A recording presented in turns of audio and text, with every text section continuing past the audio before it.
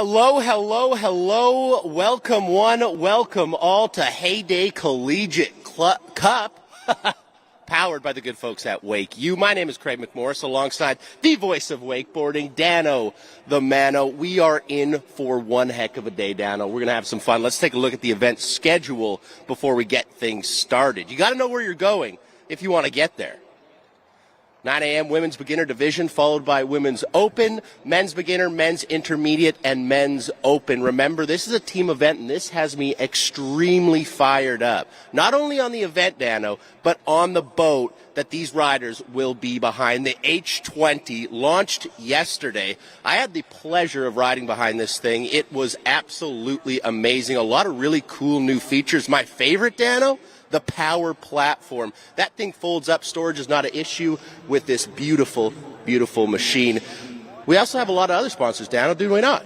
Yeah, absolutely. Well, Craig, let me start off by saying what an honor it is to be here with you, just bringing that much more legitimacy. Now, I know a lot of folks probably recognize and know you more from the frozen H2O from the snowboard industry, but actually you and I have quite the history going back over a decade. Last time I saw you, we were out in Wasaga Beach. It was for the Byerly Toe Jam, and you and your brother were out there doing a little bit of competing on the wake skate, man. So absolutely, just trying to survive at that point. We're just trying to survive at the Barley Toe Jam. But yes, we have some rapport, we have some history, and we have some chemistry. Absolutely. Well, I'm excited about that, but let's talk about some of the folks behind the scenes here. Of course, today's event is powered by WakeU in partnership with Heyday ambassador and pro wakeboard athlete, the one and only Dirty Mike Dowdy. We are here at one of the most legendary sites of all time in the world of towed water sports action. Now, believe it or not, at one point, and it wasn't too long ago, this lake right here, Lake David at Lake David Park, it held more world records in the world of water skiing than any other lake in the entire world. We are here just outside of the mecca of all towed water sports action, just outside of Orlando, Groveland, Florida, right here on Lake David Park. Of course, here this weekend, sanctioned by the World Wake Association, the WWA, all competing riders are official members of the WWA. Some of our great sponsors out here, Mercury is our engine partner, our friends over at Simrad, the marine electronics partner, Rockford Fosgate is the audio partner. We're going to be hearing them jam out all throughout the day. Relion's taking care of us as far as the marine battery side of things go. The crew from Red Bull is in the house. We've got Liquid Planet Marine. That's the local Heyday dealership. So we're excited to have those great sponsors. Without amazing sponsors like that, events like this just don't happen. We've got 7 collegiate teams representing at this year's Heyday Collegiate Cup. I'll go over those crews real fast for you. We've got the team from Michigan State University out here. ASU, the returning champions, the Wake Devils, are in the house. Indiana University, they brought over 16 of their team members out here with us. They took that long haul, that 15-hour drive south here to Central Florida. University of Tennessee, Texas A&M University. We got the hometown heroes. That's right, University of Central Florida, a.k.a. UCF, and Mississippi State University. We have a full roster, and that's what I'm very, very excited about. A team sport just brings something out of you. You're doing it for the bigger picture, and that bigger picture could lead you leaving here with $15,000. This is a massive cash purse. $7,000 for second and $3,000 for third. So these athletes could be walking away with some very nice cash. You know what also is very nice, Dano? The H20. The Heyday H20. I believe that we do have a little video explaining more of it. You'll get to see Dylan Miller and Dirty Mike Dowdy be scientists. Should we take a look at that?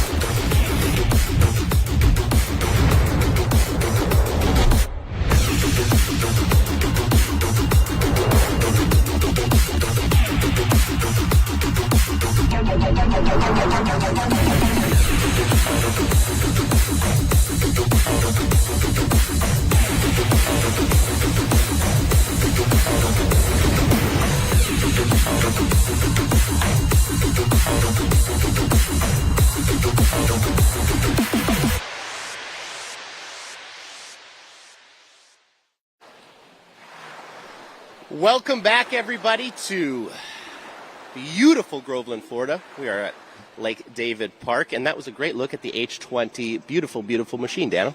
Yeah, that's right. Really excited to watch it in action out here today, and we are looking at the future of wake sports with all these great collegiate athletes getting ready to battle it out.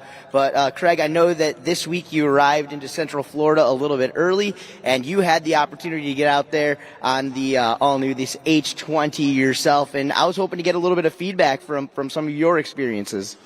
I appreciate the question because I got lots to say, okay? The good folks at Heyday invited just a plethora of athletes, a couple snowboarders, some foilers, surfers, and, of course, some members of the Heyday Wake team. And what we got to do is go behind the H20, really explore it, find what our favorite features were, test the surf wave, test the wake, do all of that kind of stuff. And let me say there was a lot of takeaways. One of my favorite features, as I mentioned in the opening, that power platform, press a button, your platform goes up. That's industry first, okay? If you have a tight garage, your boat's getting in there, no worries. There's also these really deep bucket seats at the back. You're legally allowed to sit backwards and watch riders from behind the boat. So that was a really, really cool feature, and we had a blast out there, Dano.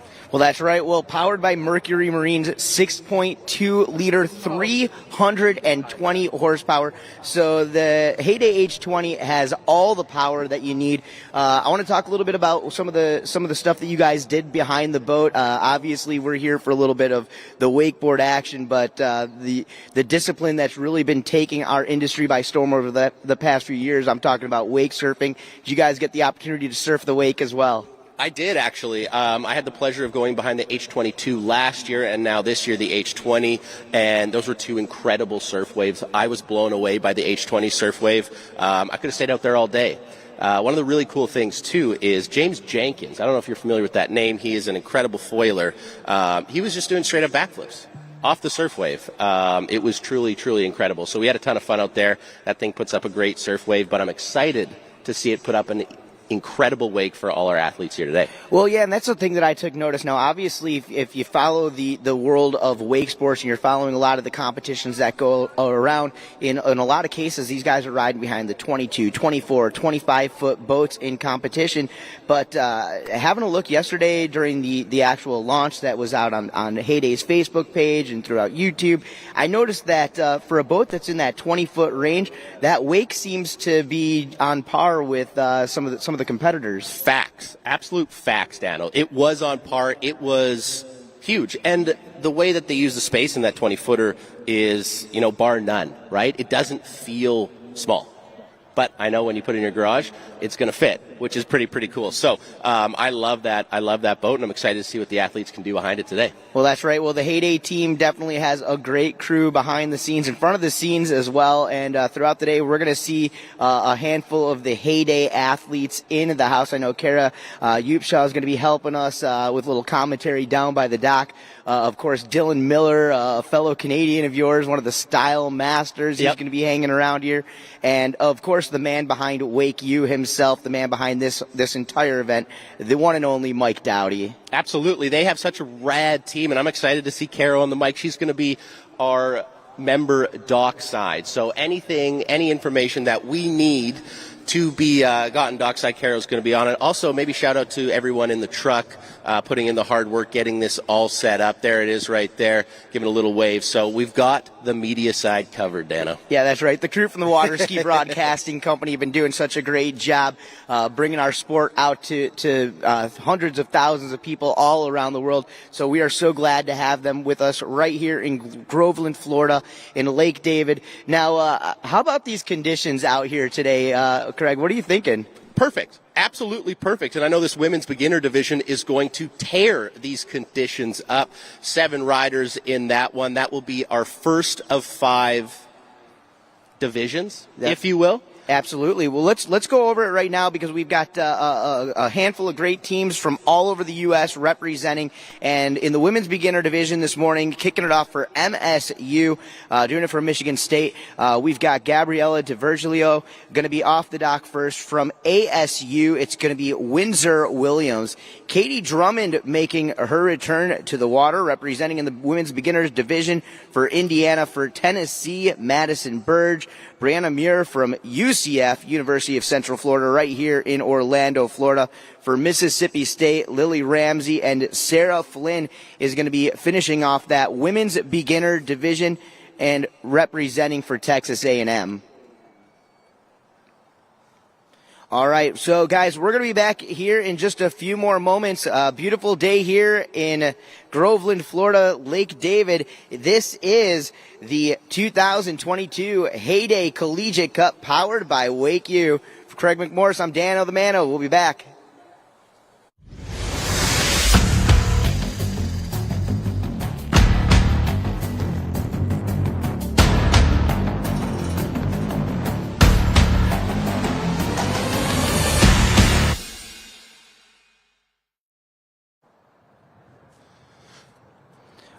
All right. Well, it looks like we are set to hit the water, and our first athlete of the day is getting ready to rip rally and ride it down the line.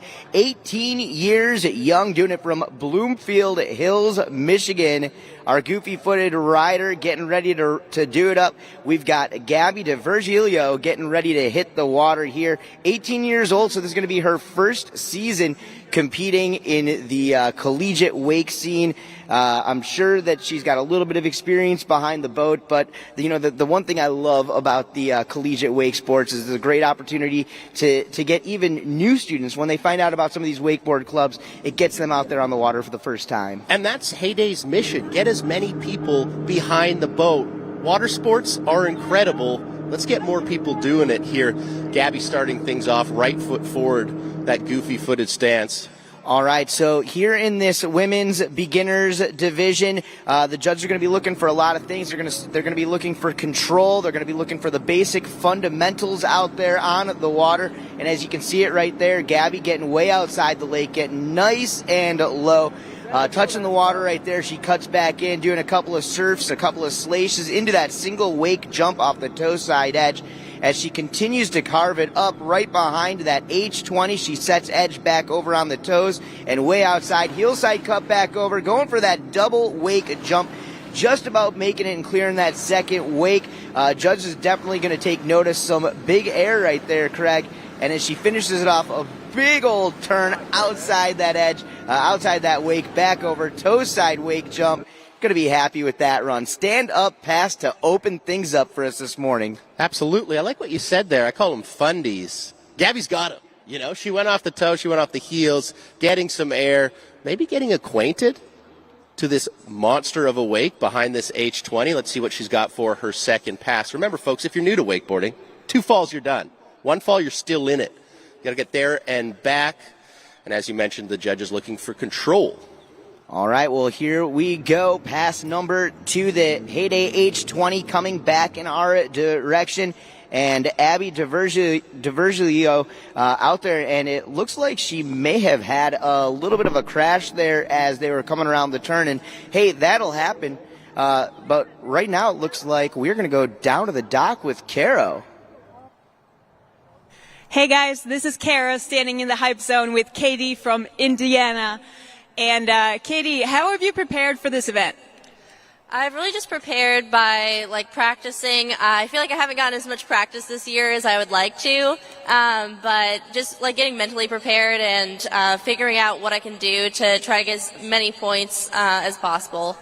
Awesome. Yeah, I just heard you talking to, was that your coach just here? He's VP for Indiana University. Do you think they all have your back in this event? Oh, for sure. That's awesome. Yeah, we can't wait to see what you do out there. Katie's up 3rd in this division. Now back to you guys. Indiana University was looking, they came in numbers today. They were not messing around. So I think that their entire team definitely has her back right there. Yeah, absolutely. 16 riders all coming out here. Obviously, only room for 5 to battle it out, but definitely a great crew behind them. But right now, we are back at it. We are back on the water, and Gabby representing for MSU coming down the line. I'm hoping that's going to be considered an out-of-course fall. There's a surface 180 right there, and Craig, unfortunately, taking the fall. We're going to find out if that's it, that's all, or if that was actually an out-of-course fall. Let's take another look here right there.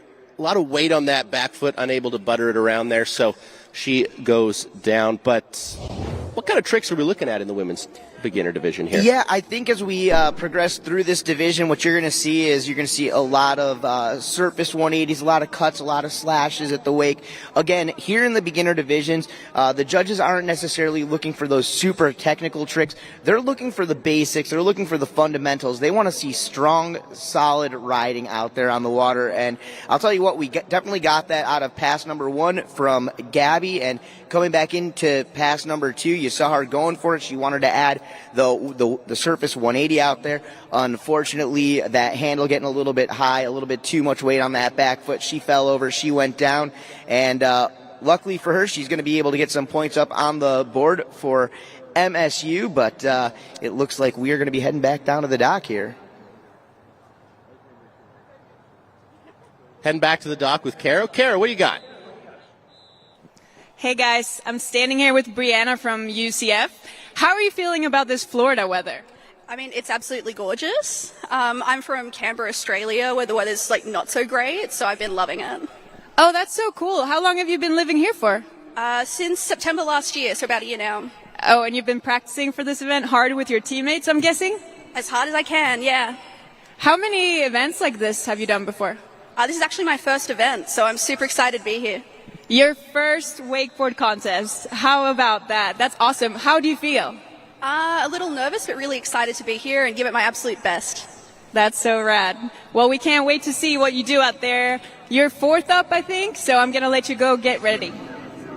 All right, everybody. Oh, no, and as we come back in, Gabby going for that big wake jump there and just getting eaten up, Craig. Let's take a look at this instant replay. What happened? A little bit too much weight on that front foot when she takes off, and nose goes in first. And you know what they say, if your nose goes in first, you're going to have a bad time.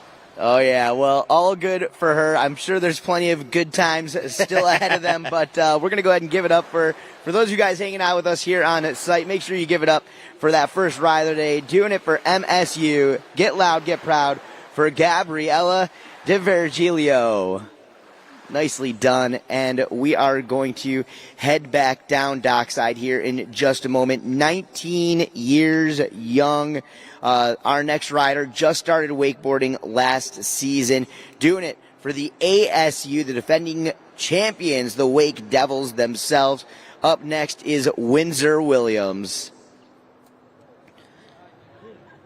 And you can see him down there, down by the dockside area. What do you think's going through their heads down at the dock right now, Craig, as a competitor yourself for many years? It's terrifying being one of the first people of an event. You know, you kind of show up, you don't know how you're really feeling, so it's tough to go first. But Gabby and Windsor doing a great job of trying to get into that headspace. We saw that weather graphic there.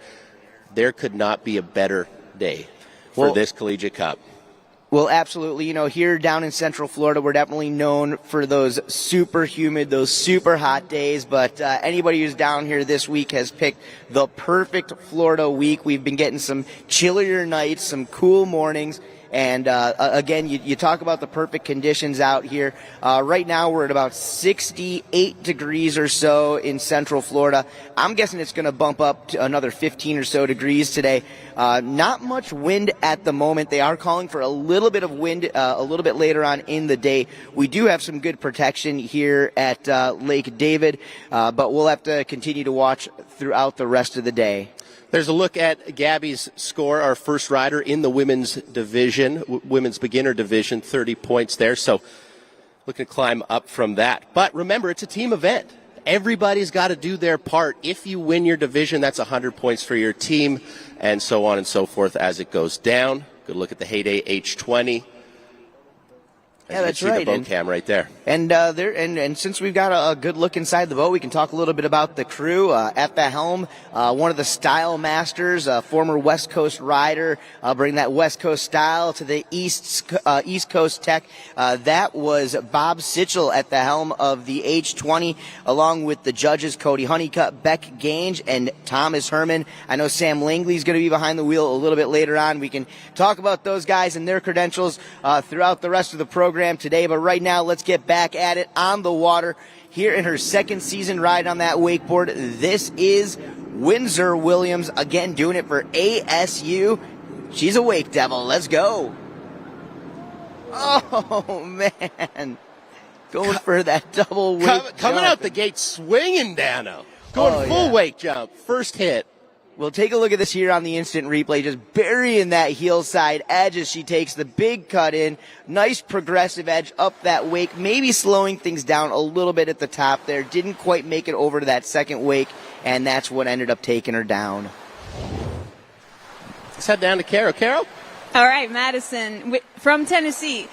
How are you doing? I'm doing pretty well. I saw you standing over here, like checking the course out. Are you well prepared for your run? Oh yeah, I'm well prepared. How much have you been practicing? Quite a bit. I go once a week usually, not too much. Does your teammates help you out with planning your run and everything? Oh yeah, they're a huge help. That's awesome. I can't wait to watch you ride. You're up pretty soon, right? Yeah, I'm going fourth. Cool. Well, we'll see you out there. Back to you guys. Madison in the zone right now. Few words because she's thinking about what she will do behind that H20. Oh yeah, a lot of pressure on this morning. We are back here. It is the Heyday Collegiate Cup. It is powered by WakeU on the water. ASU's Windsor Williams getting back up. She has one fall under her belt, but hopefully that's just going to drive her to stand it up all the way through. There's that wake jump she was looking for, and Craig, notice how she landed just past that second wake. We call that into the flats there, into a butter slide 180. Now she is riding with that switch foot in front as she cuts back over. There's a switch wake to wake jump, landing switch, taking off switch. So great work right there. And the boat's going to turn around, bring her back through for pass number 2. Thoughts on that? I don't think we talk about how technical that switch wake jump is, right? Your natural direction when you're doing a switch wake jump is to open up the shoulders, do that cab 180. Windsor says no. Says I'm in control and I'm doing a switch wake jump. So she's got a regular wake jump. She's got a switch wake jump. We know one of her favorite tricks is that heel side 180. Will she bring that out in the second pass, Dano? Yeah, well, we're going to have to wait and find out, but you talked about those basic fundamentals these judges are looking for. Solidifying a regular and switch heel side jump, definitely going to impress them.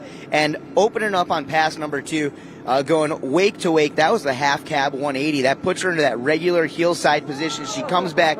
There's a style trick, another maneuver. That's the tail grab. That's going to get those judges smiling, and that is for sure. She cuts back in.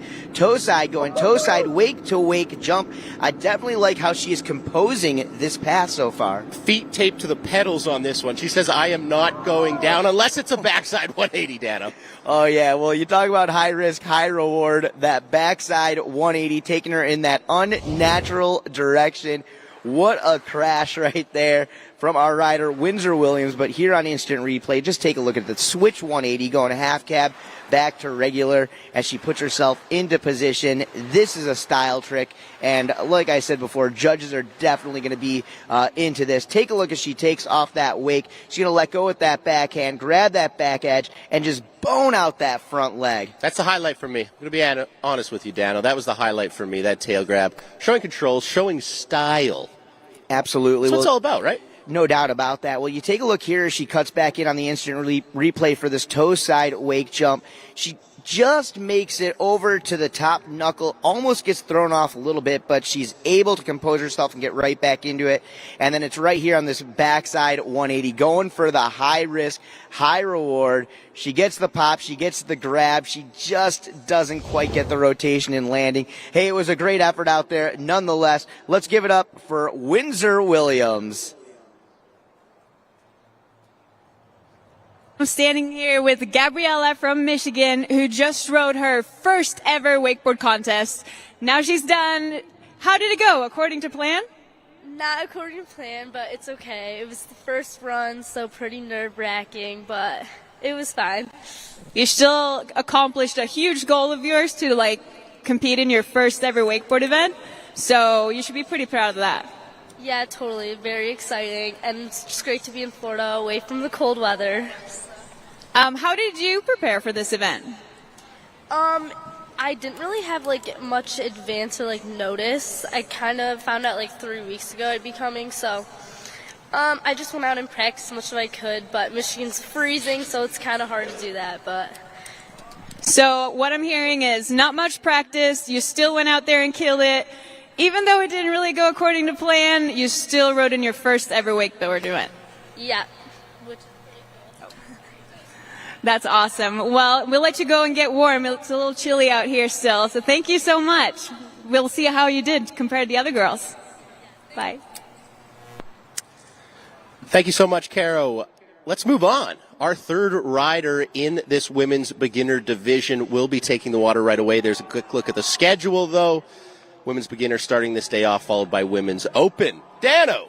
All right, well, she came with one of the deepest crews out here, representing from Indiana University, 19 years young. She took third place in the Eagle Claw Classic. Ladies and gentlemen, this is KD Drummond on the water, her second year competing here in the Heyday Collegiate Cup, starting off her run with that heel side air, cutting back over into the wake, onto the toe side edge, and just getting thrown off just a little bit, taking a fall there. That's only one, though. Remember, 2 falls, you're done. So Katie will have to shake it off, get back up, and maybe try that toe side air again. Fun fact, Dano, Katie's a published author.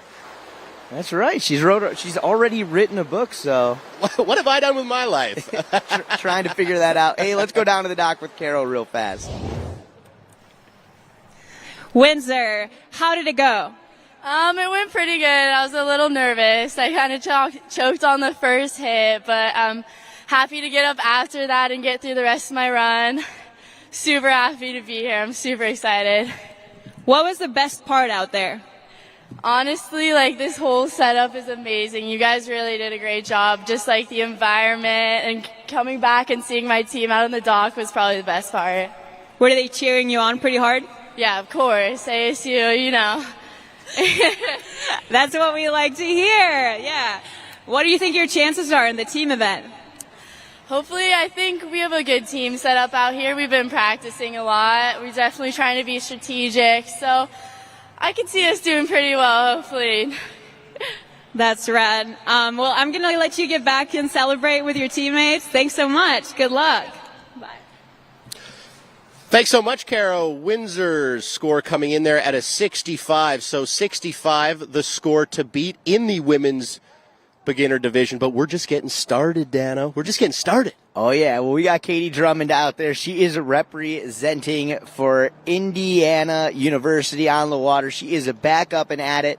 We saw her solidify a big heel side wake jump. A little bit of a shifty in there. She got thrown off course a little bit as she came back in for that toe side jump. An unfortunate fall, but sometimes that's what you need to really get your day started. And believe it or not, it's probably a little warmer in that water than it is outside here today. Preach. One of the rare times that happens here in Florida. There's a big wake jump, and every time you see the separation between the bottom of the board and the top of the lake out here at Lake David in Groveland, Florida, you can hear all of her teammates, the crew from Indiana University, getting loud, getting proud, and going absolutely wild. There you go. You see her getting some nice big air. Classic wake jumps right there from the third place finisher from earlier this season at the Eagle Claw Classic. That just sounds like a cool event. I want to go to the Eagle Claw Classic. That sounds pretty fun. Katie also mentioned that she wants jumping the wake is her favorite trick. There you see her going to go over one wake. Doesn't really get to the other wake, so maybe on the second pass we'll see her take a little bit more speed, a little bit more English into this thing and get there. Yep, well, it is the beginner division. Oh no. Coming back through. It looked like she was leaving it all out there on the lake. a lot of speed. Look at her just turn that edge towards that wake right there as she cuts all the way up, over, and in, and you see it, maybe letting her arms out just a little bit too much once she got in the air, kind of crushing the momentum of that wake jump.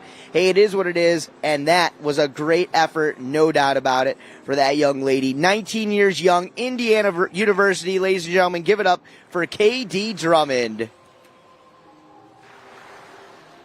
All right. Well, with that being said, with that being done, we are going to head back down to the dock. Caro is with another rider. Sarah from Texas A&M. Sarah, how are you feeling? Yeah. Hold on. Yeah. It's on. Feeling pretty good. It's a little chilly, but hopefully once I get in, I'll be warm. Yeah, I think so. A little colder than Texas? A little bit, yeah. And unfortunately, you girls are riding first, so I think it's going to be good. Yeah, did you watch the other riders go just now? I did. They were pretty good. You feel pretty good about your run still? I try not to think about it too much because then just get in my head, but yeah, we'll see. Do you come here with a set plan of what you're going to do, or are you kind of just winging it as you go? Definitely winging it. If I land the trick, then I go on to the next one. That sounds rad. I like that. Just seeing how it goes. Well, good luck to you. We can't wait to watch you ride out there. Thank you. All right. Well, we're going to be back down onto the water. A great view right there of the beautiful all-new Heyday H20 powered by Mercury Marine. Hey, a big shout-out to our engine partner, Mercury, here in the house. You can stop over at the Mercury booth and talk to factory representatives and find out the latest and greatest from those guys, along with our friends, the Marine Electronics partner here of Heyday, Simrad, Rockford Fosgate, Relion, Red Bull, Liquid Planet Marine. They are all in the house. Hey, I'm Dan Lamano. He's Craig McMorris, and we are getting back down to the water here at the Heyday Collegiate Cup, powered by WakeU. We are moving on to Tennessee, and our next rider, 19 years old, Madison Burge, is coming up next, Craig. Well, we've seen, half the field thus far, and we kind of know where the bar is set right now. Madison with that score of 65 in that number one spot. Or, sorry, not Madison. Windsor, that was, with a score of 65 in that number one spot. Can Madison match that? Well, we are going to find out. These guys have to strategically put these teams together. This is the beginner division, so some of that strategy might be holding some of your maneuvers back, as there is a glass ceiling in this division, so to say. Absolutely. All right, well, let's get back at it. Let's get down to the water. We have got our rider representing University of Tennessee out there, the 19-year-old. This is Madison Burge. She takes a heel side edge into the wake. Oh, no, and there is a fall for trick number one. But doesn't go down quietly, Dano. Kind of knuckled that second wake, but still held on, still tried to fight through. I thought she was almost going to ride away for a second there. Let's have another look. Yeah, take a look as she cuts in, man. Keeping her eyes on the prize all the way through. You take a look there. She was coming down. She kind of looked down at the water. She let that handle up a little bit, and that got her really far back on that heel side edge. She kind of power slided out of that one and unfortunately just could not hang on to the load of that line. Absolutely. Let's head down to Caro. Caro, what's up? KD, that was kind of a rough start. Tell us what happened out there. I felt like just because I haven't gotten as much practice as I'd like, and it's a bigger wake than I'm used to, it was just a little rough. Plus, I've never used this board before, so I was just kind of trying my best. So a new board the first time in a contest? How did that happen? Well, I'm actually using my friend's board, so. Which board do you use back home? Generally, I just use a Liquid Force board. I don't have my own board yet. I've always just used other people's boards, but it was still good.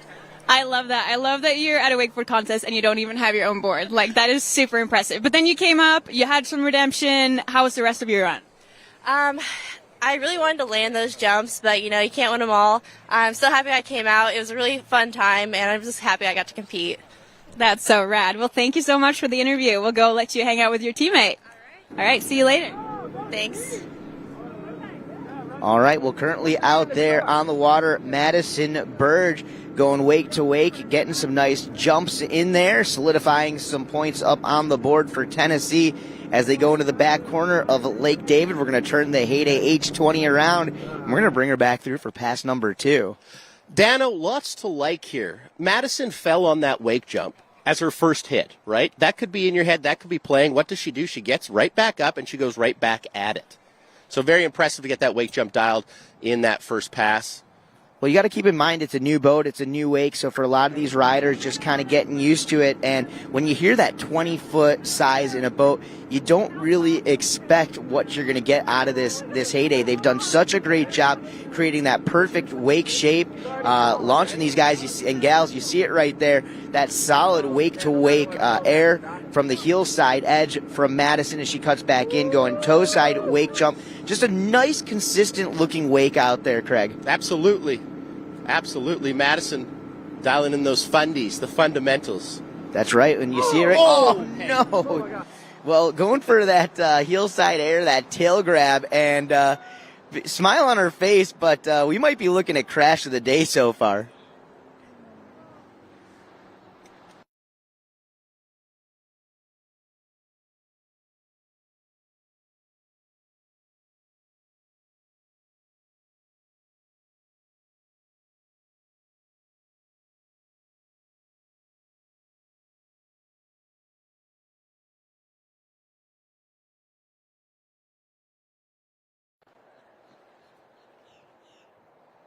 All right. Well, we are back, and man, what a crash. Craig McMorris, we just saw Madison Burge go for that tail grab, and talk a little bit about some of the devastation we saw out of that trick. Well, I like how she was upping it, right? She went for that wake jump on the first pass and had to add a little bit of spice to it, if you will, on that second, so the tail grab attempt was very, very good, but a violent fall nonetheless, so that's one way to wake up in the morning. All right, well, we are rocking it out here, Groveland, Florida. That is right here on the legendary, the beautiful Lake David for the 2022 Heyday Collegiate Cup, powered by WakeU. Of course, Heyday ambassador and pro ride athlete. I'm talking about Mike Dowdy. He's had this great event. You know, last year we did it in his own backyard, and they've definitely come back for this season and truly stepped it up, man. What a beautiful spectacle we've got going on so far.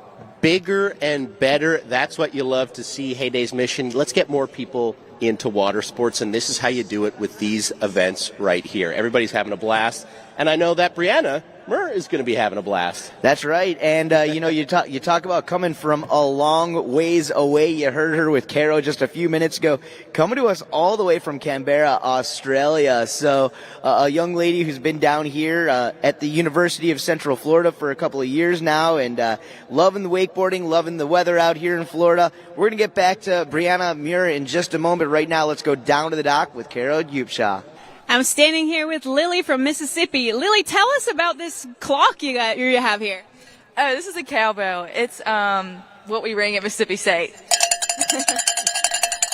And I see it has your name on it, so I'm guessing you're ready to roll. Yeah, I'm ready. Well, you're the next rider up here after Brianna, so I'm going to let you get ready. We'll talk to you after. Sounds good. Thanks. Good luck. All right. 25 years old. Brianna Muir is on the water. Well, now she's in the water, but going out there and really going for it, representing for the University of Central Florida. And actually, just about 10 days ago, I was with Brianna and the rest of her team, UCF. We were down here at the Orlando Watersports Complex along with Red Bull for the Red Bull Rivals Collegiate Cable Wakeboard Contest. And Brianna was out there representing with the crew. And you always got to watch out for the UCF. They kind of have that hometown advantage down here. Absolutely. The dark horse, if you will, of the Heyday Collegiate Cup 2022. If you're just joining us, we're here in Groveland, Florida. I'm Craig McMorris alongside the voice of wakeboarding, Dano the Mano. We've seen a little bit of competition thus far. What do you think? Yeah, I think we're in for something really special throughout the rest of the day. I mean, we've got some great divisions here, kicking it off with the women's beginners division. We're going to move into women's open following this, right into the men's beginner division, men's intermediate, and then men's open. So, I mean, we've got riders all the way up into that semi-pro style, and so really looking forward to watching some big stuff go down here today, Craig. Well, speaking of pros, let's head down to the dock with our very own pro, Caro. I'm standing here with Madison, who just rode. Madison, how was it? It was really good. I had a lot of fun. You just told me that you landed a new trick? Yeah, I threw a heel side grab for the first time, so I landed that. It was pretty cool. Were you planning to do that, or you just kind of got feeling? Going into it, I was not, and then I just kind of went for it, and it worked. That's awesome. Well, it looks like Brianna's back on the water, so let's cut back to you guys. All right, and there you go. You get a great shot from inside of that Heyday H20 with Brianna Muir on the water right now. We do have some scores posted. Katie Drummond now with that score of 20, but Windsor Williams is still in that first place spot with 65 points. We are doing live scoring here, so judges keeping it moving and grooving.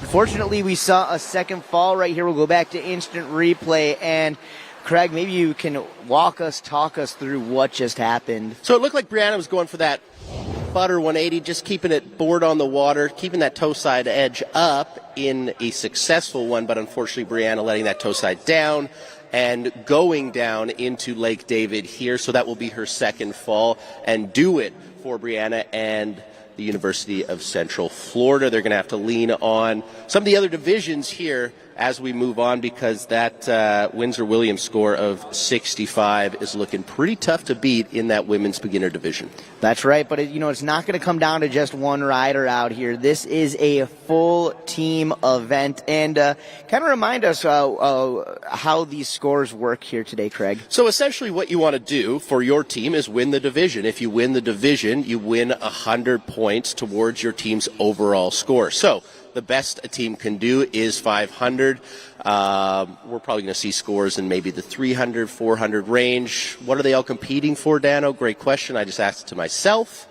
$15K. Are you serious? A prize purse of $25,000 here at the Heyday Collegiate Cup. Yeah, and that'll definitely go a long way for these collegiate clubs out here, no doubt. A lot of these guys and gals throughout the season, they've got to afford to pay for new boards, new equipment, new gear, gas, of course, cable park passes. For some of these riders, cable parks aren't too far away, so it gives them a great opportunity advantage to get out there and take well use of those as well. We're going to get back at it and onto the water, and it looks like Brianna had an out-of-course fall, luckily for her. And we're going to get her back on the water, bring her back through, and let her try to get a couple more points up. That surface 180, that's her favorite trick to do out there on the water, and my fingers are crossed. I'm hoping that we get to see her ride away from it, because that would be something special this morning. That'd be incredibly special, because you have to remember this is Brianna's first competition ever. Absolutely wild stuff. Got to be a lot of nerves, but I find when you're competing, you can always start riding and the nerves kind of go away. So hopefully those nerves are gone for Brianna and she can nail that surface 180 on her second pass here. She can, she will, Craig. There we go. It's going to happen. That's right. Positive energy this morning, my friend. Manifest it. That's right. All right, well, she is back on up and on the water, and once again getting that view right there, that driver's side view. Hey, what's up to Bob Sitchell? Driving that Heyday H20 you see inside the boat.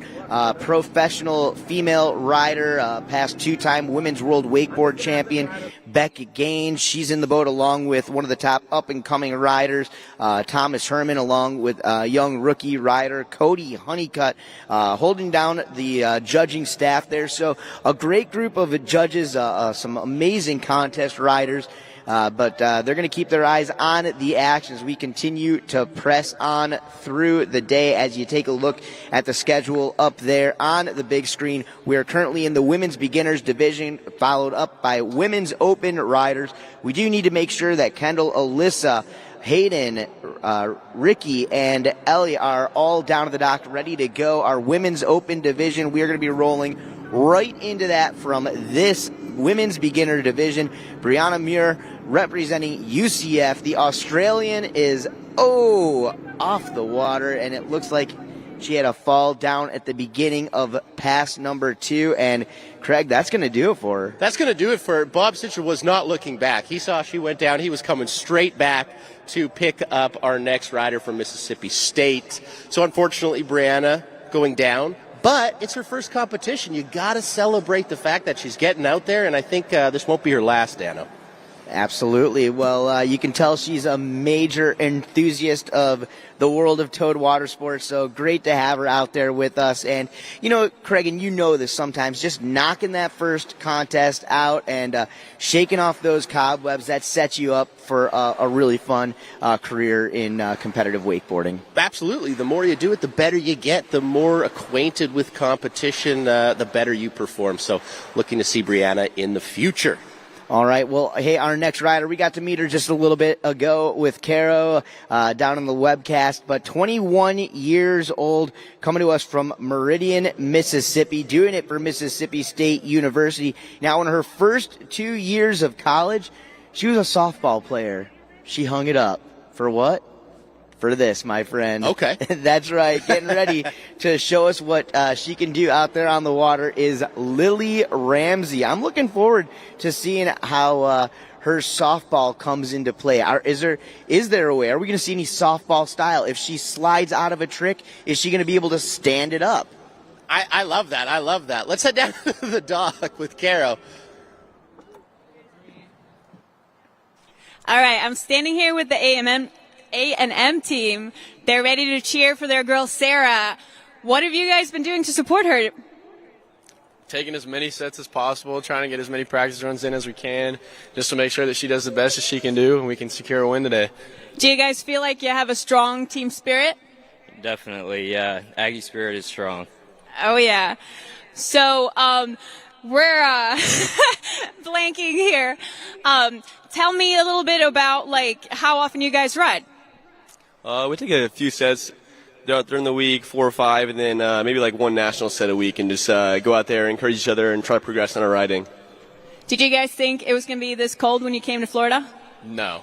I was expecting like some nice heat, and then I checked the weather, and it was like 60s. I was like, dude, I was really hoping I could wear shorts. I got all pants on. It's just not as good at the time as I was hoping, but the setup is definitely helping. Yeah, speaking about the setup, how about that H20? You ready to try it? Yeah, definitely. Last year I was pleasantly surprised by the Heyday. That's cool. Yeah, you guys are the first contest riders to actually compete on this wake. How does that feel?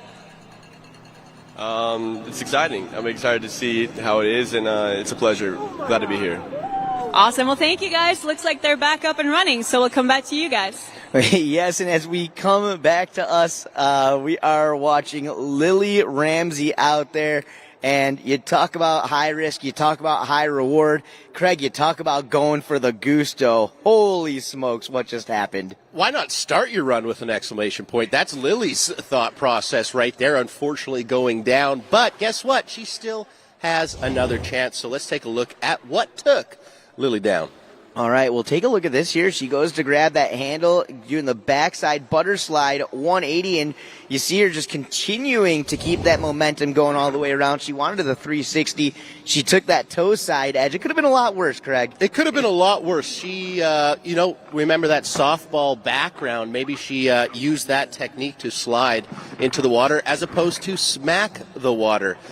There's a look at our final competitor in the women's beginner division, Sarah Flynn. So she will be up after Lily, who is currently in the water right now. But our leaderboard, William, still taking that top spot with 65 points. And our rider just before Lily here, Brianna Muir, coming in with 15. Dano.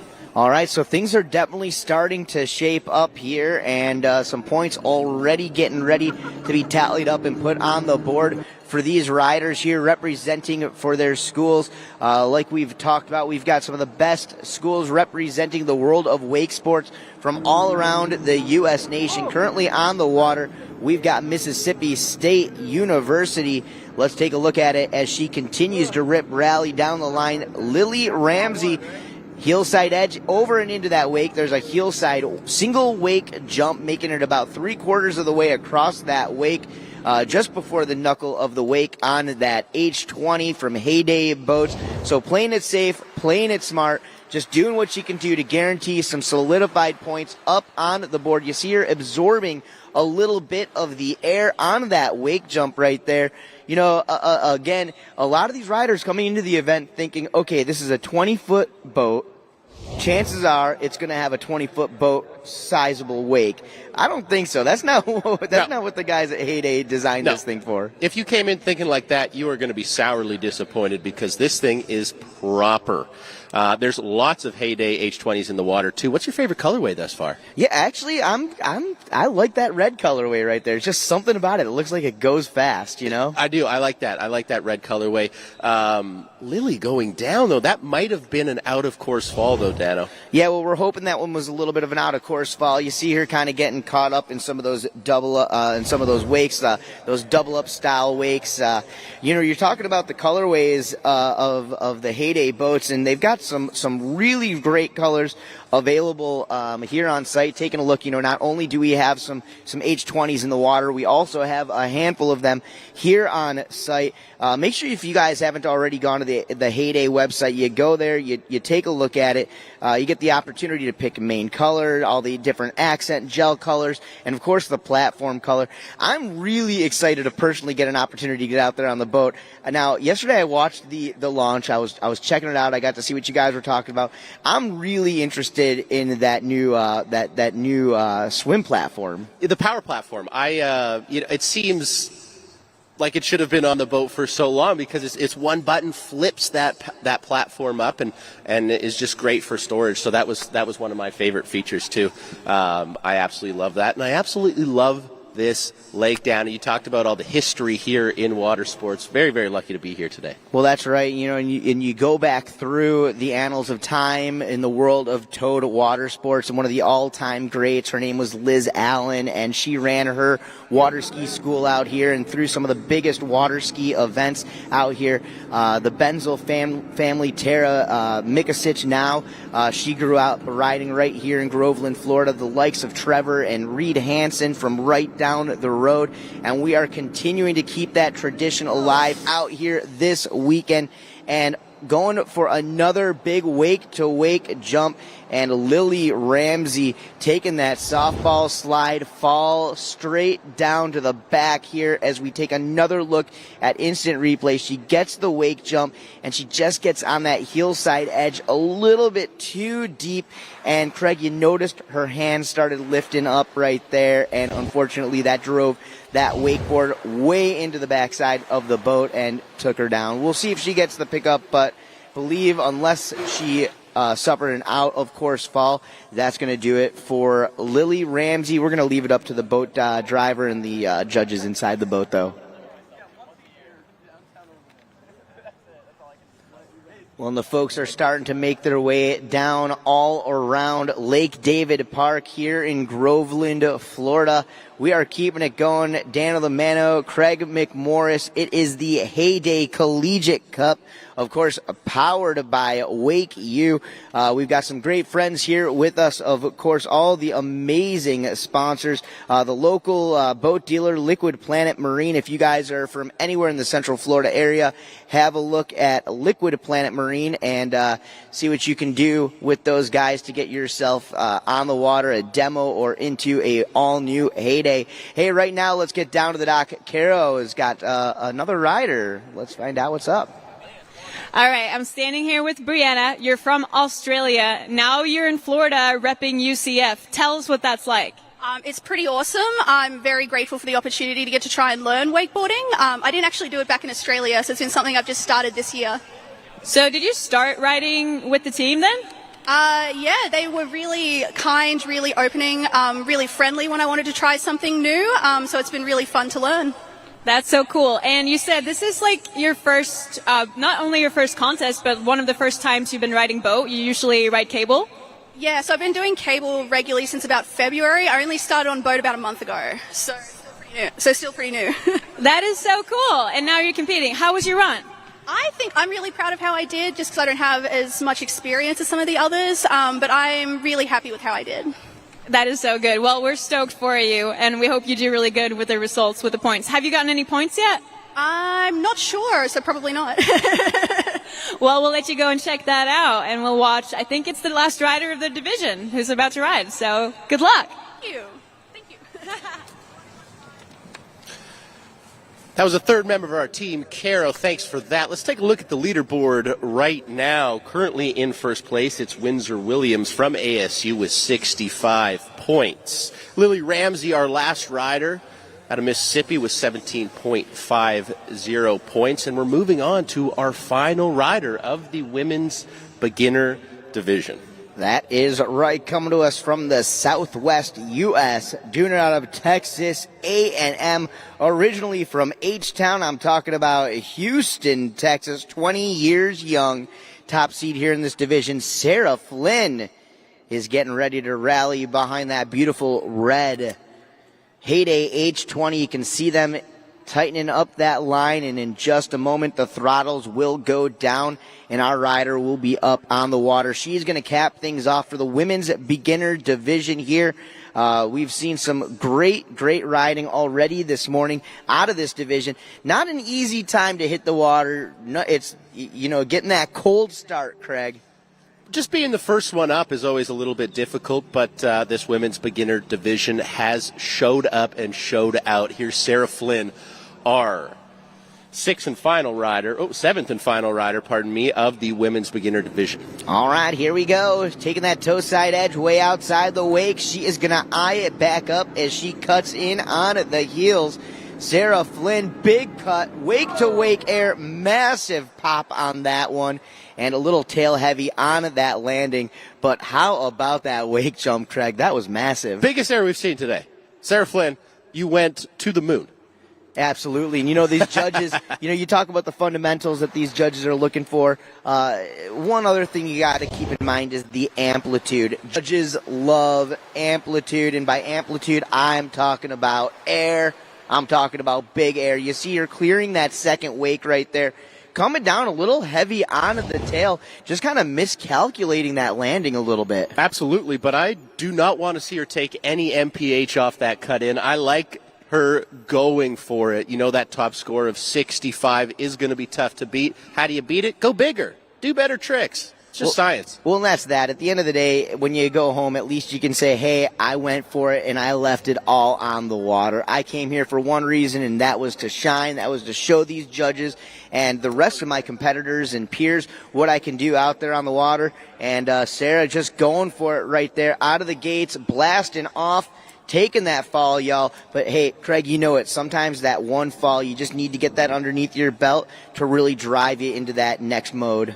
Absolutely. Let's see how Sarah Flynn responds. All right, and just like that. And keep your eyes on that wake there of the Heyday H20 and take a look at it. And as quick as that boat gets up and onto plane, that wake already shaped out. Characteristics of a much bigger boat out there, but packed into that beautiful 20-foot package. Unfortunately, going for another jump right there. She ends up taking the fall, y'all. She goes down. We'll go back to instant replay, see exactly what happened right there. It looked like she was going for a bit of a shifty air, trying to add a little bit of style, make that wake jump just that much more unique, give the judges something to work with. Hey, it's an unfortunate fall right there, but we'll give it up for her nonetheless. From Texas A&M, Sarah Flynn, and all together in this women's beginner division, Sarah Flynn, Lily Ramsey, Brianna Muir, Madison Burge, Katie Drummond, Windsor Williams, and Gabby DeVergilio. Let's head down to Caro, the third member of our team. She's at the dock. All right, Lily, how was it out there? It was great. I just came to have a good time, get some riding in, and I'm so happy I got to be here. We got invited. Did it go according to plan? Honestly, I didn't really have a plan. I was just kind of like, I'm going to wing it and see what happens. How did you like the wake? Oh, it was great. I've never ridden behind anything that has a wake like that, so it was a really cool opportunity. That's awesome. Did you hear your cowbell when you were out riding? No, I didn't actually, but I'm sure my teammates rung it loud. And what about you? Can we get you to ring it? Oh, I'll ring it for you. Here we go. Oh! That is so loud. I love it. All right, well, I think we're about to start the next division in women's, and I'm excited to see all your results. So thank you so much. Back to you guys. Thanks so much, Caro. Appreciate that. That is the women's beginner division, all said and done. I'm just guessing, but I think Windsor-Williams took it with a score of 65. Before we move on to that women's open category, we have that Collegiate Cup video. There it is, as I mentioned, Windsor-Williams in that number one spot for ASU with 65 big points, earning her team 100 big ones to that overall score. But we've got lots more action, Dano. Let's get a look at this little collegiate hype video, though.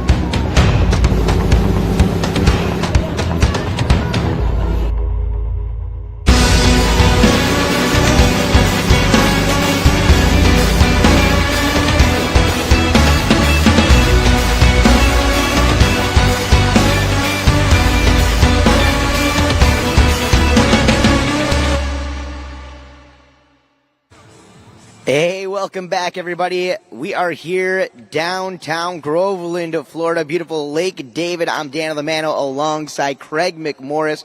It's the Heyday Collegiate Cup powered by WakeU, and we have just finished our women's beginner wakeboard division. As you take a look down at the lake, we're going to take a look at our women's open running order. From MSU, it's going to be Kendall Baugh off the dock first, followed up by longtime collegiate ASU team member Alyssa Williams. From there, we're going to move to Indiana, Hayden Rosenbaum. After that, it's going to be UCF's Ricky Tarr. And the final rider of the division for Texas A&M, another top rider, Ellie Patrick. Before we get down to the water, we've got some cool stuff coming to us from ASU. Let's check out their team vid.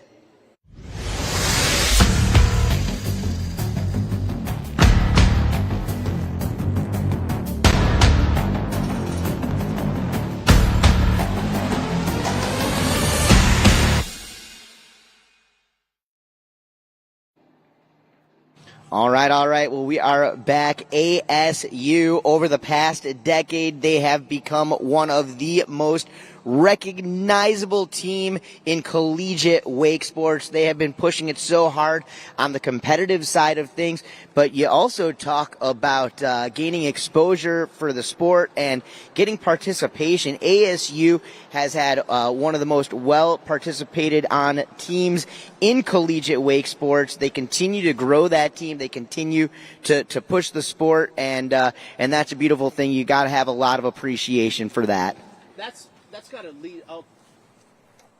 That ultimately leads to success, right? That's how you have your team be at the number one spot so many times in a row. You just got to have the bodies there, get them in the boat, and get people introduced to water sports. I mean, that's what Heyday's mission is, really. Absolutely. Well, you really got to give it up again for the crew from ASU, the continuing not only to build their team, but to help grow the sport of wakeboarding in general. Right now, we're going to go down to the dock. Carol Upshaw's got another athlete. Let's check it out. All right, I'm standing here with Alyssa from the Wake Devils. How are you feeling? I'm feeling a little nervous, but I'm ready and I'm excited for my team as well. You just told me this is not your first contest, but your first interview. So have you been to many events like this before? Yeah, I went to this event last year with my team and then just the other collegiate teams, competitions, yeah. How is this event compared to the regular collegiate events? There's definitely a lot more pressure with the cash prize, and also we'd do a three-peat if we won, so it's a lot of pressure. I'm sure you're going to do great. What's your favorite trick that you're going to throw out there? Probably a roast beef grab. Oh, yeah, that is rad. That's a pretty, strange grab. How come that's your favorite trick? I don't know. I just feel like that's my most styly, and I usually go big on those. Oh, yeah. Are you excited to ride the Heyday Wake? I am. In the new boat, I'm really excited. Yeah. Have you ever seen it before in person? I rode the Heyday last year, but not this boat, obviously. Yeah, because you guys are, as you know, the first ones to ever compete on this wake. How does that make you feel? I'm pretty excited. It's cool to be the first ones to ride that.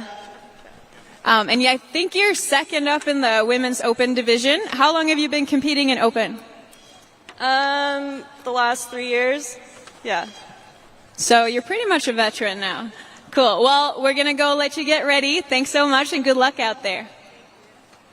All right, well, very, very humble down there, Alyssa Williams. You know, you talk about the crew from the World Wake Association, the sanctioning body of all major wake sports events throughout the industry. Alyssa there, not only a part of the two-time defending champion ASU Wake Devils, she's also a WWA wakeboard regional champion in her own rights, a national champion in her own rights as well. So we'll see. Definitely she's not known for holding back, but the kind of girl that's going to let her riding do the talking. So excited to watch Alyssa Williams along with the rest of the ladies battling it out, as you can see right there down on its site. The collegiate athletes are tweeting it out. They are Facebooking it out. They are Instagramming it out. They are letting the folks know that we are live. We are in action. You can check us out all throughout the World Wide Web. Of course, in the Heyday YouTube channel, live webcast coming your way all day long. So for those of you folks watching us from around the nation, around the world, hey, go to the top of your computer screen, copy and paste that link in your Facebook page, on your Twitter, on your Instagram, and let everybody know what we've got going on. We are wakeboarding. We are live. We are in action. It is hot, and it is just heating up here in Central Florida, Groveland, Lake David, and the Heyday Collegiate Cup. Craig? We're kicking off the women's open division. Here is Kendall Baugh of Michigan State, 20 years young. Left foot forward, her natural way of riding, so she's edging out on that toe side there, Dano. And she's going to pick up some MPH into this beautiful H20, brand new boat, brand new wake. All right, well, going straight for it, and there you go. This is the open women's division here. So these young ladies are going to be in that just below or possibly in that semi-pro style status. There was a heel side wake to wake jump. You saw her just blast across that wake into a nice, smooth, perfect landing. Now cutting back across that wake, electing to cut in again on the toe side. That time getting that board back behind her a little bit. And it looked like she was swiping for a little bit of a grab, Craig. The fingers were looking to touch some lumber there. I don't know if she really got a good purchase on it, but hey, it's the effort that counts. 2 solid wake jumps from Kendall there on that first pass. Anxiously awaiting the second. Absolutely. Well, once again, giving those judges a little bit of something to work with here. She's going to be setting the tone, setting the bar here in this open women's division.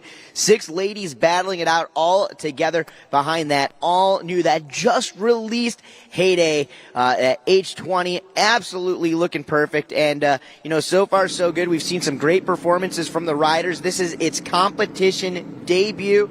And what better of an event to debut this beauty than right here at the Heyday Collegiate Cup. Check this out as we start off pass number 2. She got a piece of that grab that time, Craig. Absolutely. Can confirm. That is a can confirm. There was a grab there. The only thing that I could really take away from Kendall's run is that crossing of the toe edge, opting for only heel side wake jumps, but she's got those heel side wake jumps locked in. It will absolutely, and maybe that goes back to experience on the water there. She could probably play around a little bit more with that toe side jump, but she wanted to guarantee herself an opportunity to throw that last trick right there. That was a heel side back roll, and unfortunately not getting the takeoff that she wanted. You saw her trying to really swing that thing around with a lot of speed, but let's take a look at what actually went down. You see it right there. As she comes in, taking that backhand off that handle, grabbing the back edge of her board. That's the stalefish grab. That's a style trick, and no doubt that the judges are going to take notice on that one. Of course, style, one of the most important aspects in competitive wakeboarding, that's for sure. But she went down for a little bit of a boot adjustment, and hopefully that didn't play into anything but what happened next. But walk us through this, Craig. So I didn't see this coming. I'm going to be honest with you, Dano. Attempting the back roll right here, and as you said, just didn't get the takeoff. So taking off a little bit early, and when you take off a little bit early on a wake of this size, you just don't get the pop. You don't go up. So great attempt, but unable to put it down. Let's now head down to the third member of our team. Carol, what's up? All right, I'm standing here with Hayden, who just told me this is her first ever wakeboard contest also, and she's riding open. Tell us about that. Yeah, so I am just competing in open kind of for fun and just to help my team out. So I'm super excited to be here today. And my team is very hyped for me to go. We love to hear that. Yeah, taking one for the team, making sure you get the points, trying to get some of that prize money maybe? Maybe. We'd really love to win and get a new boat. Hopefully that's like our goal. So we'll see what happens. That's awesome. And I also saw that you lent your board to your teammate before. Like, so far, this is the most team spirit I think we've seen in the event. Oh, yeah. Our team is very, like, one big family. So we always, like, lend each other our boards and cheer each other on. It's super fun. I love to hear it. Yeah, I know your team's excited to watch you ride, and I am too. So good luck out there. Have fun. Back to you guys. Hey, thanks, Carol. We appreciate it. And, Craig, you know, that's one of the things I love about watching the collegiate wakeboard action is a bit of the looseness out here. You just heard her talking about it, sharing the board, and you see it. Some of these teams, they're sharing a board, and that's what the collegiate style stuff is all about. But it's so funny. You look into a little bit deeper into the industry, and, you know, you almost never find a pro rider using somebody else's board unless they absolutely have to. Hey, on the water for the ASU Wake Devils, this is Alyssa Williams. She's a WWA Wakeboard Regional and National Champion. She's competed on the biggest stages of them all. She comes to us from Henderson, Nevada. Of course, now longtime member of the ASU Wake Devils. There's the first inverted maneuver of the day. That's the heel side back roll. You notice how clean she rode away from that back end with that toe side wake to wake 180.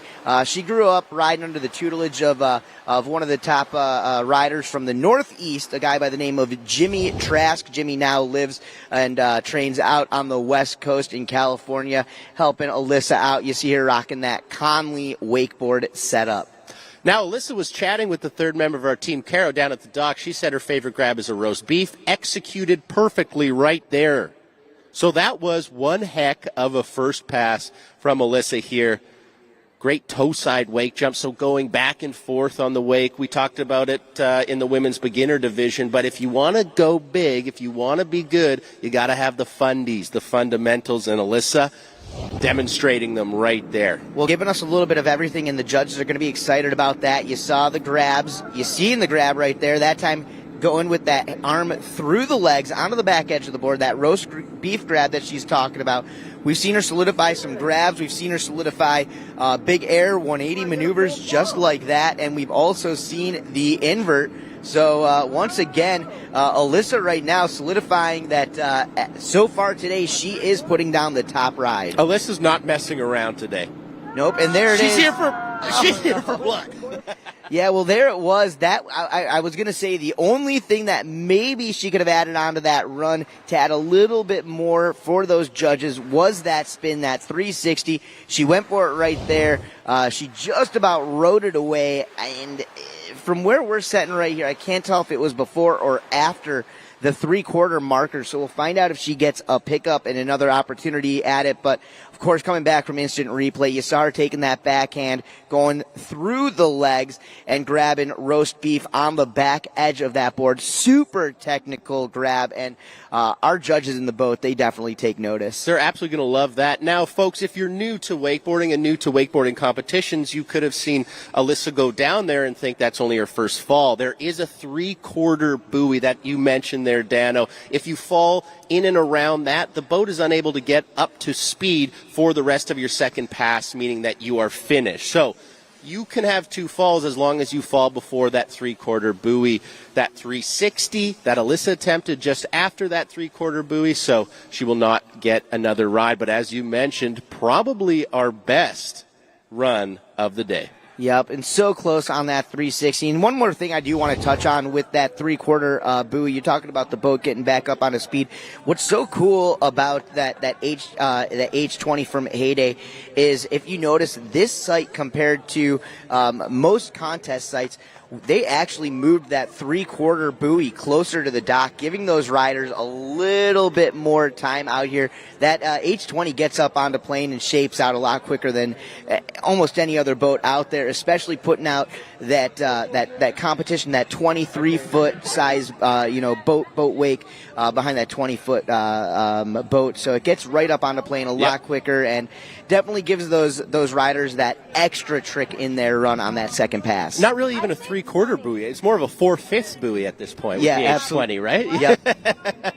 Let's take a look at the score from Alyssa Williams. 85 points. That is an absolute monster of a score from the rider from ASU. What a run, Dano. Absolutely. Well, we are getting right back down and onto the dock, as you can see, from Indiana University, the 19-year-old representing out of Crown Point, Indiana, ready to ride. Ladies and gentlemen, let's give it up, making her collegiate wakeboard Heyday Cup debut. This is Hayden Rosenbaum.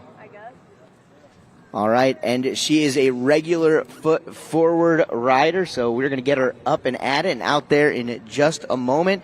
There you go. You see them getting that line tightened up, and in just a moment, I'm guessing these judges are probably still tabulating some score of some sort or whatever, but here we go. Here she is. She's on the water once again. This is Hayden Rosenbaum. And I love it, getting some of those specs from that Heyday H20 up on the screen there. So for all the folks watching live through webcast, getting the opportunity to see what this boat is all about. Now, Craig, I know we're going to be talking all about it all throughout the day. I'm a little bit jealous of you. I was watching some of the videos. I know you got out here to Central Florida a few days ago, and you've had multiple opportunities, not just get in the Heyday H20, but get behind it and utilize it for multiple different disciplines. Oh, no.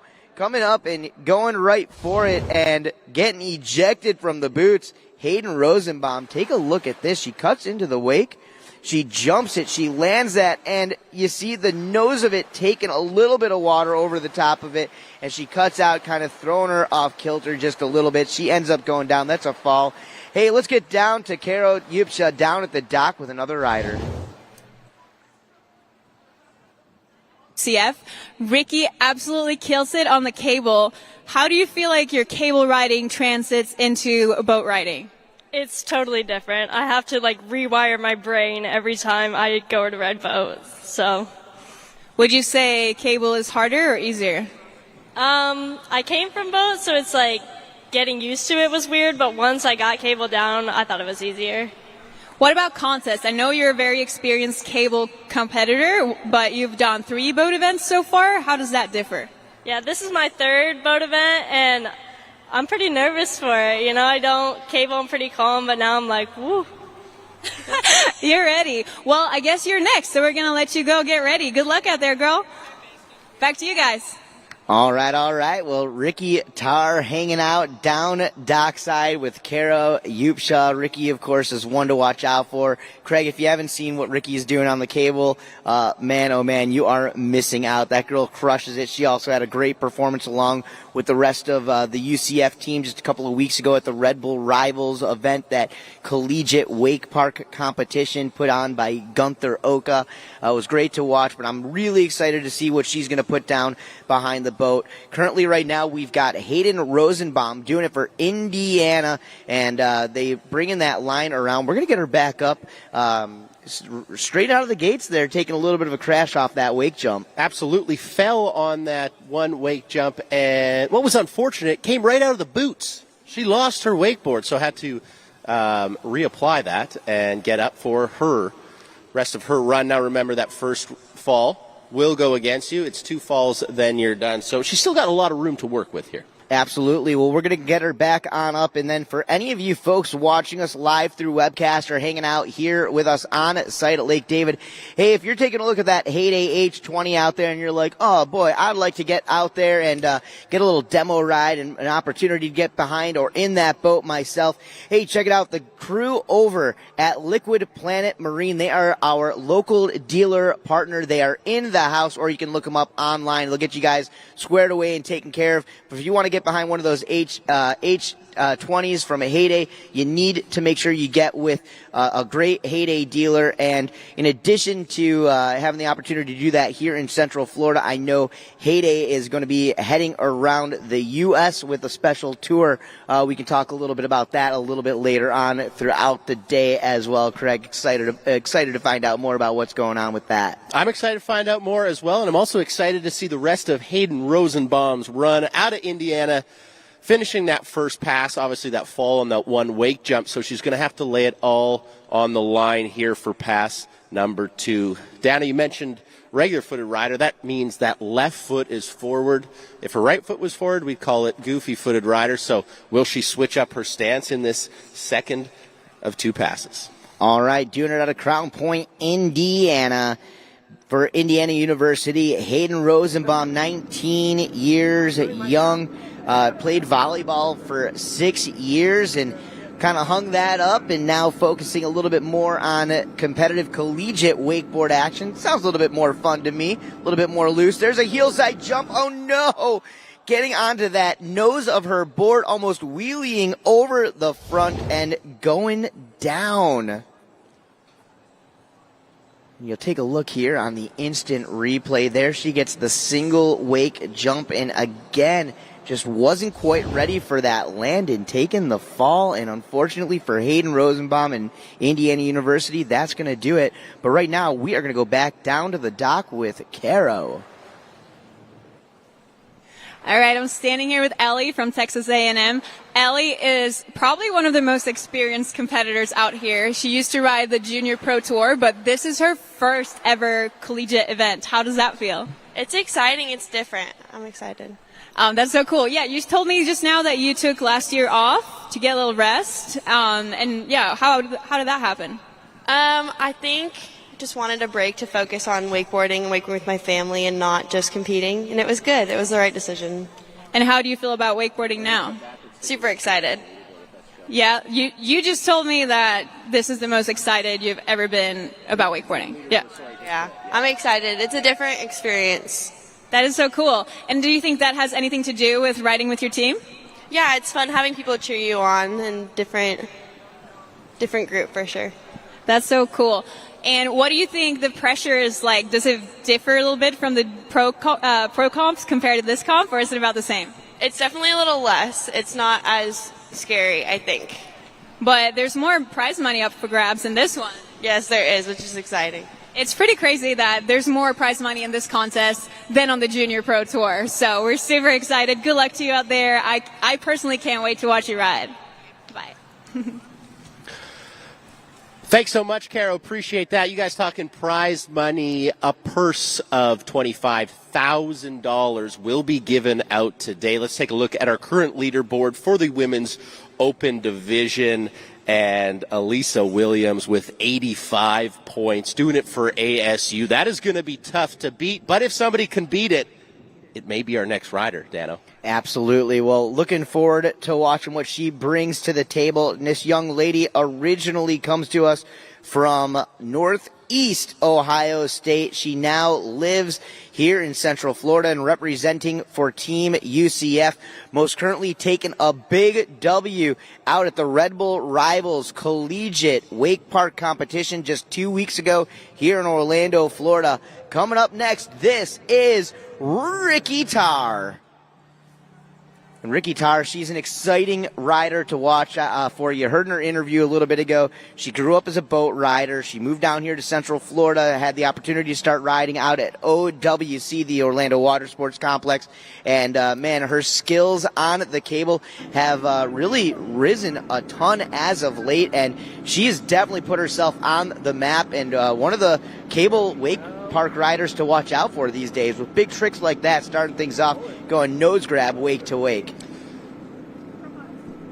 We saw Ricky have a conversation with Caro down in the dock, and you mentioned that cable prowess, spending so much time on the cable, saying that she almost has to rewire her brain for this boat contest. And I think she's done it correctly, because the start of this first pass is on point. There's a look at a tantrum, her favorite trick.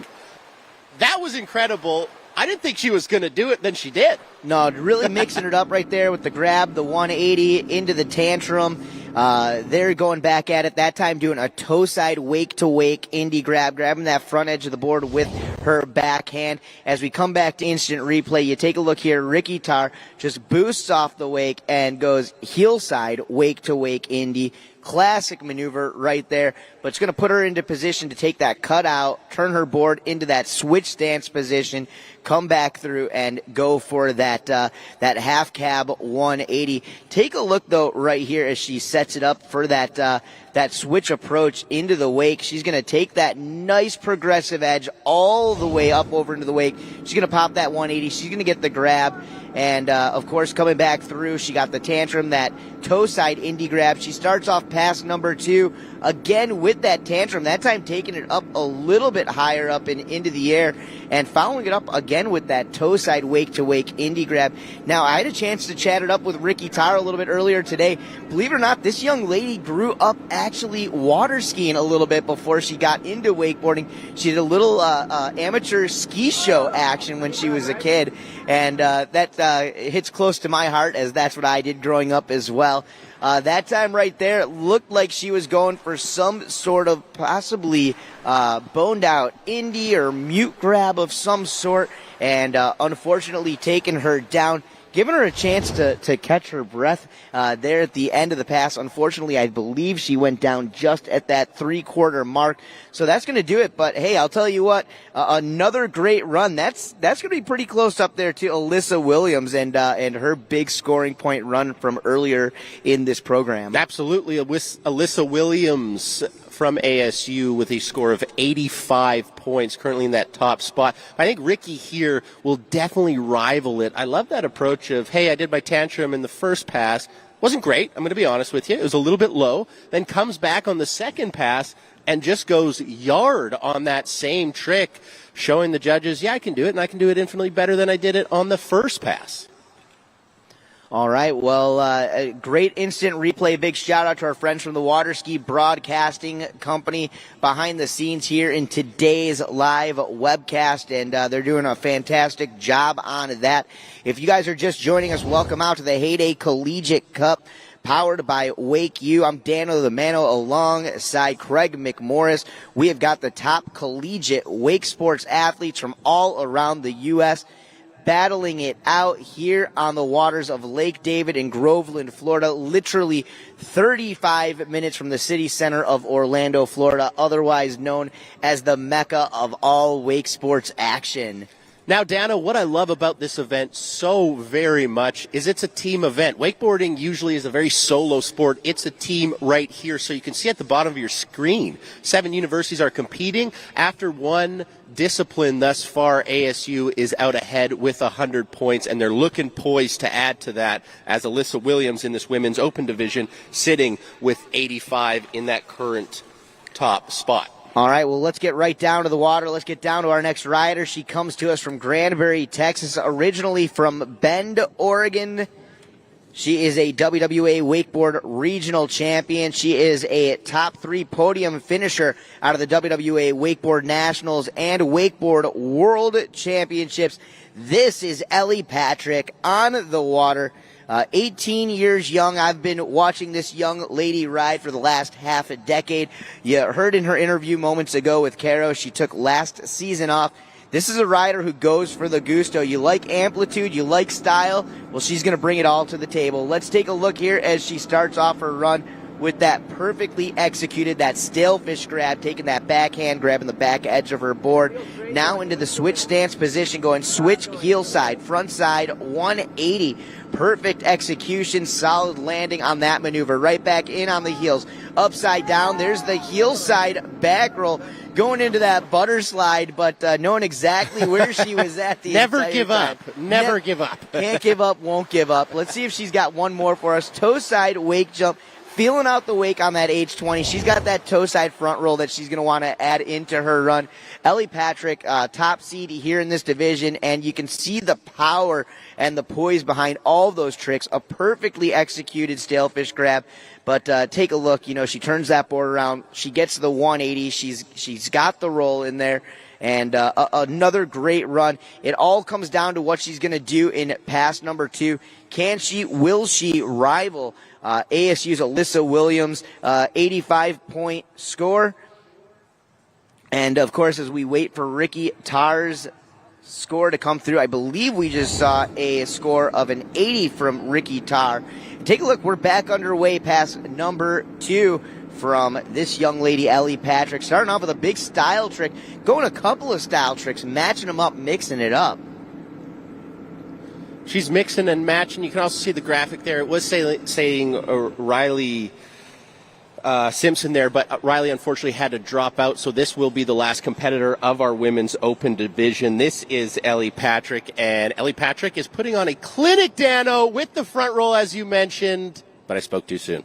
Oh, yeah, going for that front roll right there, and front roll is one of those really tricky maneuvers, as you almost have to over-rotate that trick to execute the landing on it. If you undercook it even by a little bit, you're going to land on your heels. You're going to load that line up way too much, and it's just going to pop right out of your fingertips, which is what we've seen out of Ellie right there. Here in pass number 2, you see mixing it back up with the airs, with the grabs, with the 180s.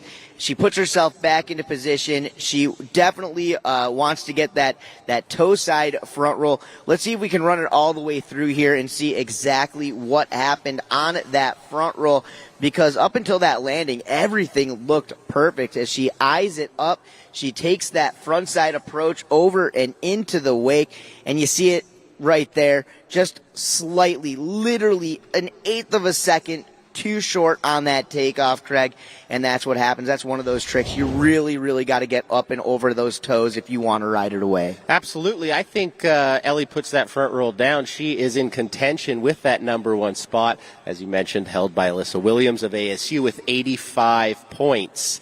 And in our overall team competition, ASU is in that number 1 spot with 100 points. They're going to be tough to beat coming out of there, possibly winning, I shouldn't speak too soon, the first 2 women's divisions. All right, well, we're going to leave that all up to the judges here in just a moment, but that's going to do it for the women's open division. He's Craig McMorris. I'm Dan Lamano. Hey, check out this video segment, and we will be back. We go where you go. Everywhere and anywhere. Purposefully built to stand up to the elements. Designed to perform under any condition. Built for the moments that matter. For the rugged and the relentless. We are the soundtrack for adventure. This is purpose-built audio. This is Rockford Fosgate.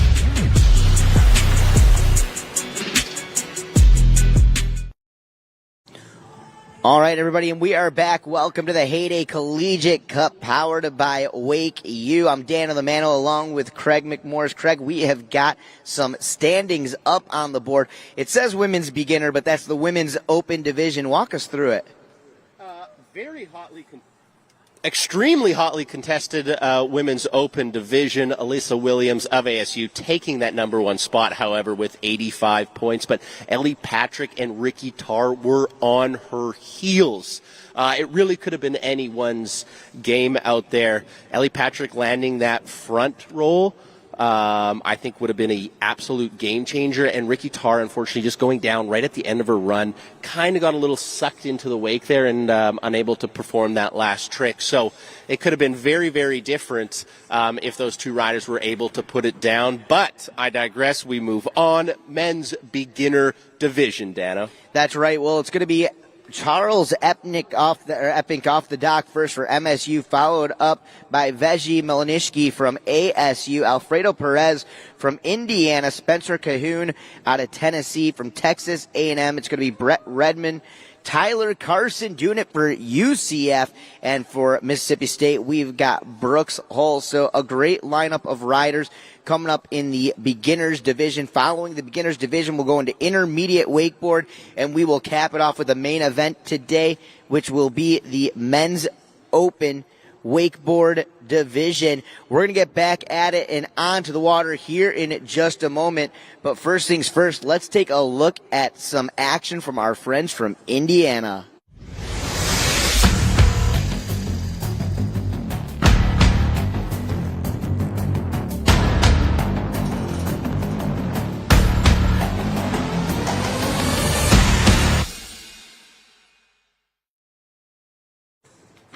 All right, Craig. Well, excited to be watching that brand new H20 from Heyday Boats out there on the water.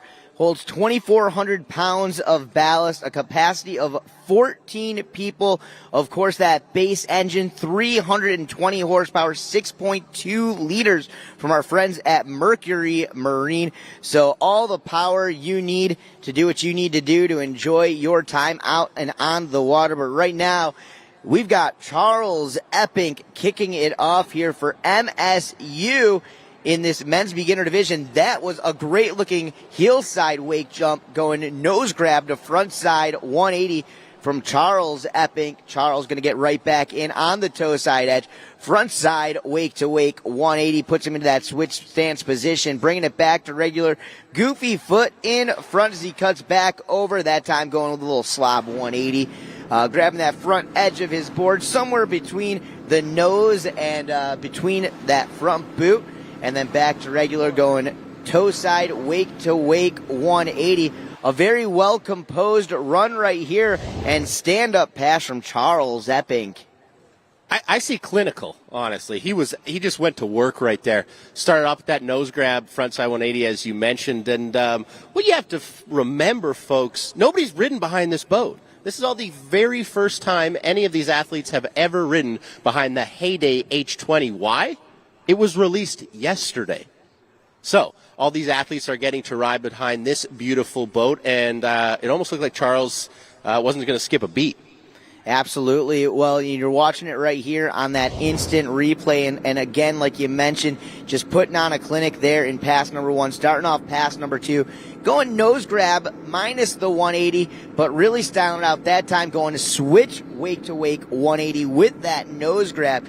So really not repeating any tricks here in this second pass so far. We'll see if he continues to rock it right now. Losing a little bit of momentum right there as he just cuts toe side back across, kind of skipping to get himself back into position for his more comfortable edge. That's off the heels. That heel side, there's a nose grab. Nice shifty there at the end. So taking a classic trick, Craig, and really making it unique and his own. Absolutely, and that could be our first full pull. No falls from Charles. Kept it base down on the water, if you will. I'm going to go ahead and just go out on a limb here, Dano, and say his favorite grab is a nose grab. I don't know. Call me wild. Well, absolutely. He makes it look way too easy. I'll tell you that much. So getting that opportunity to watch this instant replay go down right here, and again, regular and switch maneuvers, 180s, getting the grabs on just about each and every one of those maneuvers. So taking the basic stuff, keeping it clean, making it look good, and again, you got to keep in mind that first rider off the dock, he's going to be the one to set the tone for the rest of the heat. So when you stand up or run like that, not only can that give you some good points, but that's going to put the pressure on the rest of the field. Great point. Great facts. You have to be the benchmark. You have to deliver on that very first run, and that's what Charles does here today. All right, well, on deck, we've got the crew from ASU, Indiana, Tennessee, Texas A&M, UCF, and Mississippi State, getting ready to rock and roll and rally it down the line. Charles Epping setting the tone for MSU, Michigan State in the house, and rocking it out here with us. The Michigan State University team making the long haul, that trek down from the Mitten State, where things are getting a little bit chilly, Craig. Absolutely, and I was surprised at how chilly it was this morning, too, but it's heating up, just like our competition, Dano. Oh, I knew it was going to happen here. That's the thing with Florida. You might wake up to a 40-degree morning, but definitely going to get warmer throughout the day, and it certainly is. It's probably about 15 degrees hotter than it was when we got here earlier this morning. A score posting for Charles Epping from MSU, and I believe that was a 70-point score. So setting the tone nice and high to kick it off here for this men's beginners wakeboard division. That's what you mentioned, being the first one out in the men's beginner. You got to set the tone, and Charles did that. That's a very, very good score to start off this division here. All right, well, coming up next, doing it for Team ASU, the Wake Devils, doing it out of Chandler, Arizona, 21 years old, and now back at it for his second year as a part of the Heyday Collegiate Cup. This is Veggie Melaninsky. And Veggie, I actually got to see this guy. I ended up announcing a contest in central Wisconsin this summer, and he happened to come all the way up. And he did really well out there. So going to keep that momentum going here today at the Collegiate Nationals. Let's check it out. Going wake to wake 180s from both directions, getting full grabs on both of those maneuvers. Let's keep the momentum rocking and rolling. There's a backside 180. The first backside 180 executed of the event so far. Does very well to hang on to that. A lot of patience demonstrated. And then back with the switchback one, Dano? Are you kidding me? Hey, you know, you're talking about the fundamentals out there. We saw the regular and switch frontside 180s, and then coming back in with regular and switch backside 180s. What do you think the judges are going to think of that? I mean, that just shows fundies are locked for Big V here. That is really, really cool to see, and you can hear on the dock those ASU Devils are cheering them on. I bet you can hear it on the other side of the lake. They're so loud down here. Oh, yeah. Well, that's the one thing about the Wake Devils is they not only come to support their team, but they prove it. They are always the loudest. They, when it comes to school spirit, the crew from ASU definitely brings it. And hopefully that's just going to push the rest of the teams out there. I want to hear some more of that Mississippi cowbell. All right. Well, Veggie back in for pass number 2. Doing things toe side this time. So we've already seen the basic heel side 180s from the front side rotation and the back side rotation. Now the toe side regular and switch front side 180s from Veggie Melaninsky. Let's see if he can continue to rock and roll as he cuts back over in toe side, backside 180 right there. And you know, if there was one thing my dad knew when I was growing up and we were out there behind the boat, his main line, Danny, if you look down, you go down. And I think we just saw a little bit of that right there from Veggie. Absolutely, we did see a little bit of that, but I like the uniqueness. You know, I like when somebody puts together two passes that are extremely different from anything that we have seen, right? That toe side, backside one attempt, the switch heel side, backside one. Very, very unique tricks, very different, and I doubt that we'll see too many of them here in this beginner division. So there's just a lot of risk behind those. Absolutely, right? And you got to risk it for the biscuit sometimes. ASU, comfortable lead after the two women's divisions, and Veggie trying to put them in an even more solid spot. Yeah, well, and you got to keep in mind, too, Veggie taking off the dock pretty early in the field. So a stand-up pass and even throwing down some tricks that none of the other riders are doing, definitely going to put some pressure on the rest of the field. We'll find out how that all works out here in a little bit. But right now, let's get down to Caro down at the dock. I'm here with Spencer from Tennessee. Spencer, tell us your thoughts about going into this contest. I'm super excited. I've never done a contest before, so I'm hoping it goes well. I'm really just out here to have a good time. So, do you have a plan of what you're going to do? I have a general plan. I know the tricks that I'd like to hit, but I think I'm just going to go mostly how I feel and then go for what I think I can do. Sounds good. What's your favorite trick that you're going to throw out there? I am hoping to land a 180. I don't know the proper names for tricks, but I'm a full send it. You know, it's going to be cool. That's awesome. And if you stand up your entire run, can we expect something special at the end? Maybe that 180 again. I don't know if I can land it. We'll see. We'll see. That sounds like a solid plan. Well, good luck in your first wakeboard contest. We'll see you out there. Thank you very much. That was the third member of our team. Thank you so much, Carol. You saw Veggie's score pop up there with a very solid 85, I believe. So Veggie in first place, doing it for ASU. And there you see, just edging out Charles Epink, with 70 points, Dano. All right, well, let's get right back at it and down to the dock. These dudes definitely travel in packs. Representing from Indiana University, originally out of Fort Wayne, Indiana. This dude's been wakeboarding for 6 years, and now it's time to let it shine. Ladies and gentlemen, this is Alfredo Perez. Loudest start thus far. Indiana is showing up and showing out, Dano. Yeah, well, I met at least 16 students from Indiana early this morning, and they said the rest of the team was resting up because they wanted to come out and get loud this morning. You can hear them down there at the dock, but let's take a look at this. Here we are, and here we go. Alfredo Perez starting things off. A little wake-to-wake air, getting the grab back in, coming back through with that switch 180, putting himself back into regular position.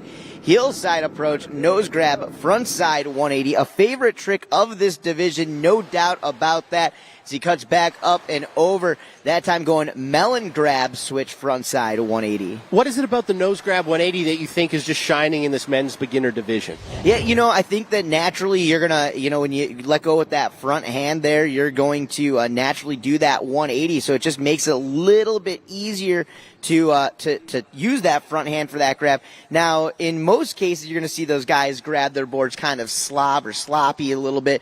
But in this case right here, Alfredo getting a picture-perfect nose grab on that takeoff there. So really solidifying it. And that's what the judges are going to be looking for. And Craig, you know this coming out of the snowboard world. Definitely looking for those specific zones on the board. And that's what's going to set each rider apart from one another. Absolutely. That last replay showing that nose grab 180 done correctly. If you're going to do it right. And that's what Alfredo Perez is doing here on his second of two passes. Back in that time, going a little bit Indy stiffy on that one, boning out both legs out to the front. Back through right there. Getting a little tap right in front of the boot, but making it work. That last trick, that switch wake jump, almost switch Indy, was very, very technical. Alfredo! You can't get him off the rope. He's tenacious. Oh, no, never give up. There, that is for sure. I don't think his team would have let him live that one down. You can hear him cheering it up, cheering him all the way down the lake. Putting together a great second pass, filled with some nice 180s, regular switch, and a whole lot of stylish grabs. Hey, let's keep it going. Come on, make some noise for him one more time. Ladies and gentlemen, Alfredo Perez. And they go wild down there at the dock, and that's a beautiful thing.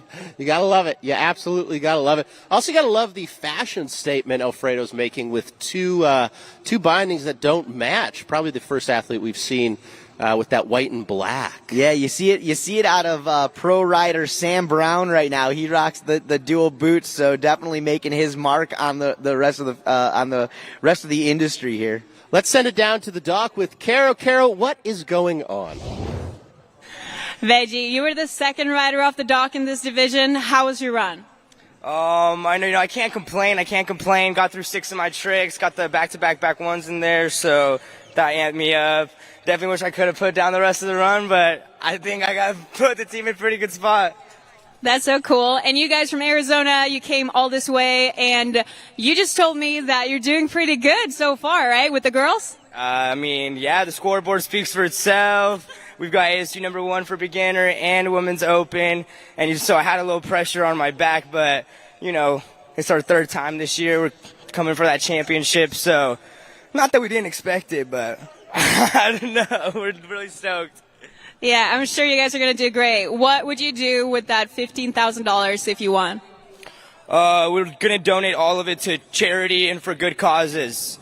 And then maybe stop by the casino real quick, throw it all on red, try to double it real quick, but we'll see. We'll have a team meeting about that.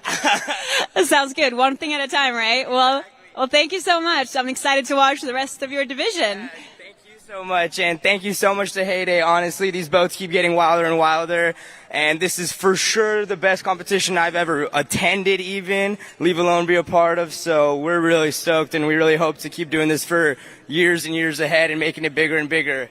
We'd love to hear it. Well, thank you so much. Back to you guys. All right. Well, good to hear from Veggie down there. And I believe we do have some scores posted. And there it is, Alfredo Perez with a score of 74 points, putting him into that second position right behind Veggie. But right now, let's take it up to Tennessee and our next rider. This is Spencer Cahoon. Now, we heard Dano Spencer chatting with the third member of our team, Caro, down at the dock. This is Spencer's first competition, so the fact that he's out here, he's having fun, that's what this is all about, especially in the men's beginner division. But this men's beginner division has been hotly contested thus far. I mean, the trick, the nose grab 180, the cab 180s, we've seen a back 180, we've seen all sorts of different 180s, and Spencer adding his name to the 180 list. Doing it for Tennessee, Dano. That's right. Coming to us originally from Fairfax, Virginia. Spencer spent some time in the Marine Corps. He's a vet, and we thank him for his service, and glad to see him now as a part of the Vol Wake team, representing, of course, for Tennessee. Taking a fall right there, but this dude's looking jacked. He's looking ripped, and he's looking like he's having a good old time out there on the water behind the Heyday H20. Absolutely. I love Spencer's favorite trick. This is the best answer of all time. Anything I land. Anything he lands is his favorite trick. So that right there. That just means he's having a good time when he's out there. You know? Yeah, that's exactly it. Fortunately, going down right at the end of that first pass there, Dano, so he's going to get picked up, whip that beautiful H20 around, and he's going to come down for his second pass. But before we get to that second pass, let's head down to the third member of our team, Caro.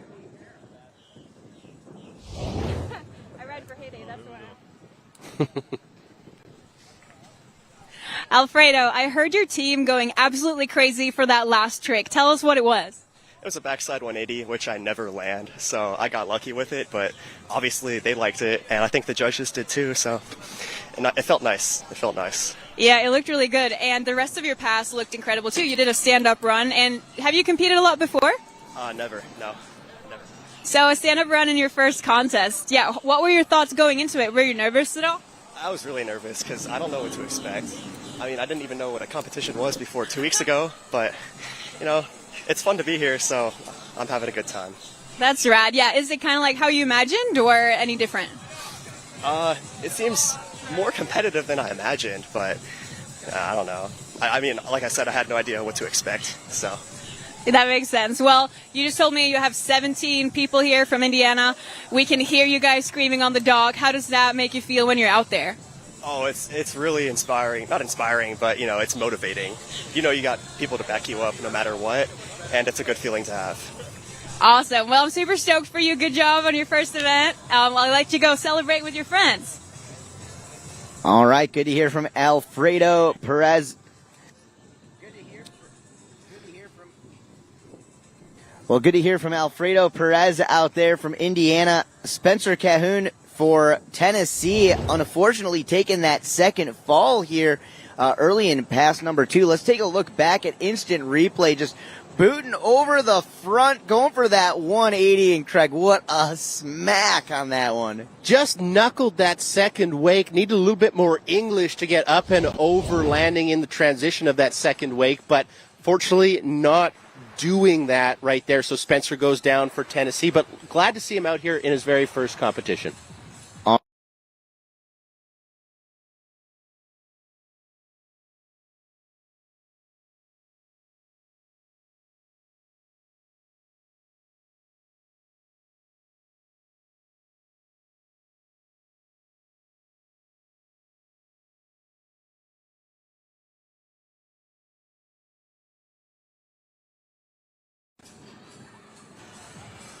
All right.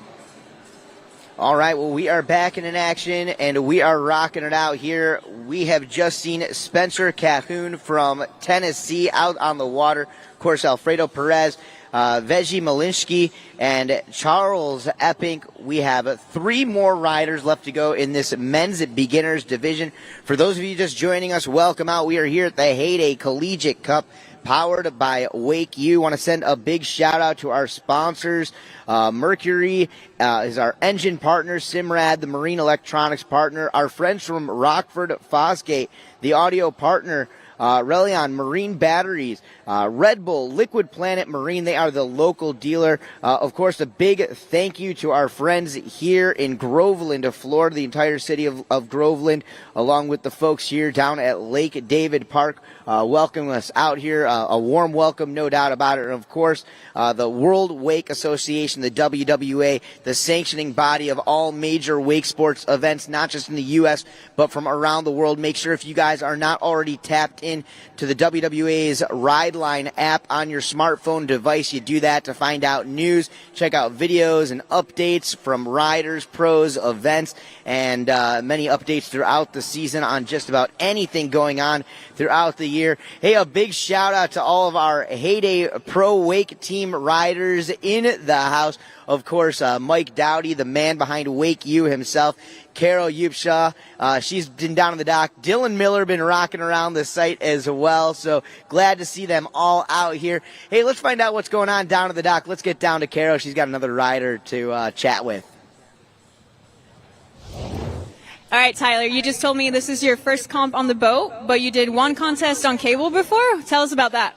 Yeah, I did Red Bull Rivals a few weeks ago. It was a super fun event that we had at OWC, and I'd say I'm more comfortable riding cable, but I'm pretty excited to get out on boat and see what tricks I can do. Yeah, how do you feel about your contest run today? I think I have a game plan going into it, but you never know. We'll see what happens when I get out there, but I'm excited. It should be a lot of fun. Have you ever ridden behind a Heyday boat before? No, I have not. I'm actually super excited. I normally ride behind ski boats, so I'm excited to ride behind a nice wake. Well, that sounds awesome. Well, it looks like they're out there, so I'll let you go get ready. Good luck out there.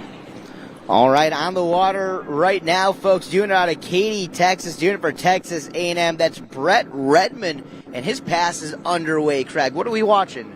We're watching Brett Redmond, the goofy-footed rider with that right foot forward, going back and forth, starting things off, staying upright. Here's a toe side edge, big front side 180. We just saw Spencer out of Tennessee go down on that. Here, Brett Redmond doing it for Texas A&M, looking correct on that toe side 180, and that's going to cap off his first pass. Dano? Yeah, well, definitely looking really comfortable out there considering this is his first competition out on the water. You see it right there on that first trick, taking that backhand, grabbing that back edge of the board, going stalefish on that maneuver, and again, making it unique to his own, popping some nice looking air on that trick. Here on instant replay, you see him cut back in onto the toe side, and that's the beautiful thing about instant replay for us is that we can call it correct. It's extremely unforgiving, though, to the riders there. That toe side edge, you could see him reaching for that indie grab, unfortunately not getting it. But Dano getting that nose grab front side 180. That's right, coming out of the gates with that regular 180, getting the nose grab. That's this time cutting back in on the toes. That toe side wake jump, maybe overthinking it just a little bit, throwing him out the back and having a fall. So we're going to set him down. We're going to let the water mellow out just a little bit. We're going to turn that Heyday H20 around, and we'll get Brett Redmond back up on the water here momentarily. Absolutely. I don't know. I mean, the water's pretty slippery sometimes, but he just really slips out on this toe side edge. Let's take a look at it from that beautiful drone angle right there. And you can see, yep, he loses it. All right, we're going to take it back down to the dock. Carol Yupshaw with our next rider. We have so many first-time competitors out here today, or first-time boat competitors. Brooks, how are you feeling? I'm a little bit nervous, but I'm excited. It's going to be fun. Have you ridden a wake like this before? No, not really. I've only ridden boat a handful of times, so it'll be interesting. Would you say that you were kind of forced to get here from your teammates, or were you super excited to join? I'm pumped. I'm ready to do it. You ready to take home that prize money? Do my best. We'll see. That sounds good. You just told me that you've been struggling a little bit to find enough riders to fit all divisions. You're probably the smallest team out here. How does that feel? Well, I'm just glad to be out here, and I know everybody else is too from our team, so we'll take as many people as we can get. Do you think you still have the same team spirit as the big teams? Oh yeah, it's there. Yeah. That's awesome. Well, good luck to you. We can't wait to watch you ride. Back to you guys. Thank you so much, Caro. Appreciate that. Glad to hear from them. That was a wild fall, Dano. That could have been terrible, but Brett does well to save it right there. Let's take a look here. Going for that Indy grab, but what really took him down was kind of a front side 540 attempt off the toes. There you saw that overall leaderboard at the bottom of your screen if you're watching the webcast, or you can see a screen here. ASU currently in that number one spot, 200 big points. There's that fall I was mentioning. Just lose a little bit there, Dano. Yeah, absolutely. Well, hey, we're talking about these riders being the first athletes in the world to get an opportunity, a chance to get behind the Heyday age 20. Well, Heyday is hitting the road from here on out throughout the rest of the season. If you guys want an opportunity to get inside of a Heyday, check it out for yourself. Maybe get a demo ride or an opportunity to ride with one of the Heyday Pro Team athletes like Caro Upshaw, who's down to the dock with our riders, like Mike Dowdy or Dylan Miller. You've got to check out the Heyday Who's Next tour. It kicks off tomorrow here in Central Florida. It's going to head up to Atlanta, from Atlanta over to Dallas, and you guys can follow the entire tour through the Heyday website, but make sure you guys get in on it soon and schedule a demo ride, because the Heyday Who's Next tour is coming to a town near you. Love to hear it. Love to see Heyday touring it around, getting as many people as possible behind that H20. You saw a score from Brett Redmond right there, 68 points. He's currently in fourth place, but Veggie, with that score of 85 points out of ASU, they're looking extremely, extremely good right there. The judges, they're pretty see-through. They want to see something unique. They want to see something technical, and that's what Veggie brought with that switch backside 180 and attempting that toe side backside 180. So it's no secret here today. 7 colleges, 34 riders, all competing for that total purse of $25,000. $15K of that going to that first place team, then $7,000 for the second, and $3,000 for that third and final team. Dano. All right, let's get back at it. He comes to us from Tampa, Florida. He is representing for UCF. On the water, the 19-year-old. This is Tyler Carson. TC, baby. This guy's got a water sports background. He's actually a professional water skier down at Legoland, not too far down south from here in Polk County. Actually, this weekend down there, they've got the Show Ski World Championships happening. So, a fun little fact happening here in the world of Toad Water Sports. But you're seeing him right there throwing it down. Tyler Carson going trick to trick, making it stick, and wasting absolutely no time at all, stacking those points up on the board. I got to ask you, Craig, what do you think the judges are going to think on that first pass? I think they're going to like it a lot. There is lots to like. Kept it upright. I like that show of style, that ollie, that control. We've said it once. I'm going to say it a million times. Fundies, ladies and gentlemen. You need to have those fundamentals, and Tyler's showing it on that ollie right there. Very, very well done. Well, absolutely, and he continues to just show you guys fundamental maneuvers. He started off with wake jumps from both ways and then into the basic 180s. That time, cutting in, going regular front side 180, and then that switch stance, heel side approach into the wake, and grabbing that board on that melon grab right there, that front hand on the back edge of the board. So great work adding that in with the 180. He's going to keep it going. Tyler Carson, TC, baby, making magic and making moves all the way down Lake David. We'll see if he can keep the momentum going. He probably holding back just a little bit, doing what he can do to solidify some points up on the board here in the beginner division, and going down on the backside 180. That's what happens when you let that handle get that far away from the small of your back. I think he heard you, Dano. You said maybe holding back and trying to keep it upright till that final probably hit. That's where you see a lot of the riders try the trick that they are most uncomfortable with, the one that they think they might go down on, and that for Tyler right there was that backside 180, so unfortunately going down on that. But lots to like from Tyler, kept it upright for almost the majority of his run right there. Yeah, a lot of reward behind that backside 180. Keep in mind, not only does that trick have an unnatural rotation, but you can't spot your landing unless you got a Gumby head, you know? Absolutely, absolutely. Tyler was looking back at it, and I think that's what may have took him out right here. Taking a look as he comes up into the wake, eyeing it up, and again, just getting that handle into the fingertips, can't quite ride it away. Hey, we'll get another pickup from him. We'll see him finish things off. But hey, let's give it up down to the dock here with Caro. I'm here with Brett from Texas A&M. Brett, tell us about your ride. It was awesome. I got to go out there, throw some few tricks. Not all the ones I wanted, but had a great time, and it was just cool to be here. You had a little bit of a technical difficulty on your first trick. What happened? My contact fell out, so the rest of the ride, I was half blind. How was that? Was that scary? Coming into it, I was kind of prepared for that, so I've done it before, but definitely not ideal. Well, you absolutely killed it all the way up till the end. What happened on the last trick? Just got a little antsy towards the end, didn't know what I was doing, and went for a big. Well, good job. Good luck to you guys.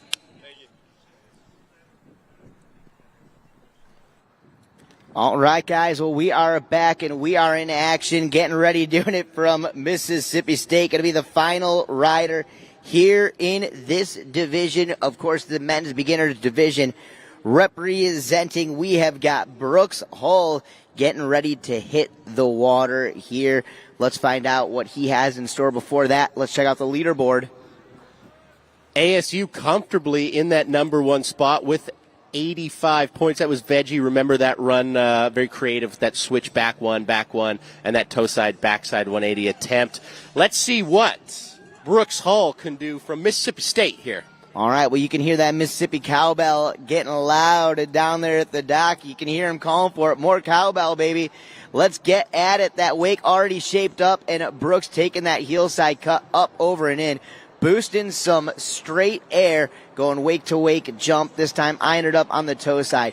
Toe side, single wake, air, getting that indie grab as he cuts back to the outside, going from the inside out. Nice little jump into an ollie, front side 180. Switch stance, heel side, approach into the wake. That switch, one wake, melon 180, and slides out and falls back, goes down, Craig. You can see him clap the hands because that cab 180 that took Brooks down was well within reach. Getting a little squirrely on the landing with a lot of weight on that back foot and losing an edge there. So Brooks will have to wait till he gets picked up and see what he can put down on his second pass. Dan, lots to look forward to. Brooks says his favorite trick is a back roll, so methinks we're going to see one of those on the second pass. Yeah, well, we're going to go ahead and find out here. I'm not 100% sure, though, in the beginners division. They may have to hold back from the inverted maneuvers. So we will see. We will see how it all plays out. Remember, there is some strategy here with these different divisions. So checking it out here, continuing to watch that instant replay. Brooks Hull, unfortunately, taking a fall on his final maneuver there. As you can see it, just sliding out the back, going down. Hey, that's all good. But, hey, right now we've got Caro Yupsha down at the dock. All right, I'm standing here with my teammate, Dylan Miller, who's a pro rider for Heyday. He's been with us all week for the launch of the H20. Tell us some about it. Well, the launch was awesome. We got to spend a lot of time with some great athletes out at another lake in Florida here, and we had a lot of fun, had some good times, and now it's awesome to be at the event here in Groveland. And, yeah, couldn't be more stoked on the turnout and just the whole setup here. There's a lot of boats and a lot of riders, and it's looking great. Tell us a little bit about the wake of the H20 for everyone who hasn't tried it. What's it like? Well, for a 20-foot boat, it definitely packs some punch. You can probably ask any of the kids that have ridden behind it. They're catching some pretty serious air out there. It's been really, really fun to watch, and I can't wait to get behind one of these boats a little bit more often myself. Did you ever do any collegiate comps when you were younger? No, I am a college-free person. Maybe that was a good idea. Maybe it was a bad idea, but I competed a lot when I was younger, but unfortunately I didn't get to take part in any collegiate events like this. Yeah, this is actually the first collegiate event I'm attending, and I'm loving all the hype right here. It's way more stoked than I was imagining. Is this what you thought it was going to be? Yeah, there's definitely some great energy, and actually we're standing beside the hype zone right now, so yeah, it's been great here. All these kids seem like they're having a great time, and yeah, I'm sure we're going to have even more fun as the day goes on and maybe even later tonight. And I think you're riding later for us too, is that right? I think so, yeah. I think Mike and myself are going to go out there and do a quick little demo. Hopefully we can keep it together and land some tricks. It should be a good time. Sounds good. Thanks, Dylan. We'll catch you later. All right, well, back at it. Brooks Hull standing up, an awesome second pass right there. Some of the standout tricks to me was that method air we saw halfway through the run, finishing off with a nice-looking 180 maneuver. So you can see it right there. Doing a little bit of a tail swipe on that shifty air. He's going to bring himself back across the wake here as we await the instant replay on that method maneuver that I was talking about.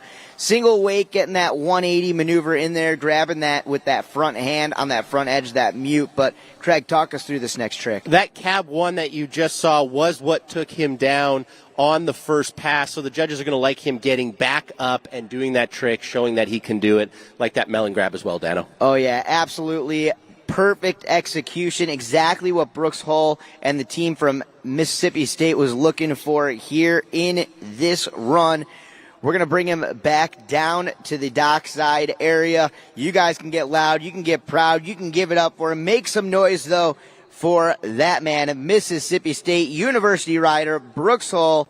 Brooks Hull, Tyler Carson, Brett Redmond, Spencer Cahoon, Alfredo Perez, Veggie Melninsky, and Charles Epping. All together, that is your men's beginner division. And Craig, we are going to be getting into our men's intermediate, followed up by open men's wakeboard. That's going to be our main event throughout the day. And a little surprise, I think we're going to get the pro demo from Heyday athletes Mike Dowdy and Dylan Miller a little bit later on. Looking forward to that for sure. Absolutely. So if you're watching this at home or you're here enjoying all the action, send out a tweet, send out a Facebook message. Let fellow water sports enthusiasts know we will be broadcasting all day. Let's take a look at our men's beginner leaderboard. It's ASU's Veggie Melninsky taking that number one spot with 85 big points, Dano. Yeah, right behind him, Alfredo Perez, Tyler Carson right there, Charles Epping, Brett Redmond, Brooks Hull, and Spencer Cahoon. Tell you what, ASU going for the three-peat here this weekend. We'll find out if they can make it happen. Absolutely. We have so much more action, so don't go anywhere as we take a quick commercial break.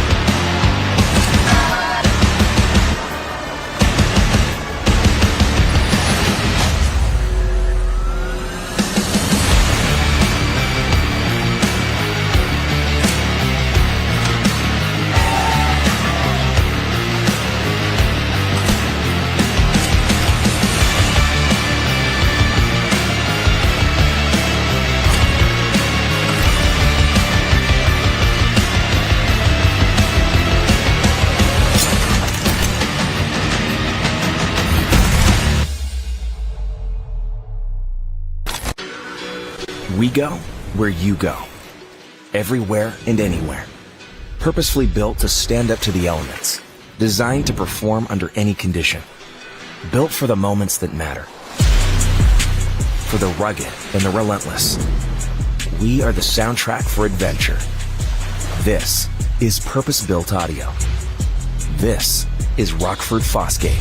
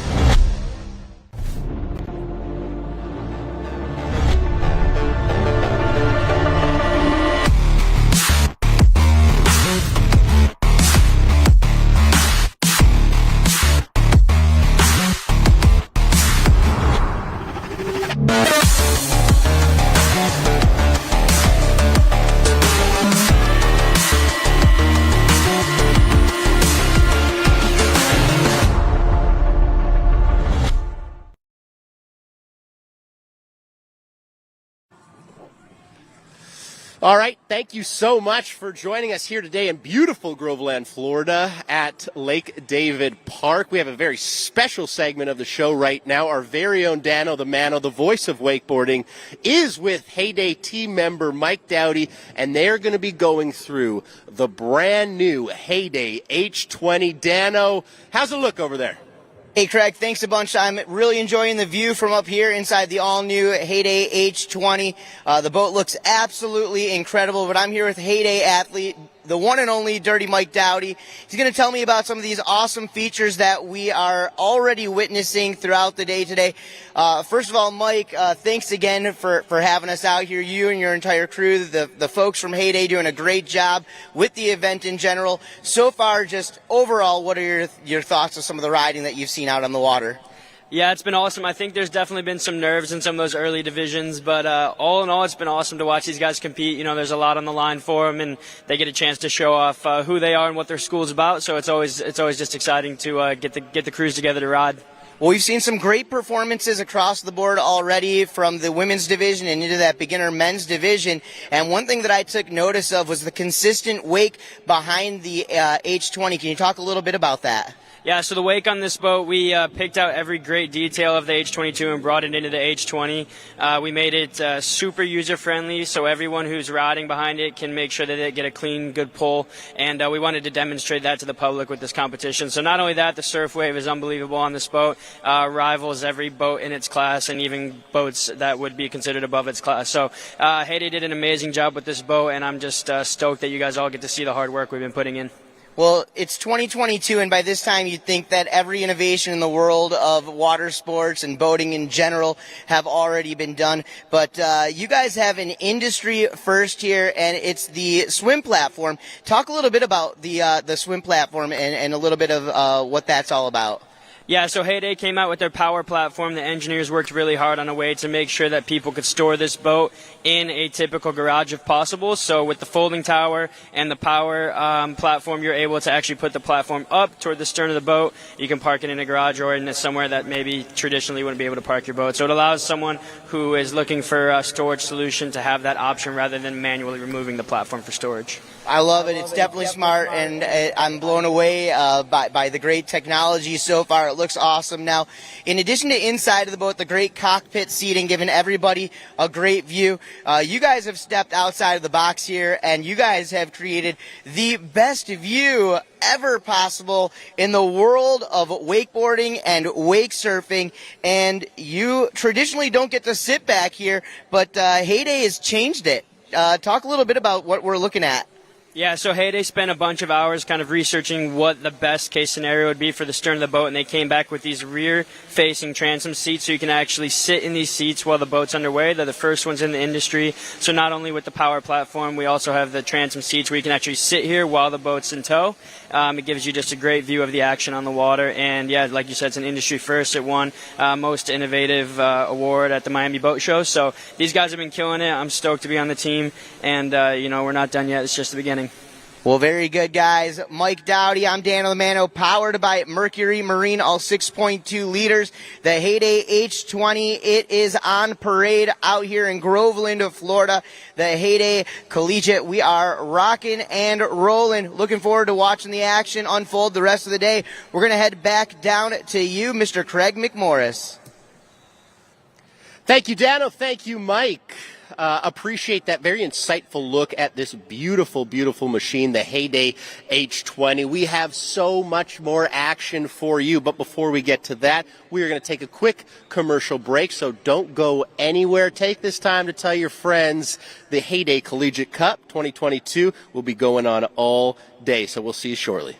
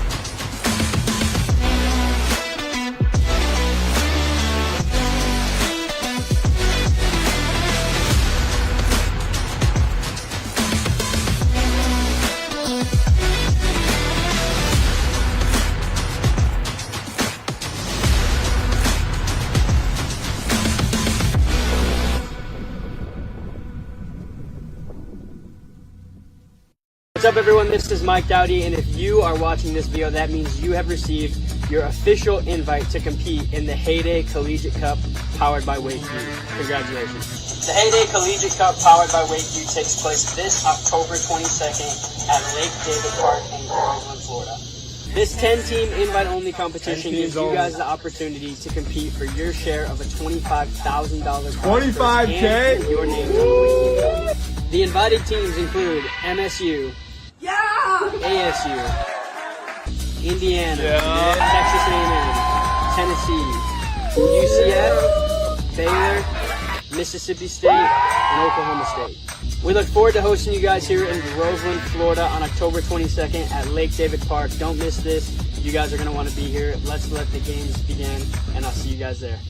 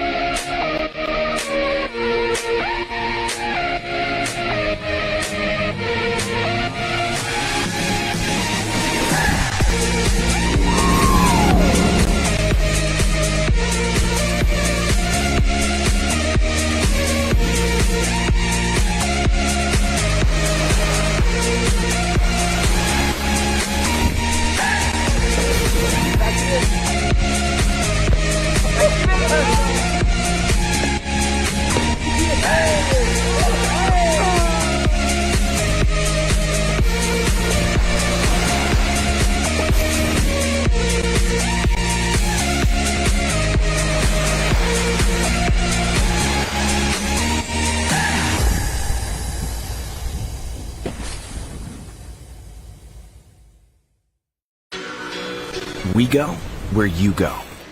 Everywhere and anywhere. Purposefully built to stand up to the elements. Designed to perform under any condition. Built for the moments that matter. For the rugged and the relentless. We are the soundtrack for adventure. This is purpose-built audio. This is Rockford Fosgate.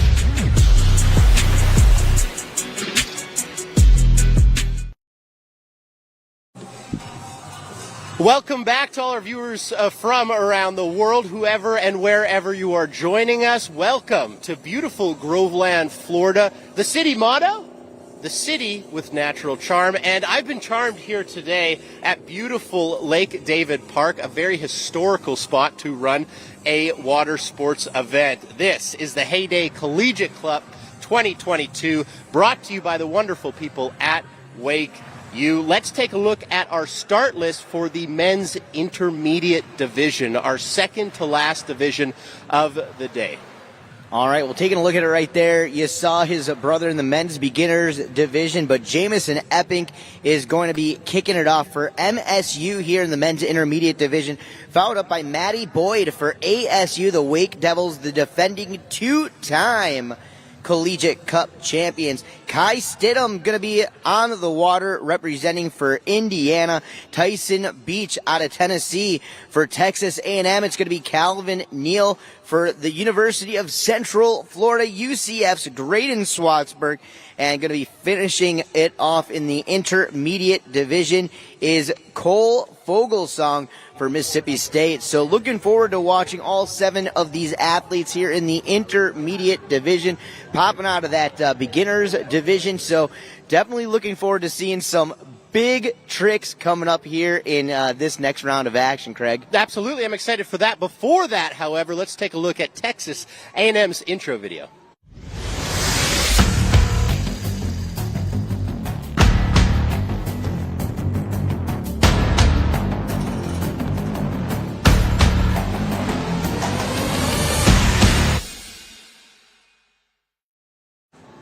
All right, well, looking good and looking forward to watching the rest of the crew from Texas A&M out there on the water, battling it out here in the Heyday Collegiate Cup, presented by WakeU. All the great Heyday boats all over the site. You know, I had that great opportunity to hang out with Mike Dowdy up in the all-new H20. He showed me some of his favorite features of the boat, and we're going to be seeing a whole lot more of that throughout the rest of the program, throughout the rest of the day.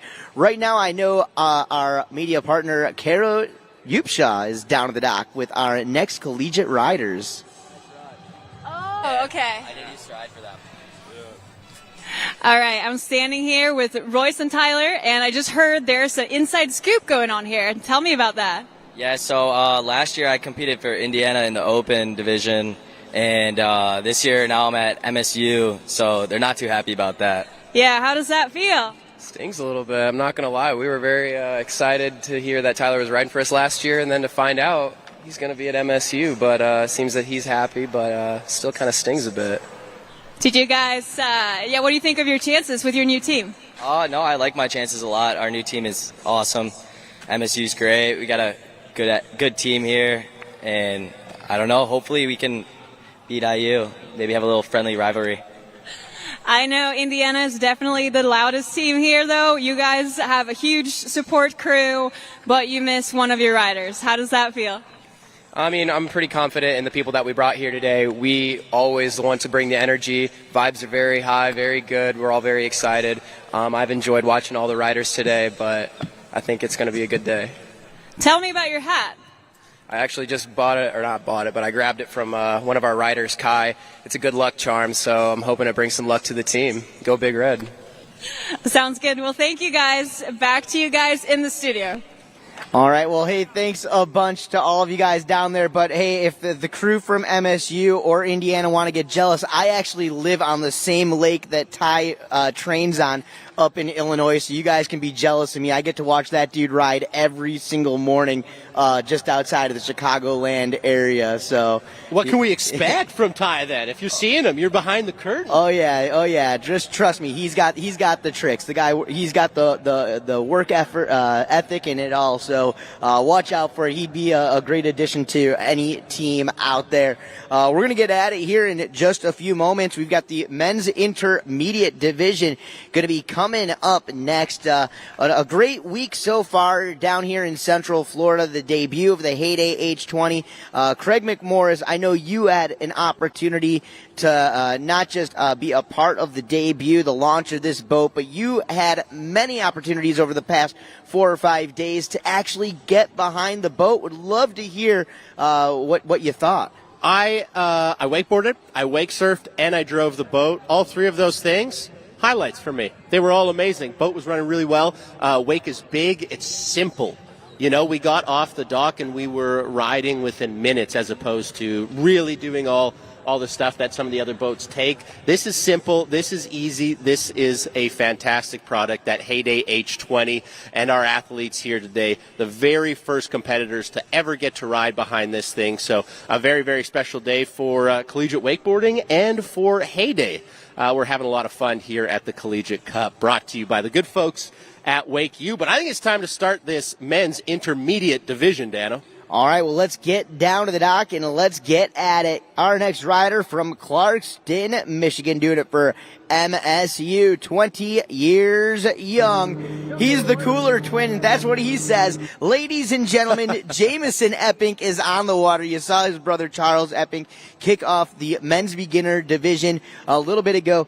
Something you're going to take notice, and I know we can feel it. Yes, it is heated up. The air temperature has definitely jumped up quite a bit since this morning, but we are also getting a little bit of a wind shift today in this afternoon. Absolutely, and that wind is shifting in the direction. Oh, that is what happens when you're thinking too far ahead. Okay? Jamison, absolutely wonderful back roll, stomps it here and then edges out, and a relatively simple trick for Jamison, just that little ollie frontside 180. He's thinking too far ahead, and I'm thinking ahead about going to the third member of our team, Caro. Caro, what are you thinking about? I'm standing here with Jacob Torres, the previous president of Indiana. Jacob, you're not competing today, but you're still here. Yes, that is correct. I'm still here to hang out, have a good time, support my team. I'm not competing anymore, but I'm still happy to be here. But you were on the previous events, right? Yes, yeah. So I was at Mike Dowdy's house 3 years ago when we first started doing the collegiate competitions, and then I was also competing last year when it was the first in person. So I've been part of this competition since its inception in 2020 or whatever that is, and it's super cool to kind of see how it's progressed like through the couple years. So yeah, what do you think about the progression from Dowdy's backyard to now we're here? Well, see, it started in Dowdy's upstairs room. The first competition was completely virtual, and it wasn't even in Dowdy's backyard. And it was Dowdy he was definitely trying to figure out all the streaming stuff himself with like a couple of his friends and everything. And so it's just super cool to kind of see how it started as like Mike Dowdy, like pushing the sport, like getting the colleges together, stuff like that. And now, like, the WWA is reposting it. I think Wakeboarding Magazine did something about it. Like, this venue goes for like 2 miles. It's really cool to kind of see how it started as literally just Mike Dowdy streaming in his room at the competition. And now we've got like 6-7 boats out here and like, I don't know how many people are here. So it's super cool to kind of see where it started and where it's at now. Super proud of Dowdy. Yeah, well, we can definitely see Indiana continuing on the wakeboarding tradition. Now back to you guys. All right, well, out there on the water, Jamison Epping from MSU, after a fall, able to get back up onto his feet, cuts directly into the wake, gets the scarecrow, that front roll 180, he knocks it down, he backs it up with a 360 spin. So a great way to get back up after a fall. And here we go on pass number 2. All right, Jamison up, over, and in. There's that tail grab as he sets back up for trick number 2. Front side approach. There's the toe side front roll. And a nice clean landing right there as he sets back up. Melon grab, poking that trick out, styling it out, holding it all the way through. Textbook, no doubt. That was the trick that actually took him down in pass number 1. That bunny hop, that ollie 180 into that half cab 180 maneuver, butter slides it back around once again and puts himself into that switch toe side position. We'll see if he brings it back around. He's just going to bring it back to the dock. How about we give it up for him? Ladies and gentlemen, Jamison Epping. And we're going to go back to some instant replay. And, Craig, I'm going to let you call it out. I like that tail grab to start his second pass. Sometimes when you fall on, kind of a setup trick or something like that, it can weigh on your head. So Jamison does well to get into the right headspace and really finish up that second pass. Love the front roll there. Kind of knuckles the second wake, but he's strong. He's a powerful athlete, able to ride out that second wake knuckle there. And Jamison, lots to like. And lots to like if you're on MSU. Only one fall there, and not a real fall. I'd count that as a half fall. Well, and something we talked about again earlier in the program today, the first rider of each heat setting the tone for the division. Jamison doing a great job, even with the fall. Looking good. Excited to watch what is still to come here in this men's intermediate. Hey, let's go down to the dock with Caro Yupsha. I'm here with Tyson from Tennessee. Tyson, tell us, how are you feeling? I'm feeling pretty froggy right now. I'm really excited to be here. It's my first time competing. I just want to go big and have fun out there. Is that your goal, like trying to send the biggest jump? I mean, not necessarily. It's just my mindset overall is I just want to have a good time. That's what me and all my buddies came down here to do. I want to see everyone throw down as best as possible and see what I can do. What do you think of Tennessee's chances in the team event? I'm feeling pretty solid about it. We have me going out. I'm pretty confident I'm going to ride well. We got Liam going out next. He's killer. He's got a few mobs. So I'm psyched to see him ride too. But this is your first wakeboard contest, right? And how come you're riding intermediate straight off the bat?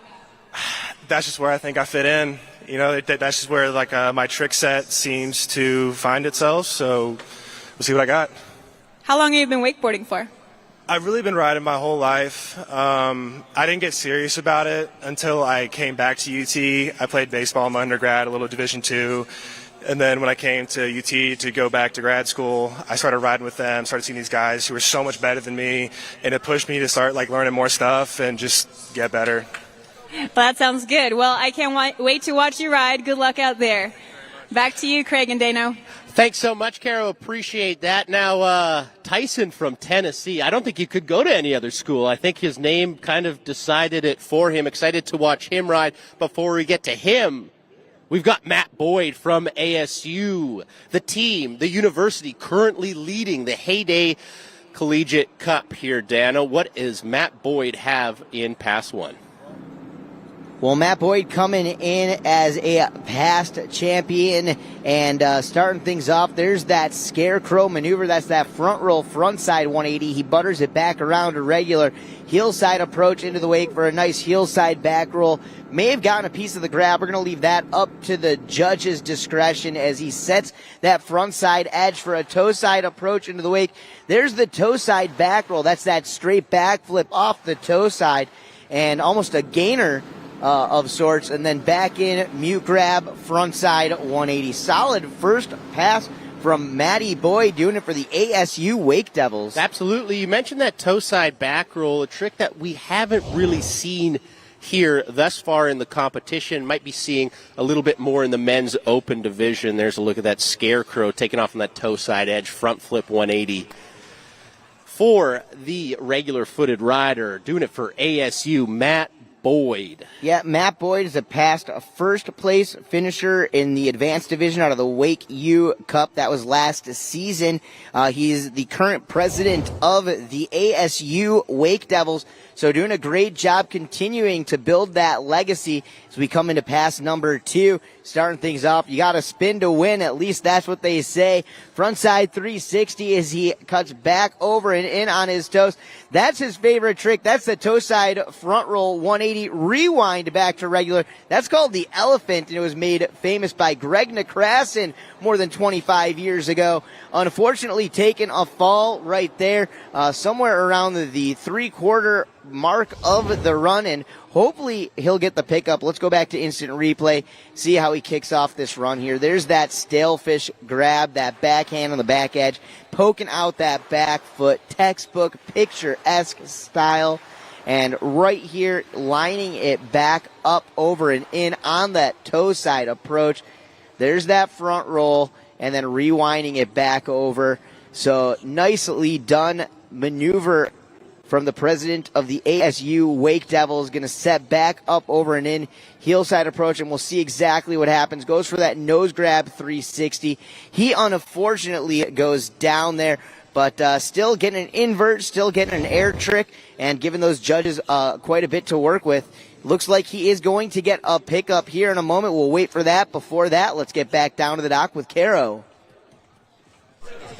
All right, I'm here with Jameson, the first rider out in men's intermediate. How was your run? It was good. Not what I wanted. Did a little silly fall, but still did pretty good. What went through your head after you fell? I was like, shoot, I did something wrong. I like the non-cuss word there. Very nice. Well, how do you feel about your team overall, what you guys have done today? I think we did really good. We're having a lot of fun here, and I think it's a great time. That's awesome. Well, thank you so much. It looks like they're back on the water, so back to you guys. All right, one more trick from Matt Boyd as he sets it up way outside the wake. We'll see if he goes for that nose 360 again. No, he's going for the straight back flip off the heel side edge. That's the tantrum. You can hear him scream. He rode it away. How about it? Give it up for ASU, the Wake Devils, and Matty Boyd. And back to instant replay. He knew he had to put something big on the board, and there it is, that straight backflip, doing it on that Ronix Supreme wakeboard, the pro model of Tyler Hyam. Great ride, great run right there from the ASU president, Matt Boyd. Now, Dano, from a strategy standpoint, what would you have rather seen him do? Get back up and do that 360 he fell on, or the tantrum like we just saw there? You know, and obviously it all depends on which judges you get on that day. But I'm a spin guy. I'm a style guy. I would have liked to see him get back up and go for that nose grab 360. But I will say that that tantrum, he probably felt a little bit more comfortable. And after having a fall, sometimes, you know, you get those cobwebs in your brain and jumbled up a little bit. You know you can land the trick, but at the same time, pressure is on. I think it was a smart strategy and a good move. Absolutely. Love to see it there from Matt Boyd of ASU. We will move on and continue our men's intermediate division right here coming up.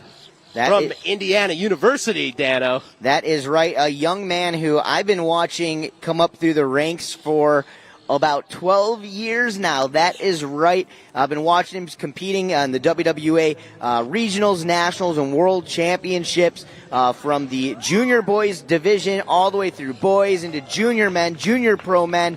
And then the men's 1 division semi-pro wakeboarding. His top credentials included a 3rd place finish at the WWA's Wakeboard World Championships from Columbus, Indiana. Kai Stidham is coming up next. You know, and it's really cool to take a look at some of the riders here in the field, looking through some of these names. Some of these collegiate riders have only been wakeboarding for 1 season or maybe only for a full year now. For some riders, this is their first wakeboard contest ever. This next rider, you're going to see a lot of strategy out there from him. He's a young man, like I mentioned before. He has been competing since he was a little kid, over a decade of experience, and we've seen him on so many podiums in that semi-pro field. Looking forward to Kai Stidham. We're going to get to that here in a moment. Right now, let's go back down to the dock with Kara Upshaw. Matt, I just saw all your friends give you a bunch of high fives coming into the dock. Tell us, how was your run? It was pretty good. I really wanted to stand it up, but couldn't really hold that 3 down. So I'm still happy with it, though. Is that a trick that you feel pretty confident on normally, or were you just sending it? Yeah, the 3 I kind of lost in the past few weeks, but I really wanted to throw it in there. So. Yeah, there's a lot at stake, huh? But it looked like everyone was really stoked on your run anyway. How about your team, the rest of your team? Oh my! I cannot be more happy with my team. We are running the boards right now, and I'm so proud of them for that. Awesome. Well, thanks. Well, back to the contest, Doc. Thank you so much, Kara. You saw Matt Boyd's score of 80 right there, so he's helping out ASU, and Kai is helping out his team with that Rayleigh right there, Dano. Oh, what a classic maneuver on the wakeboard. The Superman air, that air Rayleigh, and then going right back over into the wake, the toe side front roll. You're going to see this guy put together a solid competition pass with a little bit of everything. He's already got in the air. He's already got in the invert. He got that 180 maneuver. Going to be looking for a spin in his run, and there it is. You talk about a well-composed run. Giving these judges a little bit of everything: style, air, tech, and spins. Absolutely, Dana. You mentioned he's got everything, and he's got pop. That's what we love to see here. Explosive off that Heyday H20 wake, riding all the way to the top of it and using all that energy to get as much amplitude or air time on all of his tricks. But you mentioned he was a savvy, smart rider, and shows that here. He's got flips, he's got the Rayleigh, he's got the spins. I'm excited to see what he's got in set 2, pardon me. Hey, well, that's the experience showing right there. This guy has competed in WWA events, from the regionals to the nationals to the world championships, for over a decade, and bringing it out here to the water of Lake David. An unfortunate fall there on his first maneuver in pass number 2. We'll take a look at exactly what happened, and Kai taking off from the bottom of the wake, still with that great air sense, was able to get that board all the way around, got the full rotation, including the 180 on that toe side roll to revert. The problem I saw there, didn't quite have the distance to get to the downside of the wake. And you know, when it comes to wakeboarding, it's all about that transition. Absolutely. I kind of gave him the commentator's curse, possibly, talking about how much pop he had on that first pass, and then obviously lacking said pop on that toe side roll to fakie. But hey, that's just fall 1, right at the start of the second pass. If you're going to have a fall, that's probably the place you want to put it. Well, absolutely. That leaves him the entire field, the entire pass. There's so much real estate left out there on the water in pass number 2. And again, a guy like Kai Stidham should easily be able to throw that away, forget about that fall, get right back up onto his feet, onto that board, and finish off this run in the fashion that he came here to do it in, and that's stand up.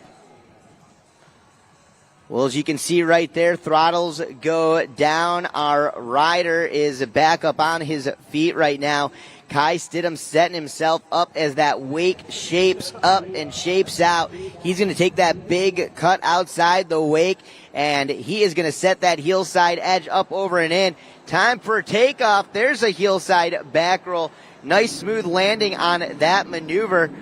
Playing it smart, playing it safe, back in on the toe side. This time toe side roll to revert, gets that 180, and may have been able to pull through from that one, but didn't want to go into that yard sale rag doll situation. Takes a fall. That's fall number 2. Still a solid run from Kai Stidham. I'm going to have you walk us through this instant replay here, though. Absolutely love the back roll there from Kai Stidham, and that toe side roll to fake. He just had Kai's number today here. We mentioned that first fall at the start of his second pass was on this trick right here, and it's what is his demise on his second pass as well. Unfortunately, unable to put it down. Yes, base lands. That's great. But you can see there gets caught up a little bit. Too much tension on the fingers, and the handle goes bye-bye. We're going to say hello to the third member of our team, though. What do you think he's going to think about this run? You know, it was a very solid run. Kai went out there, stuck the rally right away, and 360s and back rolls. Overall, it was really good. I think he should be stoked about it. What else you got to say about it, Torres? I know he's going to be unhappy that he fell, just because that's how he is. He likes to be perfect. But I'm pretty sure his 360 was switch, which does count for a bit. I think it was a great run. I know he's going to be beating himself up a little bit, but I think he's got to be proud for what he threw down out there. We're proud of him. So, great run, Kai. Yeah, great run. Yeah, back to Craig and Dano. All right, Craig. Well, we are rocking it out here, and big shout out to our friends from Red Bull.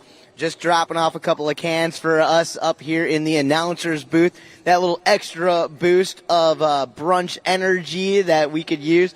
Big thank you to, of course, all of our friends and partners out here, the entire town of Groveland, Florida, here at Lake David Park.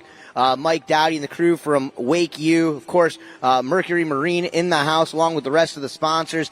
Heyday debuting, launching the all-new H20 this weekend. Make sure you guys keep your eyes out for the Who's Next tour coming to a city near you, like real soon. Of course, Who's Next kicks off tomorrow here in Central Florida. Going to move to Atlanta later on in the week. From there over to Dallas. And you guys can check out the Heyday website to find out the rest of that schedule. As you see a score posting for Kai Stidham, 83 points up on the board. We're going to have to see where that puts him as far as the leaderboard is all set. Puts him in that first place position. But right now, doing it out of Tennessee, up, out, and on the water. Originally from Knoxville, this is Tyson Beach.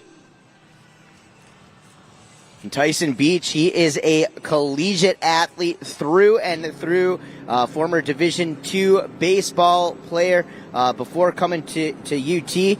So we'll see if he adds that competitive drive to his wakeboard run. Grew up riding a wakeboard, but now finally started to do a little competition. You saw the tantrum there in that toe side, front side 180, Craig. What do you think? I love it. Tyson from Tennessee. Probably my favorite name thus far here when Kara was chatting with him. I love that, and I love that back roll. I also love the Water Ski Broadcast Company's aerial view of this, that drone following. Such a unique look at Tyson's run right here, Dano. That's right, Tennessee Tyson coming down the line, rocking it and rolling it, keeping it moving and grooving until he gets down to the end of pass number one, standing it up.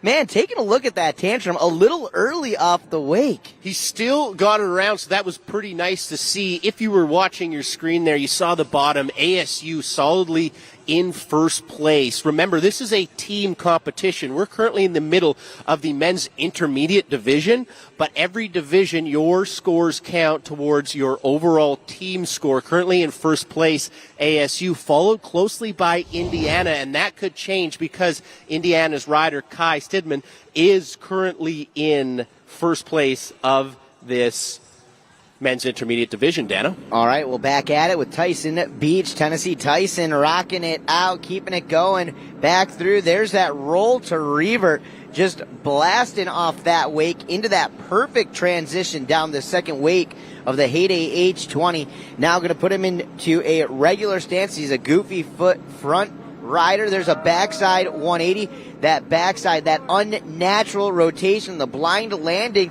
and a lot of confidence on that landing as he cuts right back over into the scarecrow. A low landing on that toe side, front roll 180, but he pulled it out. I don't think that handle was going anywhere. He was so close to that finish line. I feel like even if he did fall, he was just going to hang on until he got dragged across. Tyson, tenacious here for Tennessee. Yeah, and, you know, coming in with that background in Division II baseball, something tells me that this guy's probably got one of the stronger grips in the game today. Absolutely, and just like a good pitcher, he's got a lot of different approaches to the plate. We saw that roll to fakie. We saw the back roll. We saw a number of different tricks here from Tyson. So he's got to be stoked on that. I really like that back one as well. Solid pull from Tyson.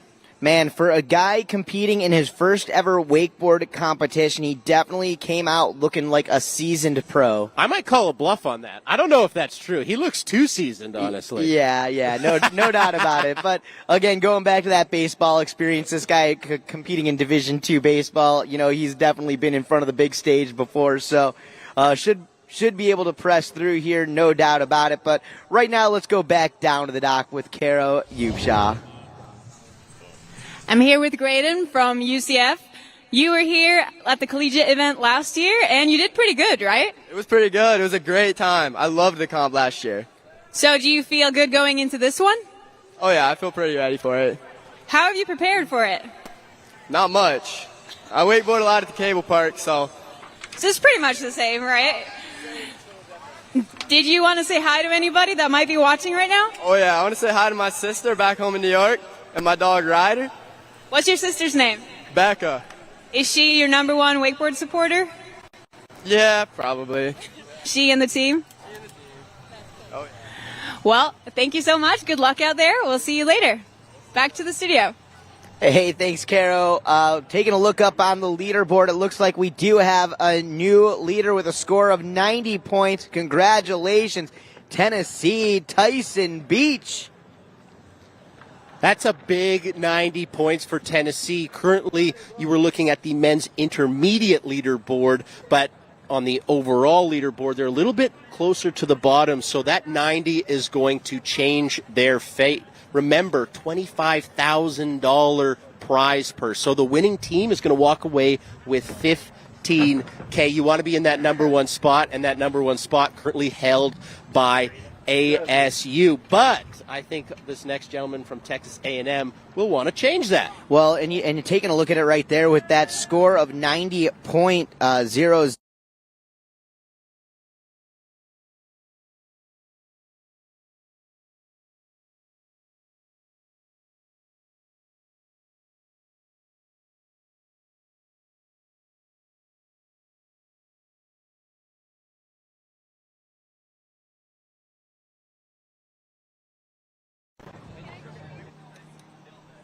All right, Calvin Neal is on the water right now. Let's check it out. Doing it for Texas A&M out of Lubbock, Texas. He's a regular foot forward rider. Let's take a look at it as he sets over and in, going big old back scratcher, air shifty from the heel side edge. Going to take that approach in on the toe side this time. Trick number 2. Absolutely massive, Craig. Humongous front roll. Got over onto his toes. It looked like he was going to ride that thing away, and then a little bit of load on the line pulls him over the front. That's going to be the issue. If everybody else is surprised at how big you go, and you are surprised at how big you go on a front roll, usually that's what happens. You end up below the water as opposed to on top of it. So I want to see Calvin go for that front roll again, and I want to see him go for it as big as he did. Look at how explosive he is off that H20 wake. That is a big wake. You need to be patient. You need to explode off of it. So he does that while we head down to the dock with Caro. Cole, what school are you representing? Mississippi State University. And you're last out in this division. Have you been watching the other riders go? Yeah, I've been looking. I don't know. What did you watching them change your plan of your run at all, or are you sticking to the same plan?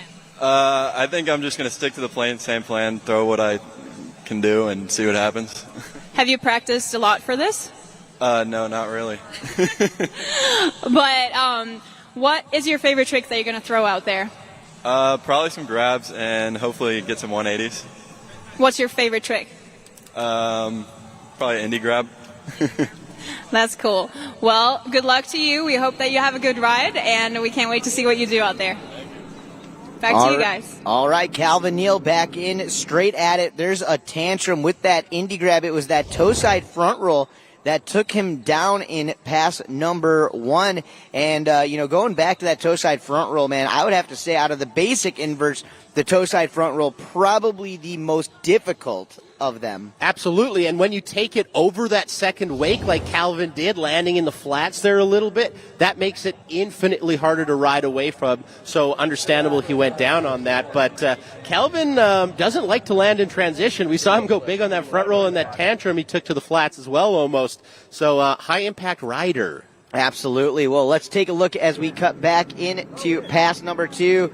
Going for that toe 360 in that front side rotational direction.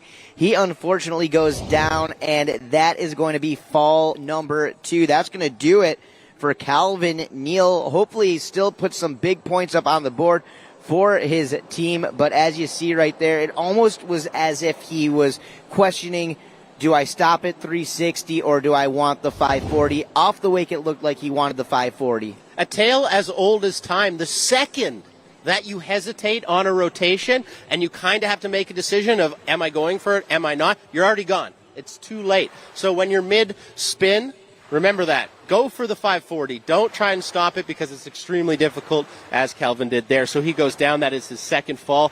And we move on in our men's intermediate division. All right, well, looking forward to watching our next rider. Graydon Swatsburg from UCF is going to be out here in just one moment. Graydon, just a couple of weeks ago, a part of the UCF team champions, the Red Bull Rivals Collegiate Wake Park contest happening down in Orlando. As a score post, not a bad score, 45.00 for Calvin Neal. So we'll see where that puts him in the leaderboard running right now. As it sits, Tyson Beach in first place, followed up by Kai Stidham, and it looked like Matt Boyd. So ASU, again, the story and the dramas are starting to unfold out here, as for the first time of the day, ASU has been pushed down into not a second position, but a third position. Nobody's safe, but before we take a look at that leaderboard, let's head down to the dock with the third member of our team, Caro. I'm here with Mike, one of Heyday's pro riders, and one of the brains behind this event. Mike, tell us how it's going. Yeah, I think it's going really good. I think everyone's really excited to be here. It's awesome to just watch the kids throw down, get behind that H20 for the first time. I think it's just all around being a good day, and I'm looking forward to seeing who takes out these podiums. Speaking of kids, I've seen your son run around here. Is he the youngest rider on Team Heyday right now? Yeah, for sure. He's probably the youngest sponsored athlete in history, I would say. So, yeah, he's cruising around, waving at all the boats and giving fist bumps. So if you see him cruising around, he's rocking white tee and diaper right now. So if you see him, that's him. Yeah, I heard your wife tell me he has some pretty amazing Heyday swag to rock. So we're stoked to see him here. Yeah, when is he going to start riding?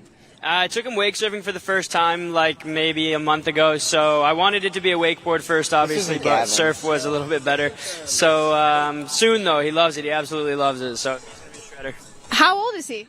Just over a year. Yeah. So he's just over a year and already surfing, so we can't wait to see what Jack does next. Thank you so much, Mike.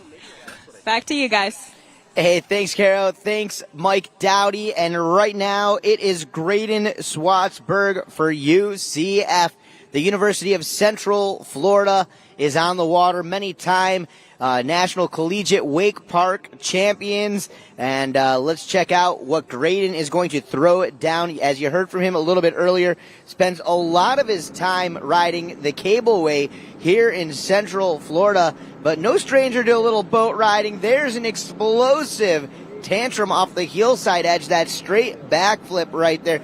That's going to be his favorite trick as he turns that board around switch stance, going half cab 180. Gentleman from Pennsylvania State, now living down here in Central Florida, Orlando, UCF. To be specific, there was a stalefish grab, that backhand of the back edge of the board into the toe side front roll. And that one, he had the pop. He didn't quite have the rotation on that and just undercooked it. A little rare on that maneuver. Absolutely. Extremely rare a little bit. But I do love, the go for it, the go get it attitude on that toe side edge in. Said, I'm going to go big, and hopefully I bring it around to my feet. Unfortunately, not doing that there. But guess what? That's just even better for us because we get to see Graydon go for that front roll again. I'm really excited. I hope he takes as much speed and gets as much amplitude as he did on that one, Dano. All right, well, we're going to go down to the dock right now. Caro is with our next rider.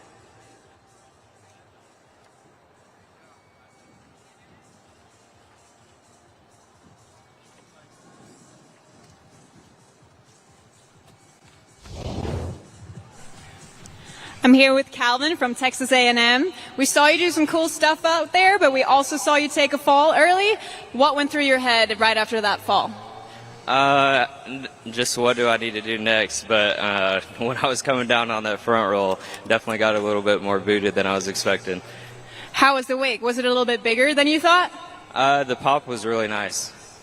Yeah, that's why you got some extra flip on that front roll. But you got up, you kept going. Did you change the plan at all? Yeah, after I fell on that front roll, I was planning on doing toe 5 on my first hit coming back, but I felt like I needed to just get something solid. When I tried the toe 5, thought I was going to come up short, tried to pull it back to 3, just didn't work out. That happens. And it is a contest, so it's way harder than just riding at home. Well, thank you so much for the interview, and I'll let you go back to your team. Thanks. All right, out on the water right now, we have got Graydon Swatsburg for UCF as the boat turns around that Heyday H20, making its debut here this weekend in Groveland, Florida. Beautiful Lake David. Check it out, though, as we come into pass number 2. That time, a little mix of a tantrum and a front flip. We'll call that the frantrum. We're going to set him back up with that opposite foot forward. There's a switch 180. So borderline the same start that we saw out of pass number 1. He's going to keep it going. There's a grab for Graydon Swatsburg, trying to continue to add the points for UCF up on the board. We're going to see how he finishes off this run. It looks like it's going to be a frontside approach. Will it be that toe side front roll? There's that front roll, giving it a little bit less pepper on the takeoff and under rotating it once again. Ends up going down. Hey, that's it. That's all. That's going to do it for Graydon Swatsburg. Let's take a look, though, at the instant replay here. As you can see, it almost looked like he wanted to take off for that front flip, and then his head kind of going backwards there, pushing him into that back flip maneuver as he pops the board around, just like we saw in pass number 1, that switch stance approach into the wake with the switch 180 back to regular, getting a piece of the grab right there, giving, again, the judges a little bit more to work with here. And as he cuts back at the wake, this trick is going to get him over to the opposite side. Now, we've seen other riders just scoot across the wake, just cut back over to put themselves into position. In most cases, it's to put themselves in a heel side position. But for Graydon, he sets himself up for this last maneuver. This is the toe side front roll. And in pass number 1, although he didn't land the trick, he did get a little bit of a better takeoff. That time, not the takeoff he was looking for. A little bit early on that one. Unfortunate fall. That'll happen. He can hear you, Graydon Swatsburg, but right now let's go back down to the dock with Caro. I'm here with Keisha Spicer, the director of Heyday. Keisha, how do you feel about the Heyday Collegiate Cup? We are so honored to be out here with these incredible athletes today, having fun behind the brand new H20. We're having a blast in the city of Groveland. It's been incredible. So excited to get this boat out into the world and actually just use it. Yeah, I know you've had a big play in the development of the H20. How is it hearing all this amazing feedback from the riders today? Oh my goodness, it feels amazing. We've been working on this boat for a couple of years now, and so to release it and see everyone having fun is the biggest reward we could ask for.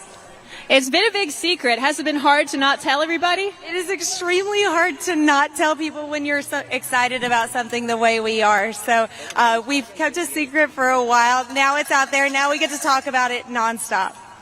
That's awesome. And this is a great way to launch a new product. I'm so hyped. But now we got to get back to the water.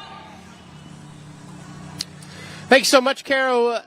Let's do exactly what you say. Get back to the water. There's a quick look at the men's intermediate leaderboard. Tyson Beach of Tennessee, currently in that number 1 spot of 90. We just saw Swatsburg go. He was sitting there in the mid-50s. Now, however, our final rider of this men's intermediate division, Dano, you're a fan. That's right. Cole Fogelsong is on the water. Unfortunately, out of the gates, taking a fall, but going for the gusto on this one. a young man originally from Katy, Texas, and as he goes for that boost, didn't quite have the distance he was looking for, was looking for the tail of his board, just a lot of stuff going on all at one time, and he takes that crash, he goes down. Does give us an opportunity. We just heard Caro chatting a little bit about the new H20 from Heyday Boats.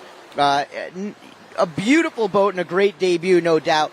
But you got to talk about some of the amazing partners along with Heyday. Our friends from Mercury Marine. Mercury is the engine partner, 6.2 liters, 320 horsepower, more than you need. And we've been watching it all across the morning here today. We'd also like to thank Simrad, Rockford Fosgate, Relion, Outside the Boat, Red Bull, local dealer for Heyday, Liquid Planet Marine. I know I've seen the crew from Liquid Planet hanging out around here on site. Factory representatives, local representatives, they are here to talk you through what this boat is all about. I mean, we got to thank all those sponsors. We also got to thank the third member of our team, Caro, who is dockside currently. I'm back with the Indiana crew. We're all watching their rider in the opens division getting ready over here. What do you feel like about his opening technique? He's just rebooting pretty much. Just laying down, sleep. He's waking up. He was just down in the zone. Is that how you guys get ready too? Well, I mean, we had a pretty late night before this, so he's probably just getting ready after that, but we got some solid sleep in us, so I think he's ready to go. Justin, you're alive. That's a pretty good technique you had there. Yeah, I was just recharging, getting ready to get out on the water. We're all good, though. Stoked to ride on the new Heyday boat. Was on it last year. Really great wake, so really excited. Yeah, just doing a little meditation, visualizing. Listen to some music, just getting ready, getting my head clear, and ready to get out on the water. That sounds awesome. Well, good luck out there. We can't wait to watch you. Back to you, Craig and Dana. Holy smokes, Craig. Talking about waking up down at the dock. If he wasn't already awake, Cole Fogelsong is now awake after that crash. He is 100% awake. On his bio, it says his best result is biggest crash winner, and guy doesn't lie. That's about as truthful as it gets out here. So congratulations to Cole. That was probably one of our biggest crash winners here at the 2002 Collegiate Cup presented by Heyday and WakeU. There's a look at the rest of the schedule today. That was the last rider of men's intermediate. So we're going to take a quick break shortly and get into the men's open division. What did you like about that? Yeah, no, just great riding all across the board. You can see it. It's been building up throughout the day, starting off with that women's beginners division. They really set the tone for the morning. From there, the opens women's division came back through. We started to see a lot more technical riding out there on the water. Men's beginner, those guys were firing. You could see them really waking up. You could really see it firing up from there. Into this intermediate division, from some of the performances we saw there, I'm pretty excited to see what's coming up next in the open men's contest. As am I, Dano the Mano. As am I. Very excited about that, and I'm very excited to watch this quick video. We'll be right back after it. We go where you go. Everywhere and anywhere. Purposefully built to stand up to the elements. Designed to perform under any condition. Built for the moments that matter. For the rugged and the relentless. We are the soundtrack for adventure. This is purpose-built audio. This is Rockford Fosgate.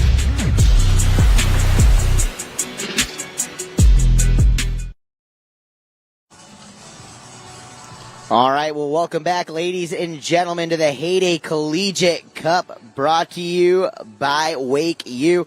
I am the Noise of the North. I am Dano the Mano alongside Craig McMorris.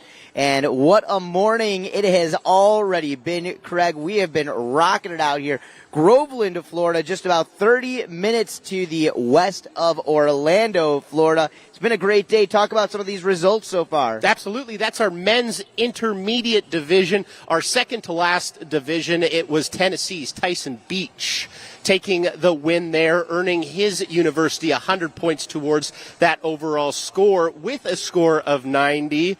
Now, before we get to that men's open division, our final division, let's take a look at a cool little video from UCF.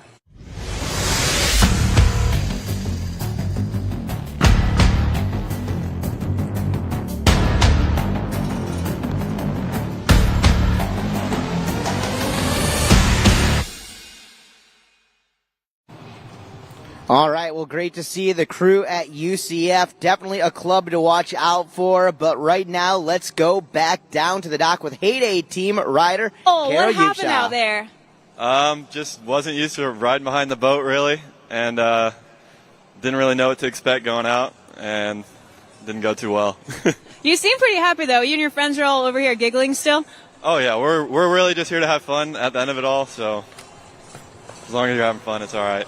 That's cool. Yeah, you haven't been riding much boat lately, only on the cable, right? So you were a little surprised by that Heyday wake, maybe? Yeah, a little bit. It's pretty big.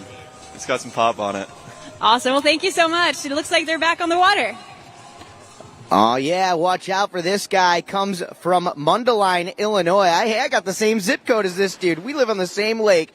Off Diamond Lake, this is Ty Dickey making his debut with MSU. You heard it earlier today. Rode with IU last year. Ty Dickey, one of those top young up-and-coming semi-pro riders, rocking and rolling here and really making waves, as they say, in the collegiate scene. And you see it right there, Craig. What a pass. What a run to kick things off.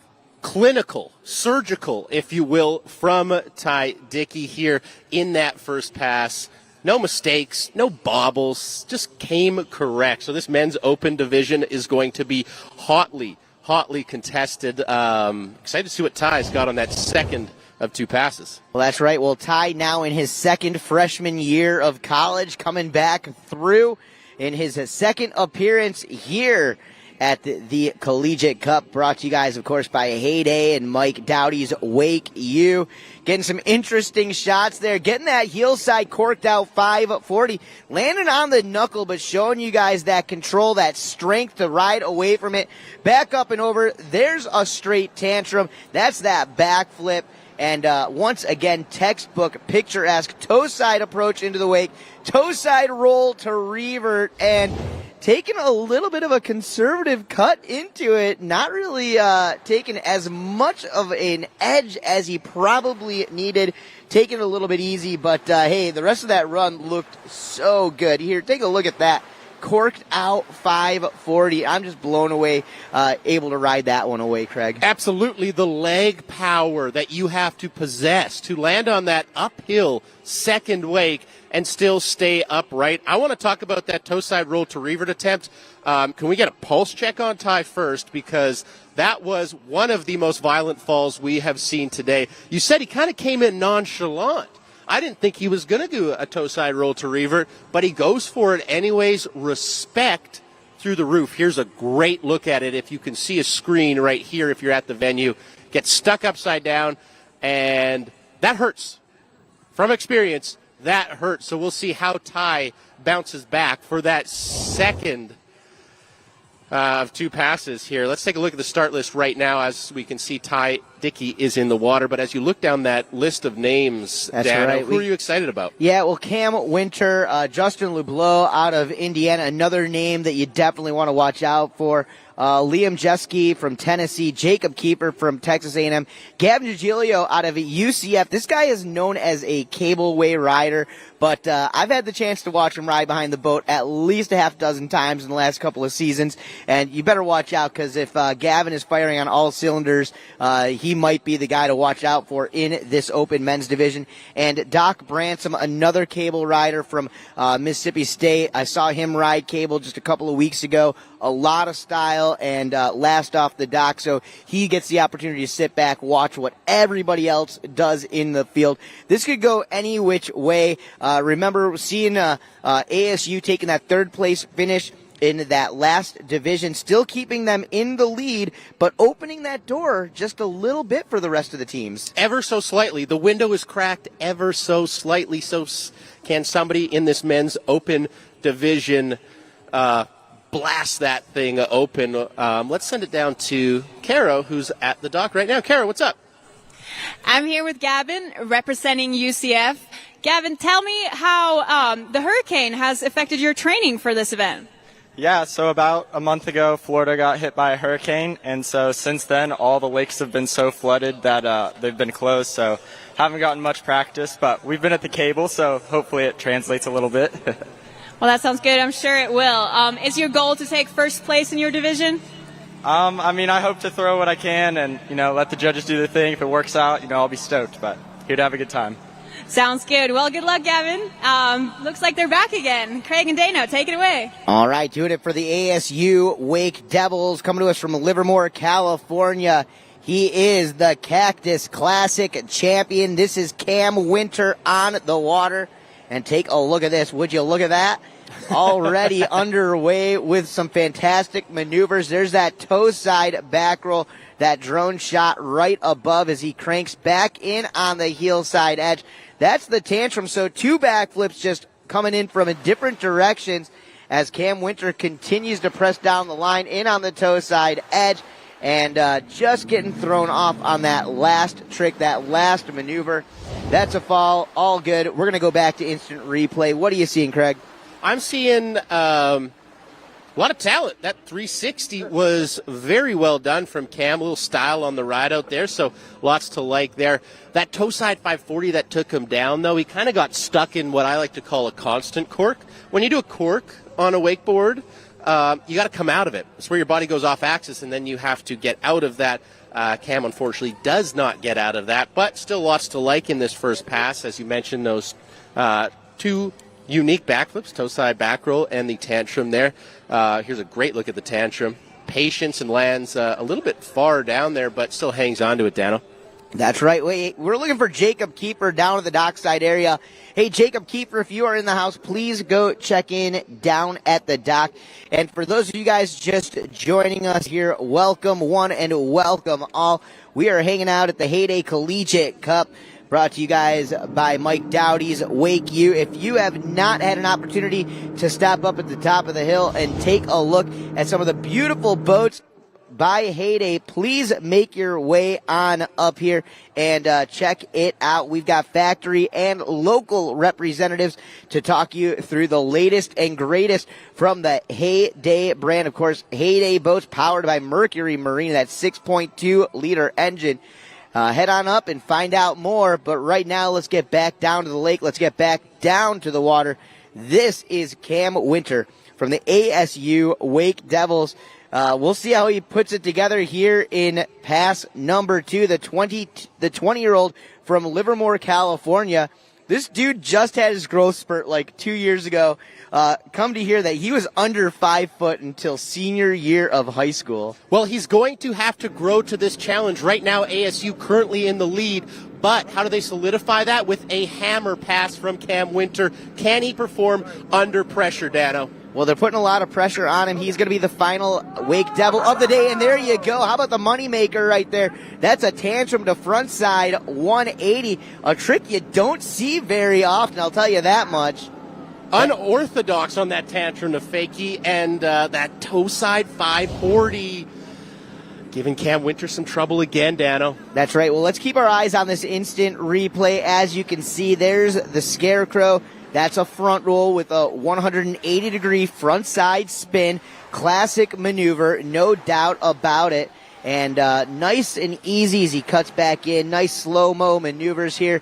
Back in, there's the tantrum, grabbing it with that other hand and spinning front side 180. Very technical tantrum maneuver. It's a variation you just don't see very often. And what we don't see from Cam Winter is going down on the same trick twice that often, but this toe side 540 was just his demise. The only thing I can see in that replay is on a toe side 540, you kind of want your shoulders to go out the front a little bit there. Cam opting for the shoulders to go out the back, making that rotation extremely difficult. So Cam goes down. What will his overall score be, and where will that put ASU in this men's open category? We're going to have to wait and see. They are pretty comfortably in first place, but they want to lock that in with a big score from Cam Winter. Let's lock it in with the third member of our team, Caro. Ty, we just watched you have an amazing run, but it ended in somewhat of a mega slam. Are you okay? Yeah, I'm all good. I was looking at the wake. I got distracted. It was looking really good. So as I was cutting there, I was like, let's look at wake, and then all of a sudden I was upside down and lost.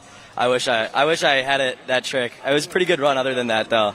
Yeah, for sure. And you had some pretty big ambitions coming into this event because of last year. How did you do? I think I threw down a pretty good run this year. Last year I fell right away. It was sloppy. It was windy. The conditions are so much better, and yeah, I'm happy with this year though. But last year you said you got a pretty good placement. I did, yeah. Last year I won Open, and that was pretty awesome. So I'm hoping for the same thing this year. So Maud is talking about the sloppy conditions. There are no sloppy conditions out there right now, though. How was the water? Bring it back. The water was nice. It's not too windy at all. You feel a little bit of wind on the way back, but on the way there, everything's perfect. Did you get distracted by like the 6 Heyday boats anchored out there in the course? Yeah, all those boats were looking too shiny for me. I kind of want one now. My parents.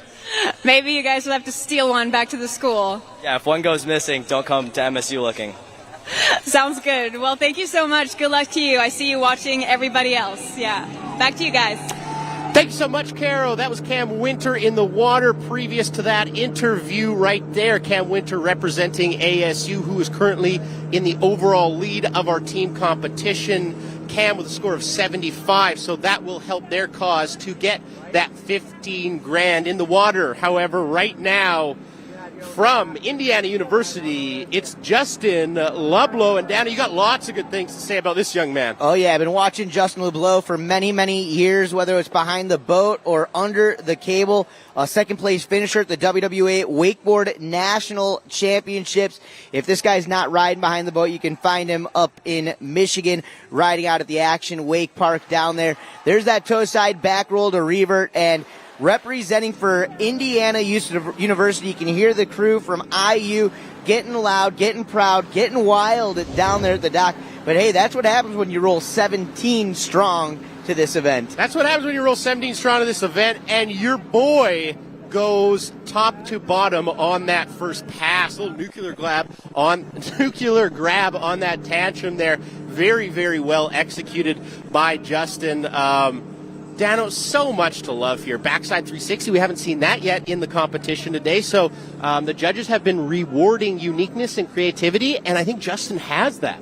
Absolutely. Well, Justin, a member of the Ronix Regional Wakeboard team from out there in just in South Indiana, of course, spending a lot of time riding in Michigan as well as Indy. There's a backside 360. That's an unnatural rotation on that spin. Back over to the toe side, 540, 1.5 rotations naturally spun right there. Back up and over, heel side, front side, 540. Craig, I don't know if you've ever heard it, but they say spin to win. There's the Bel Air. That's an air tantrum. With no wake. No wake at all. Made famous by Sean Murray, and then the Pete Rose. That's a toe side back roll into a front side handle pass 360. I will say it right here, after almost 20 years behind the microphone announcing these events, that was the heaviest wakeboard pass that we have seen of the entire day. This is your new leader, Justin Lublow. And Indiana faithful losing their minds, rightfully so. Justin's playing chess. Everybody else is playing checkers thus far in the heat. Toe side 540. How you doing? Then he drops a Pete Rose and a Bel Air. Doesn't even need this beautiful H20 wake to do a tantrum. So that is impressive from Justin.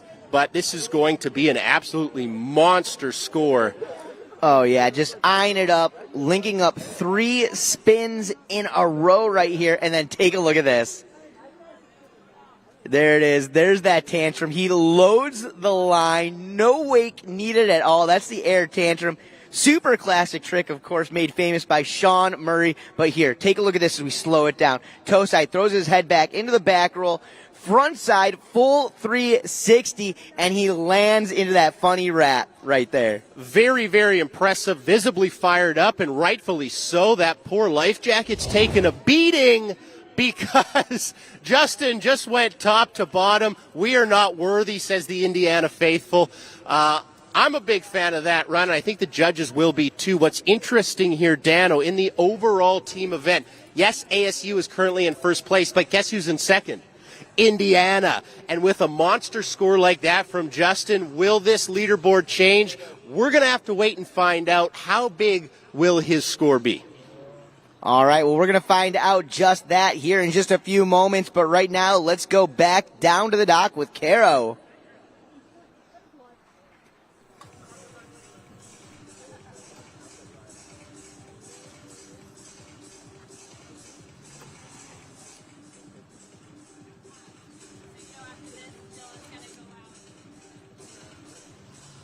All right. Well, there you guys are getting a great look down at the shoreline area here, Lake David Park in Groveland, Florida.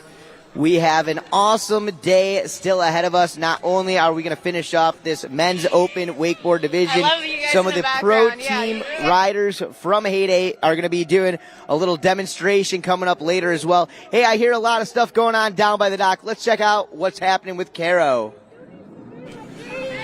Justin, what a ride. How are you feeling? I'm feeling amazing. Shout out to my team for cheering me on. Wouldn't be able to do it without them. Yeah, it seemed like your technique to prep actually worked really well. Yeah, 100%. It's hard to get out and practice at Indiana, but I got a boat set yesterday and was able to put that down, so I'm super stoked about that. You got to tell us about that last trick. Yeah, it's Pete Rose. I was working on it all day yesterday, couldn't land it, and I put everything down, so I'm like, I'll try it. And yeah, I stuck on my feet and rode away, so I'm pretty hyped about that. We're going to let you catch your breath and keep watching the action on the water. Thanks, Justin. All right. And here we are. Here we go. Oh, no. Going down Liam Jeski right there on that tow 540. Hey, that'll happen. Liam coming to us from Chicago, Illinois. You taking a look right here at the instant replay. Liam was able to get that scarecrow, that front roll 180. Got a couple of tricks in before the fall, y'all, as he cuts back over. You guys are also getting the opportunity to see some of the scores there on the board. Currently, MSU in that third place position. Indiana in second place. ASU currently in the lead. Correct, but that is before the men's open division, so this matters greatly. Where will Justin's score from Indiana place him? Will he get that number one spot and be able to pass ASU? We're going to have to wait and find out till this thing's all over, so it is all up in the air. That's up in the air. Let's head down dockside with Caro. All right, I'm here with Doc, who is our last rider. He's not going to go just yet. How does it feel to close out this event? I mean, the competition better look out for me. I'm a dog on land, but a shark in the water. Someone threw a Pete Rose. Yeah, big deal. I'm going to throw double backflips, double Pete Rose, maybe a Mick double. I don't know. Look out. Look out. Oh, yeah, that's what we like to hear. So do you have like a solid plan going in, or you just kind of wing it? I don't know. I'm going to get up there, send a postcard from the moon, because I'll be pretty high up there. Might see some aliens. Yeah, tell them we say what's up. Yeah, well, we can't wait to watch you ride. I guess we're going back to the water. A lot of confidence down there, a lot of confidence. Here we go, back into replay, uncorking it out. That's a wrap, KGB, as Liam Jeski gets back up and goes back down. Unfortunate second fall right there from Liam. Very unfortunate from Liam, but I do have to say the 19-year-old has the best penmanship that we have seen in the booth thus far. I didn't even know they were teaching cursive in school anymore. I didn't know either, but Liam, you got great penmanship, and it was great to see you out here at the Heyday Collegiate Cup 2022, brought to you by the good folks at WakeU. That's Mike Dowdy's company, and this has been, it started grassroots. We heard a lot of the competitors say it started in his room in that very first ever digital edition, and it's amazing to see what it has become. All that hard work, all the great folks behind it, bringing it to fruition. As you can see, that Heyday H20 coming back into the dock to pick up our next rider in the men's open division. Dano? Yeah, well, we're going to get to our next rider here in a moment, but first I want to talk a little bit about that interview with handsome Doc Bransom a few moments ago. That was a lot of confidence.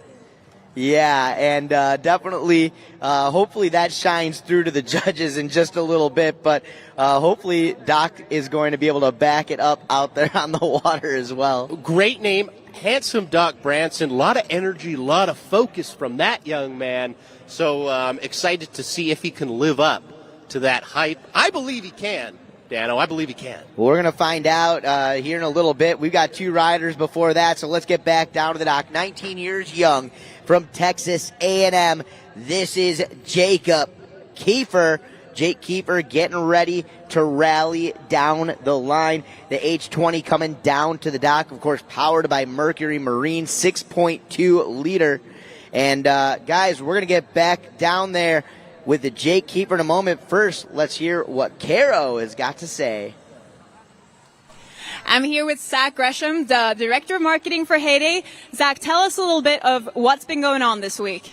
Yeah, it's been a really exciting week for Heyday and for our consumers, dealers, everyone really involved in this event. Obviously, in addition to the Collegiate Cup, we've had some chances to really connect with consumers on a different basis. So 2 days ago, before the Heyday launch, we actually invited out a group of I would say about 10 to 15 really influential individuals in the action sports community. So surfers, wakeboarders, wake surfers, foilers, really everyone across the board, and really tried to build up that hype around the H20 launch.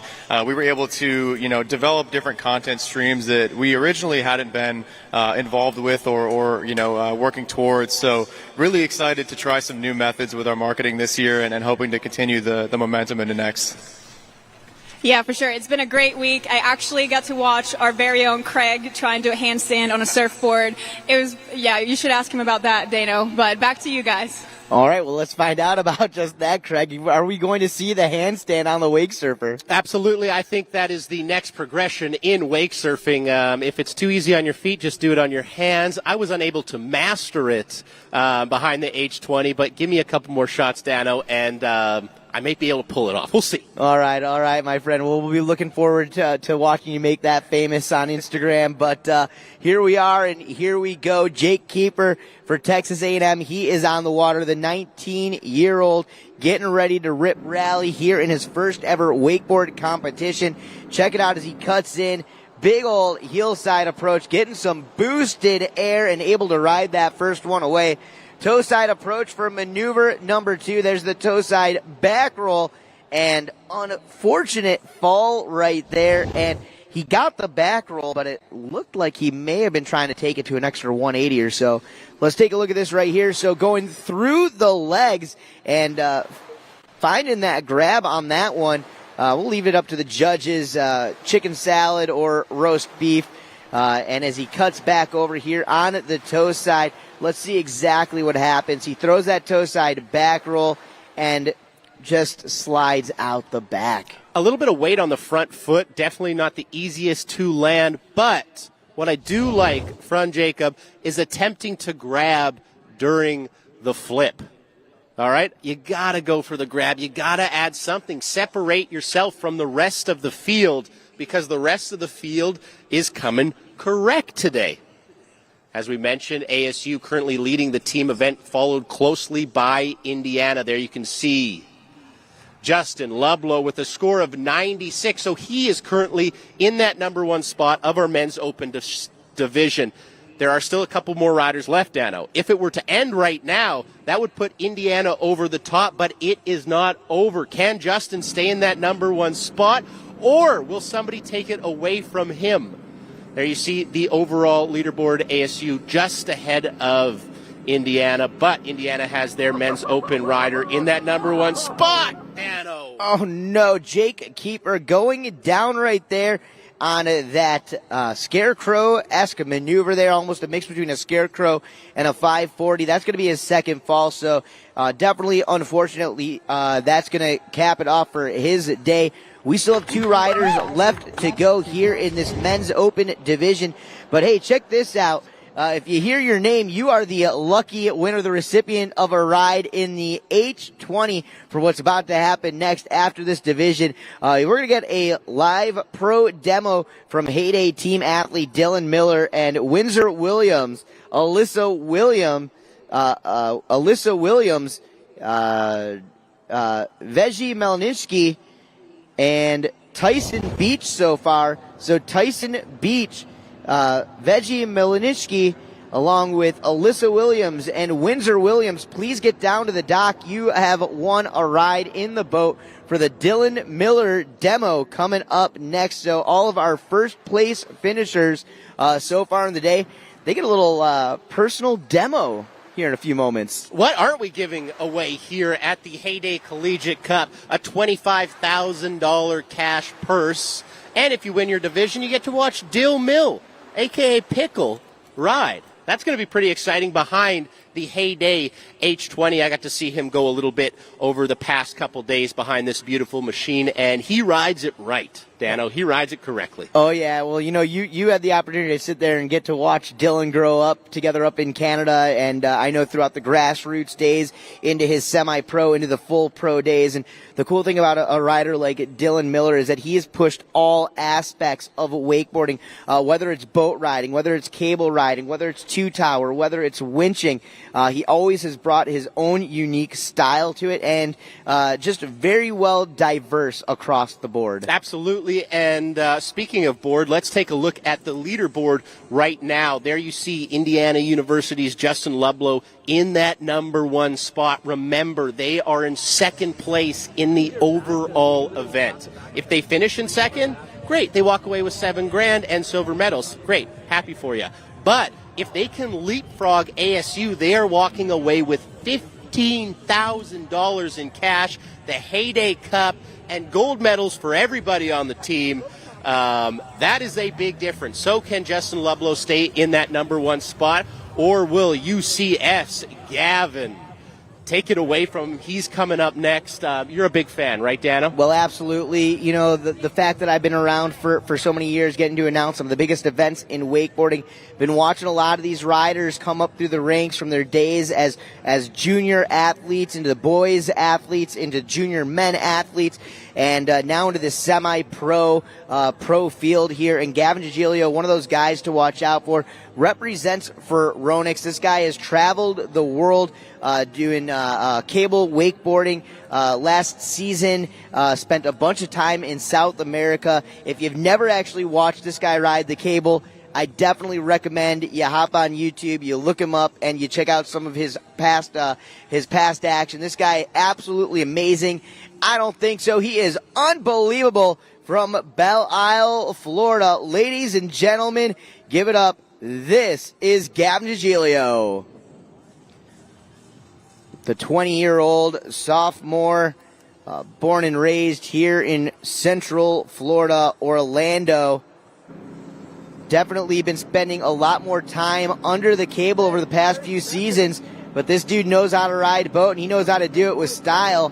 Beautiful execution right there on that method air as he pops that board around, setting back up, over and in. Take a look at that 1.5 rotations, the front side 540, regular and switch heel side tricks.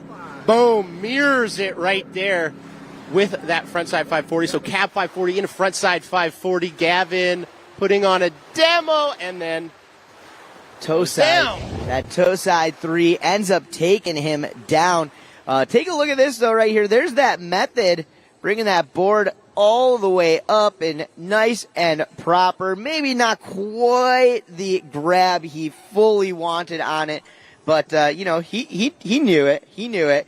But right here, take a look at these spins as he goes back-to-back heel side 540s. Here's the switch 5. Just a little miss on the nose there, but still great execution on the rotation. Absolutely. I like how he mirrors these back-to-back, right? The switch 540 into the regular 540, doing the same grab. So that first one, switch nose, and that second one, regular nose there. So very, very solid from Gavin. Speaking of solid, I think it's time to head down to the third member of our team, who is dockside with some of Gavin's fellow competitors as we see Gavin go down. All right, I'm here with Jacob representing Texas A&M. Tell us about your ride. I mean, it wasn't what I wanted. I had this whole ride planned out. I think that was my downfall. I was thinking about it too much. But, I mean, I can't be mad. I'm still in Florida. I still might go ride cable later, so it's not a bad day. How was that Heyday Wake? Have you ridden behind one before? I've never ridden behind a Heyday before, and I was pleasantly surprised. The pop was very solid. No complaints. Did you ever think about that it's only a 20-foot boat, or was it kind of like what you're used to? No, I was definitely thinking about it, but like I said, I was pleasantly surprised. It was great. I had no problems. I was still getting up. Nothing wrong with it. That's awesome. So you're in Florida. What else are you going to do? Are you going to hit the cable up before you head home? Hopefully. I think we might go as a team to OW. We already went to Cocoa Beach. We surfed yesterday. So, it's a solid little getaway from College Station. Sounds like a good one. Well, it looks like they're back on the water. Back to you guys. All right, well, Gavin Giglio for pass number 2 came in with that tantrum, reaching all the way across his body, almost seatbelt on that grab, and then back in the trick that took him down, that toe side, front side 360. Keeping it going, a lot of momentum right here, Craig, from Gavin Giglio, putting it together. He does, but he does need an exclamation point on this second pass. Needs something big, something technical. And there's a backside 540. That would have been the exclamation point. You talk about a high-risk, high-reward trick. That maneuver with that backside landing, we'll see exactly what happens. But as we come back to instant replay, you see how he reached all the way across his body and grabbed the nose of his board with his backhand, making that tantrum, that basic backflip, that much more technical. Add a little spice to it, and that's what you got to do with some of maybe a simpler trick with the tantrum. Make it more difficult. Show the judges you can do it, and you can do it really well. Dano, what I'm excited to talk about is his final trick, Gavin's final trick there.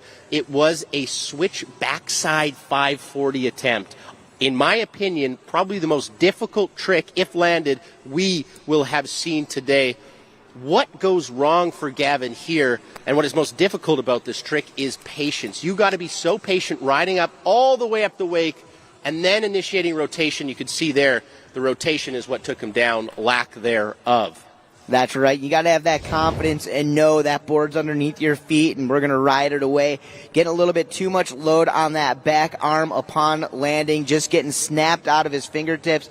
Hey, it's all good. We'll wait for some scores, but there you see the leaderboard with LeBlanc, Dickey, and Winter holding down the top 3 spots as we get down to the final rider in the contest of the day. Don't forget, we still do have some pro demos coming up along with our award ceremony happening right here at Lake David Park. Doing it for Mississippi State, 22 years young. Just 2 weeks ago at the Red Bull Rivals event, he won the belly flop contest, and I believe their entire team won the Spirit Award. Give it up for handsome Doc Branscombe. And once again, we do need Windsor Williams, Alyssa Williams, Veggie Melninsky, and Tyson Beach down to the dock. You are all going to be invited to ride in the boat for the Dylan Miller Heyday Pro Demo. So once again, Windsor Williams, Alyssa Williams, Veggie Melninsky, and Tyson Beach, we need you down to the dock right now. All right, handsome Doc Bransom getting ready, the final rider of the day. As you see the Heyday H20 heading out towards Lake David. We're going to put the throttles down, and our last contestant getting ready to stack some points up as we see a score posted from Gavin Giglio of an 83.00. What's really interesting about that score, Dano, is it doesn't affect that number 1 spot. Justin Ludlow of Indiana still in that number 1 spot with 96 points. Only 1 rider left. This is the entire fate of the competition, this team event. If handsome Doc Branson can get into that number 1 spot, this entire event could be different. It's musical chairs up there. Can he perform, Dano? Well, my guess is yes. We'll find out here and now. That boat wake has shaped out. The Heyday H20 is on the water in its debut performance here as a part of the Heyday Collegiate Cup, brought to you by WakeU. And here we go. The Doc getting ready to rock it. Here we go. Hillside approach. Oh no! Going for the back roll and taken off slightly early. Craig, I heard you talk about the patience that these riders need to have into the wake, and you see it right there. A little bit different than when going off a kicker there. And again, maybe getting a little excited a little bit early and looking for that pop just a little too soon. Absolutely. You will be burned every single time if you start that rotation at the bottom of this massive H20 wake. Remember, this Heyday H20 brand new. So a lot of these riders have not got to ride behind it yet. That first hit sometimes can be a little bit surprising. So that could have been the issue for Doc right there on that back roll. Remember, he's still got another fall, so he can get back up and really make something happen here once they pick him up. All right, well, they are bringing it around. We're going to get him back up and at it on the water here momentarily. Another beautiful view of that red Heyday H20. And if you guys are just joining us here at the Heyday Collegiate Cup and you want to find out more about these amazing boats, stop on up. We've got Heyday Factory representatives in the house as well as local reps here to answer any questions that you may have. Be sure to check out the Heyday Who's Next tour coming to a town near you, whether it's this fall, this spring, or next summer. I know this week heading to Central Florida, up to Atlanta, over to Dallas. So a great opportunity for you folks throughout the nation to get in and behind one of these great Heyday boats and find out for yourself what they are all about. Now, Dana, it was a little bit unfortunate for Doc there, the location of his first fall. It put him in a situation where he couldn't really get another trick in on that first pass, so he will have to jam-pack that second pass here if he wants to play up in and amongst that 80-90 score range. Let's see what Doc Branson has on his second pass. All right, lining it up, eyeing it up. Handsome Doc Branson getting ready to fly. Hillside approach will be the back roll. He goes for it again, and this time he rides it away, just powerhousing through that second wake. He wasn't going to give up, I will tell you that much. If I was a betting man, I probably would have put money on that last trick. Going for the toe 540 into some sort of Olay 7 maneuver. Takes him down, and that's going to do it for handsome Doc Branson. Let's take a look right here at this instant replay. Landing on top of that wake, but again, powerhousing and never giving up. But let's take a look and fully see exactly what happened here on this spin. He wanted to throw some extra points up on the board. He knew a nice, perfectly executed spin of some sort would help do just that. As he takes off the wake, he gets thrown off axis just a little bit, and it almost looked like he wanted the 540 and then swung that handle up over his head into an Olay 540, almost a scarecrow-esque maneuver on that trick.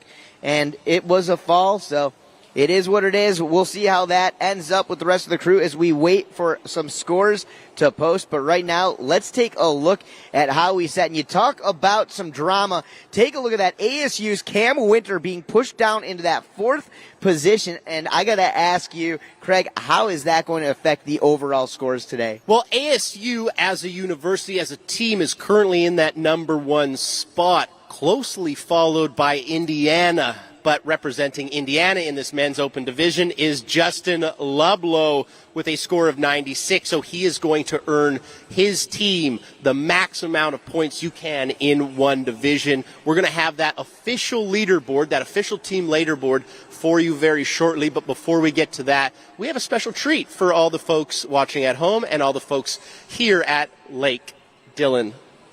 I was saying Dylan because guess what? We've got Dylan Miller, pro for Heyday wakeboard boats, coming up right away. But before that, let's go to commercial break and we'll get Dylan at Lake David right away. We go where you go. Everywhere and anywhere. Purposefully built to stand up to the elements. Designed to perform under any condition. Built for the moments that matter. For the rugged and the relentless. We are the soundtrack for adventure. This is purpose-built audio. This is Rockford Fosgate.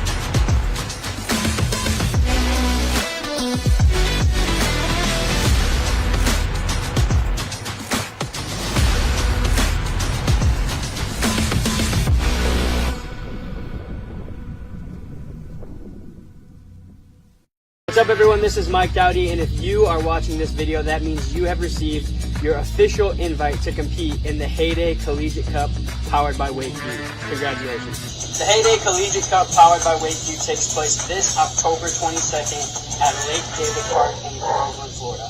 This 10-team invite-only competition gives you guys the opportunity to compete for your share of a $25,000 prize. $25K? And your name on the WakeU Cup.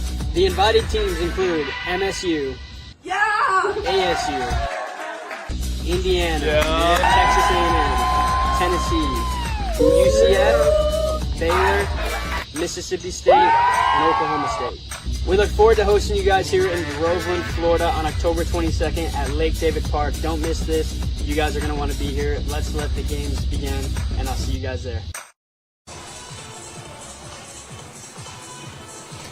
All right. Well, we are back, ladies and gentlemen. It's the Heyday Collegiate Cup brought to you by WakeU. I'm Daniel the Mano, sitting alongside Canadian legend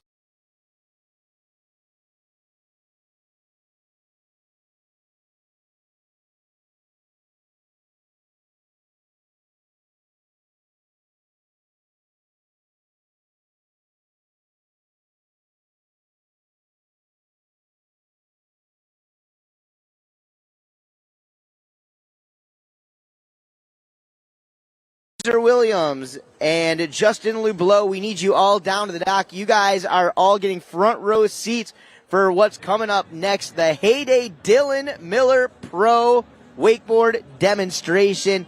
And we're going to go right down to the dock here. Craig McMorris, I got to ask you, so far so good as we get ready to watch Dylan. Some of your highlights from today so far. Well, that's a great question, Dan. I appreciate you asking it because every single division, we had women's open, we had women's beginner, we had men's intermediate, men's beginner, men's open. They all brought it. There was highlights from everything, and you could see a lot of the riders and athletes trying something new. A lot of them, this was their first competition, and that's one of the biggest hurdles when it comes to competing, is just getting that first one out of the way. It's nerve-wracking and it's scary, but once you do it once, you kind of get that bug, you get addicted. So I think there's a lot of individuals who will be competing again and again here behind a Heyday H20. It was also just amazing to see the H20 in action as we see Heyday Pro Dylan Miller behind that boat. It was just released yesterday, and, Dano, Dylan makes it look good. Oh, yeah, well, absolutely. You know, Dylan was, when Heyday came into fruition and they were taking a look and putting together that team, Dylan was one of the first riders that they pulled out of the gates, and such a diverse rider. And that's what I think is so cool about Dylan. You know, spent his time in the Great North, you know, a Canadian rider, spent his childhood riding behind the boat. When he got down to Florida, started doing a little more freestyle stuff when it comes to wakeboarding, became recognized as a rail rider, really pushing it on the cable with the winches. But boat riding was something that he never let go of, something that he's always done and kept in his repertoire.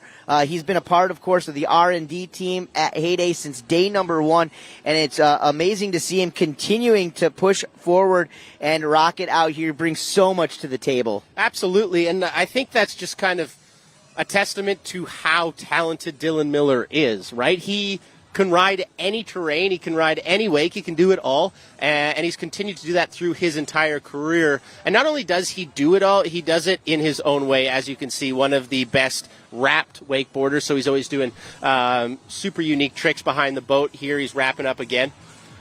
Yeah, what I've always liked about Dylan is, you know, he makes the simple amazing out there. You know, he's the kind of guy who can take a 180 or a 360, really tweak it out, and when he's out there, people can look at him and say, hey, that's Dylan Miller. Absolutely. Here's a good look at that cab 360 wrapped up. Style, holds the grab, pokes it, does it correctly. And you can see a good look at that H20 brand new boat released yesterday from Heyday.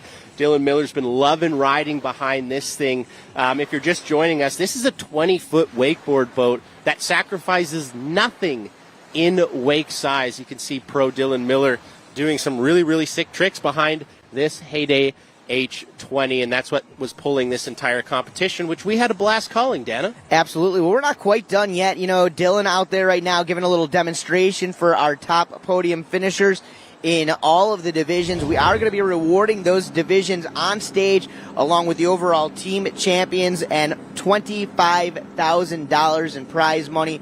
We're also going to be awarding the WakeU MP4 Challenge winner here as well. These teams have also been tasked with doing with a little bit of a digital contest. Mike Dowdy and the crew started years ago. The MP4 Challenge gives them a chance to show the lifestyle, not just the wakeboarding, but the lifestyle behind the teams as well, and some of the behind-the-scenes stuff. So looking forward to announcing the winners of the MP4 Challenge. Also going to be coming up here in just a little bit. But as you mentioned moments ago, Craig, the Heyday H20 making its debut here in Groveland, Florida, Lake David for this event, of course, the Heyday Collegiate Cup. And this boat also comes out with some new industry firsts as well. Absolutely. One of my favorite industry firsts in this boat is that power platform. All you have to do, hit a button, and your platform raises up, making it perfect for storage. They have incredible bucket seats right at the back of the boat. That used to be illegal to sit there. Heyday has designed these seats so you can they figured it out and they made it safe. Yeah, they made it safe, and you're legally allowed to sit right at the back of the boat, so you get the best view of the action. And some of our divisional winners are getting the best view of Dylan Miller, currently on the water here at Lake David, pro for Heyday wakeboard boats. Looks like he's signaling for a double up, so we might get a little exclamation point at the end of this demo here, Dano. Yeah, a little extra treat here from Dylan Miller. And I want to send a big shout out and a thank you to our friends at Red Bull. You know, we had an early call time. We were here at about 6 a.m. this morning.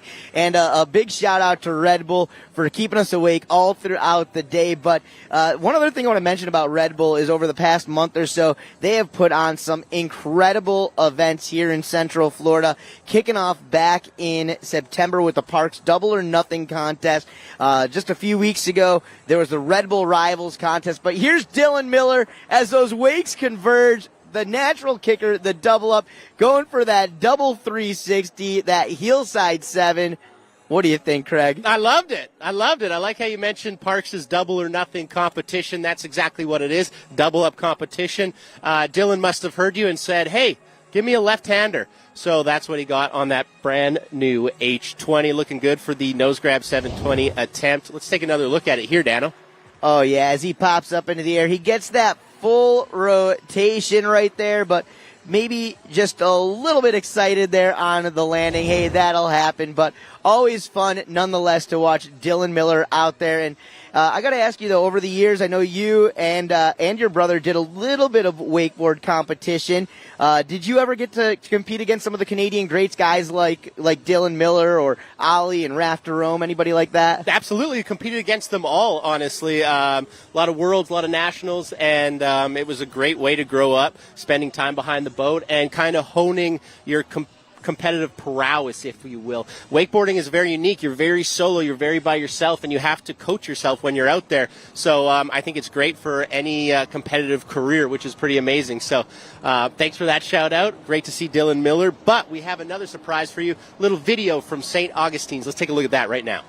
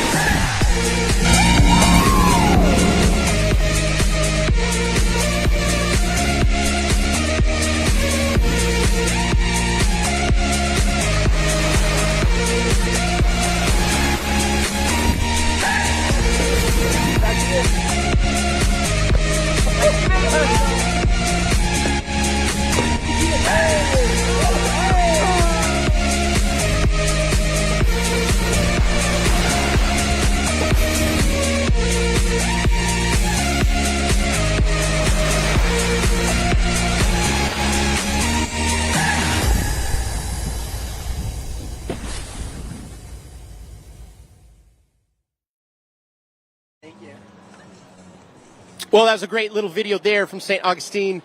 A lot of action, a lot of excitement here today. Why? Well, it's the Heyday Collegiate Cup 2022. We have all 5 divisions rode, competed, and judged. I talked about some of my highlights, and before we get to this final podium, Dan, I want to hear some of your highlights.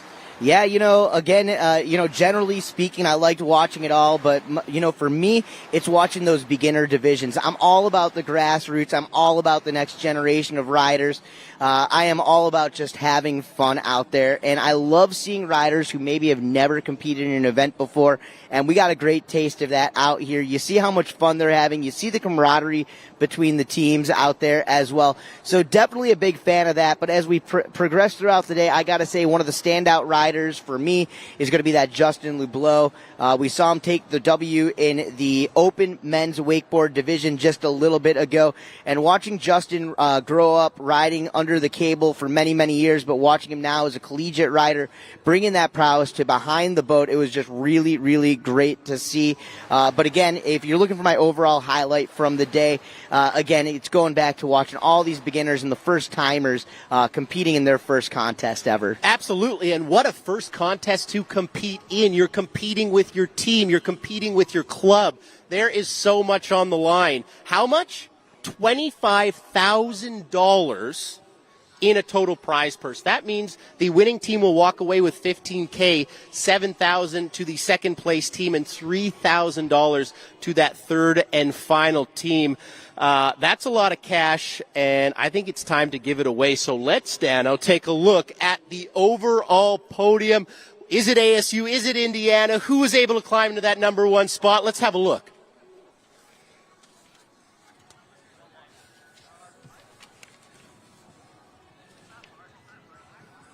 All right, as we await, there it is, showing you guys. And you talk about the drama, only 20 points separating from first and second place on the screen there, as you guys see it. Taking a look at throughout the day, ASU going to take home the overall title. So we are going to be heading down to the podium here shortly to celebrate it. But Michigan State University holding down the number 3 spot, number 2 going to Indiana, and defending their title for the thrice year in a row. Big shout out to the ASU Wake Devils. So we're going to be awarding the overall podiums along with the division podiums as well as the MP4 Challenge Awards.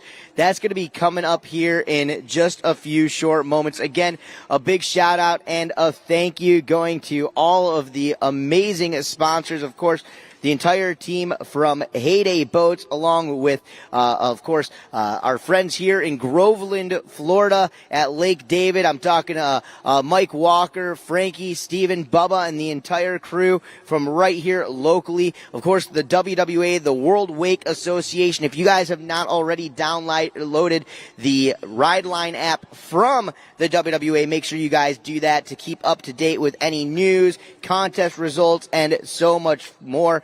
Of course, the engine partner of Heyday Boats and a great contributor to this event, Mercury Marine. Keep in mind, inside that boat, 6.2 liters. 320 horsepower. That's the base engine you guys are going to get inside of these Heyday boats. Of course, our friends from Simrad, the marine electronics partner, Rockford Fosgate, the audio partner, Relion, the marine battery partner, Red Bull, the local dealer here in Central Florida, Liquid Planet Marine. We had all 7 teams representing Michigan State, Arizona State, Indiana University, University of Tennessee, Texas A&M, University of Central Florida, and Mississippi State University at this year's Heyday Collegiate Cup, powered by WakeU. It has been an amazing day, morning, and now into the afternoon as we get ready to go into the awards ceremony. Craig, I mean, you really can't ask for much more. Absolutely. There are so many people to thank, so we thank them all. We thank everyone in the truck. Thank you so much for all your hard work. I think it's time to go give some cash and some hardware, so meet us over at the stage as we give out the big bucks. Thanks, Dano. All right, we're going to do that here in just a moment. let's go to some quick words from our sponsors, and when you get back, we will be down stage side.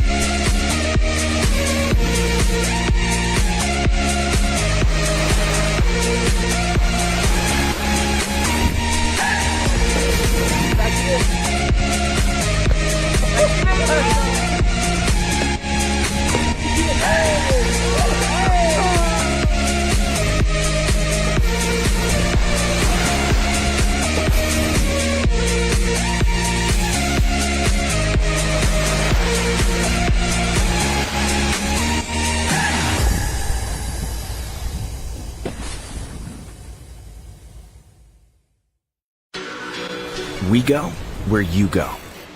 Everywhere and anywhere. Purposefully built to stand up to the elements. Designed to perform under any condition. Built for the moments that matter. For the rugged and the relentless. We are the soundtrack for adventure. This is purpose-built audio.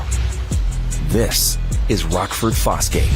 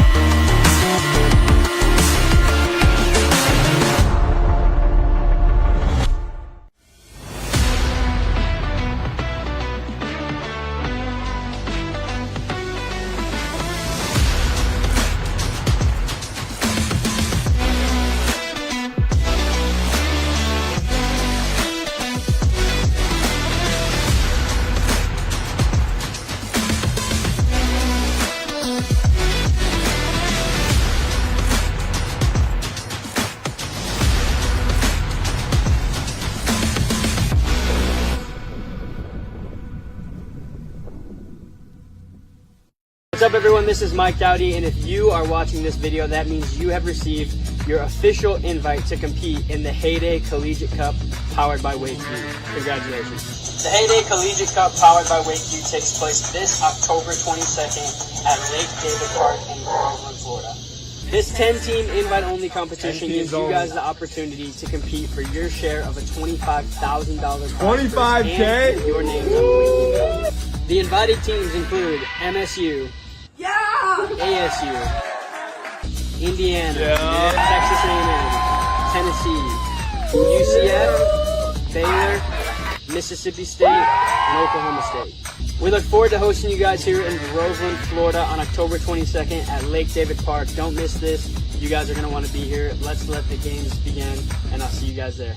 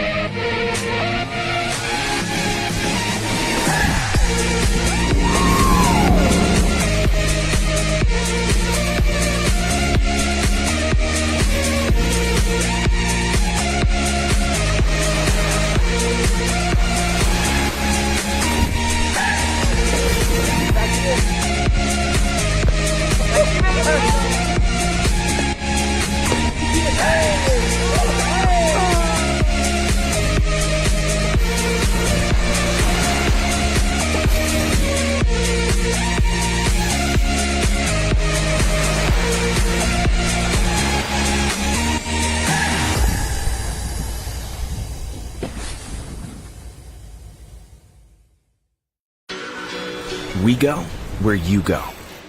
Everywhere and anywhere. Purposefully built to stand up to the elements. Designed to perform under any condition. Built for the moments that matter. For the rugged and the relentless. We are the soundtrack for adventure. This is purpose-built audio. This is Rockford Fosgate.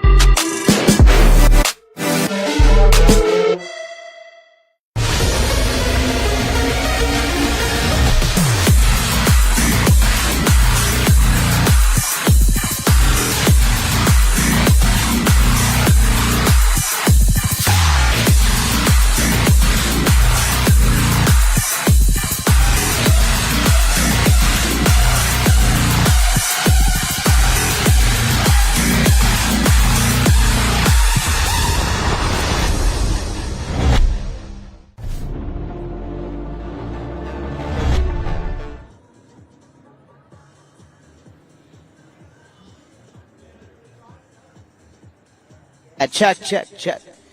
All right. If we can get all the athletes over here to the podium area, if we can get all the athletes and families and friends over here to the stage area, please, you guys make your way on over here. We're going to do the award ceremony.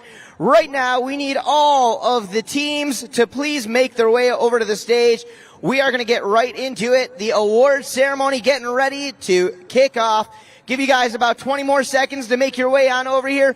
All riders, all athletes, all schools, all friends, all families, please make your way over right now towards the stage area.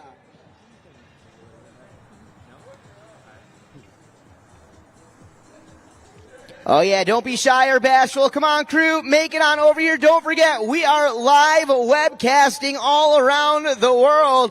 So please make your way on over right here, right now. Right here is good. Let's bring it all, y'all. I know Indiana's in the house. Let's get the rest of the crew out here. That's what I'm talking about. What's up? What's up, Indiana? You guys feeling good out there? Make some noise. Oh yeah, that 17 plus deep right there. Come on, y'all. Let's not let them be the only ones that shine. Hey, Doc Branson, I know you guys won the Spirit Award 2 weeks ago. What about the rest of your crew? Where y'all at? Hey, Doc, where's your crew? Give it up, Mississippi. You guys in the house, make some noise over there. Come on, Mississippi. I know you guys can do better than that. Get loud. All right, we're going to get the whole crew over here. We want to thank you guys for coming out. So far, so good. Hey, college riders, what do you guys think of the Heyday Collegiate Cup? You guys having fun? Make some noise. Well, we want to thank all of you all for joining us out here. Big shout out to Craig McMorris, my co-announcer out here. Give it up for Craig McMorris, everybody.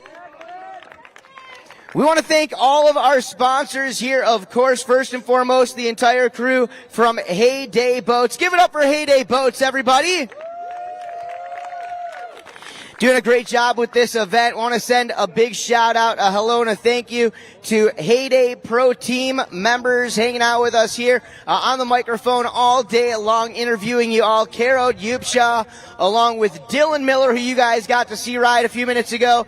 And of course, the man behind WakeU and the Collegiate Cup, the one and only Dirty Mike Dowdy. Give it up for Team Heyday, everybody. We would also like to thank the WWA, the World Wake Association. We'd also like to thank the city of Groveland and everybody from Lake David Park. As we move forward, some other great sponsors. This event just could not have happened without these guys. Let's get loud for Mercury Marine, Simrad, Rockford Fosgate, Relion, Red Bull, and Liquid Planet Marine. We had 7 schools battling it out here at this year's Heyday Collegiate Cup, and you guys all did an awesome job. I'm getting ready to hear you scream when I say your name. Let's give it up, though, for all of the teams. Mississippi State University, University of Central Florida, Texas A&M, University of Tennessee, Indiana University, Arizona State, and MSU, Michigan State University. Keep it going. Let's get loud one more time for all the college teams representing. Oh, yeah. All right, everybody. In addition to the Heyday Collegiate Cup overall team championship awards we're going to be giving away shortly, we had another great event going on here, and it was the WakeU MP4 Challenge. Those great videos that you guys posted up and keeping the tradition alive. We are going to award and bring up our top 3 teams for the MP4 Challenge. In 3rd place, give it up for ASU. Bring your crew up here so you guys can get in the photo. ASU in the 3rd position. Mike's going to give you guys the team medal as you guys bring it on up. 3rd place right there, y'all. By that podium.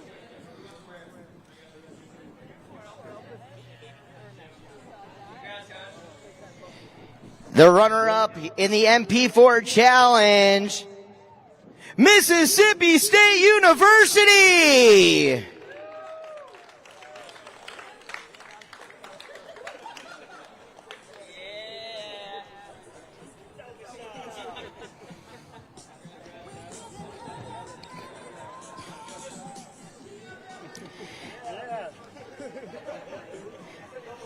And your champions for the MP4 Challenge, MSU!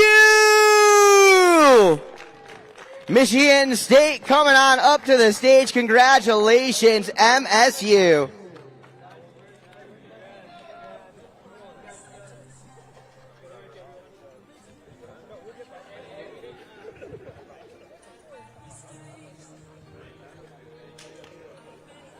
All right, well, let's get the MP4 Challenge champions all together. We're going to get that photo. Give it up for them, ladies and gentlemen. ASU, Mississippi, and Michigan State, your MP4 Challenge champions.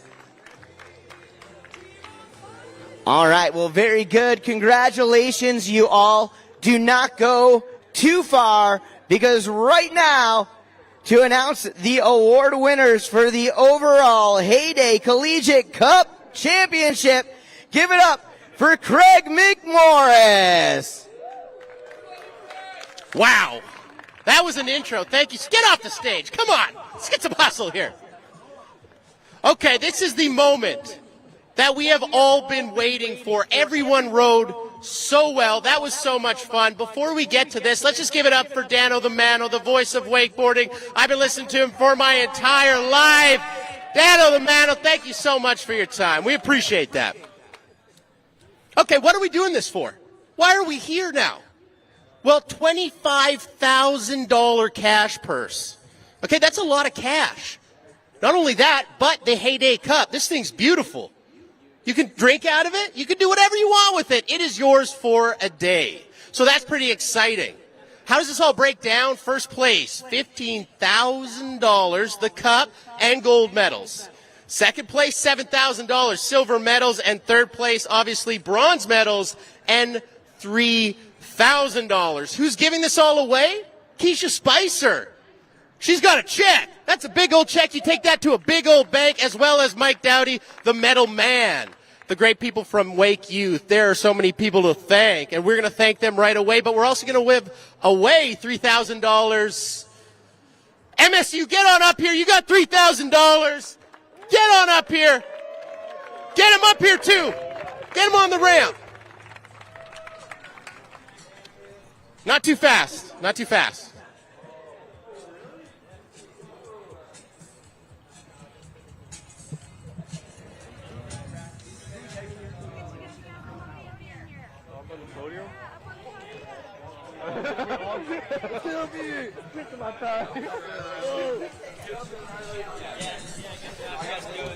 I look forward to your guys' attendance every year.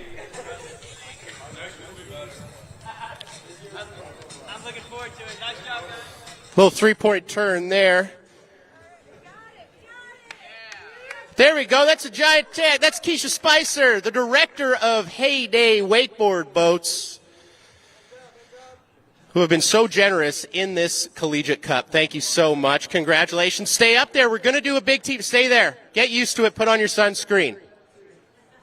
For $7,000 and silver medals. I said $7,000. I did not stutter. I mean it.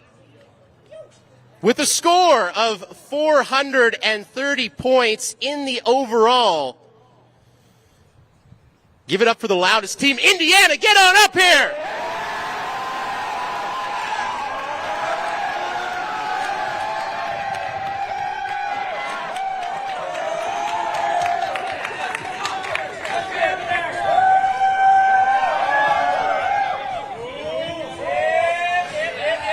What a performance from Indiana, especially that final one. Justin earning that 96 in the men's open division. We're going to need more real estate next year because they got a lot of human beings up here, and I'm a big fan.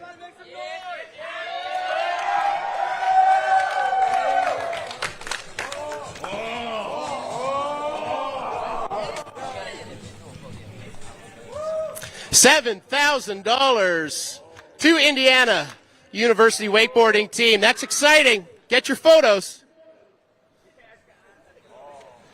All right, let's move on. Who's ready for this? $15,000. That's a real cup in his hand. That is a real cup and gold medals. Walking away with a big $15K. Give it up. For ASU, get on up here. You win a bunch of money. Go crazy!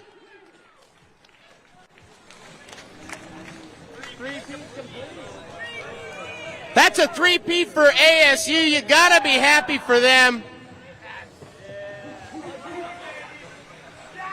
Grab your check. Don't forget your giant check that says $15,000.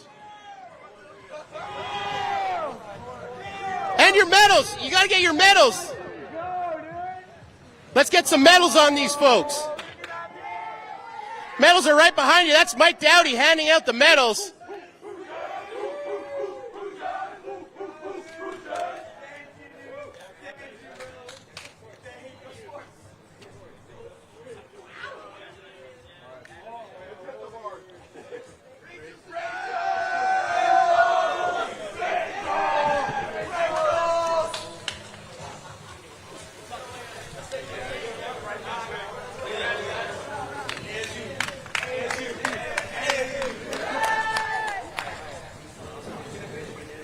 Yeah, keep staying in there, keep staying in there. Let me know when we get all the photos, because we're going to get the rest of our teams up here, and we're going to do a big photo shoot and the wave. That's going to be a fun way to end it. So let me know. Take your photos. Smile.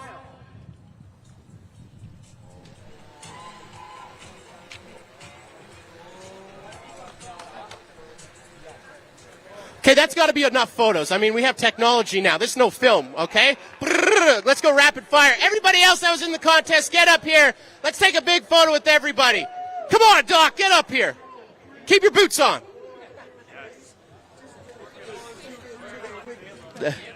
Everybody get up here. We're going to do a big photo with everybody before we close the Heyday Collegiate Cup 2022 out. That was an absolute blast to see y'all compete, see y'all put it down. That was so much fun.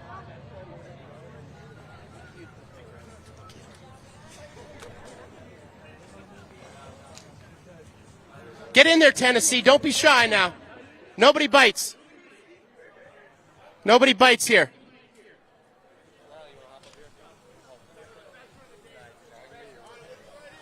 All right, right here. Big photo. Smile. Pretend you like each other. Here we go.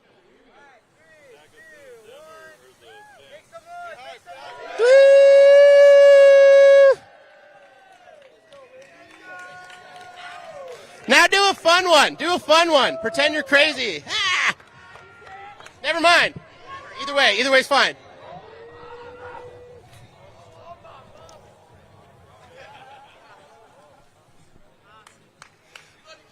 All right, I love you. Congratulations to everybody competed. Congratulations to everybody that put this event on. It means so much. Thank you to our event organizers, everybody that did anything to make this happen. Thank you to Groveland. Thank you to all our competitors. We love you so much. We will see you again next year. Thank you, Heyday. Thank you, WakeU. That is Collegiate Cup signing off.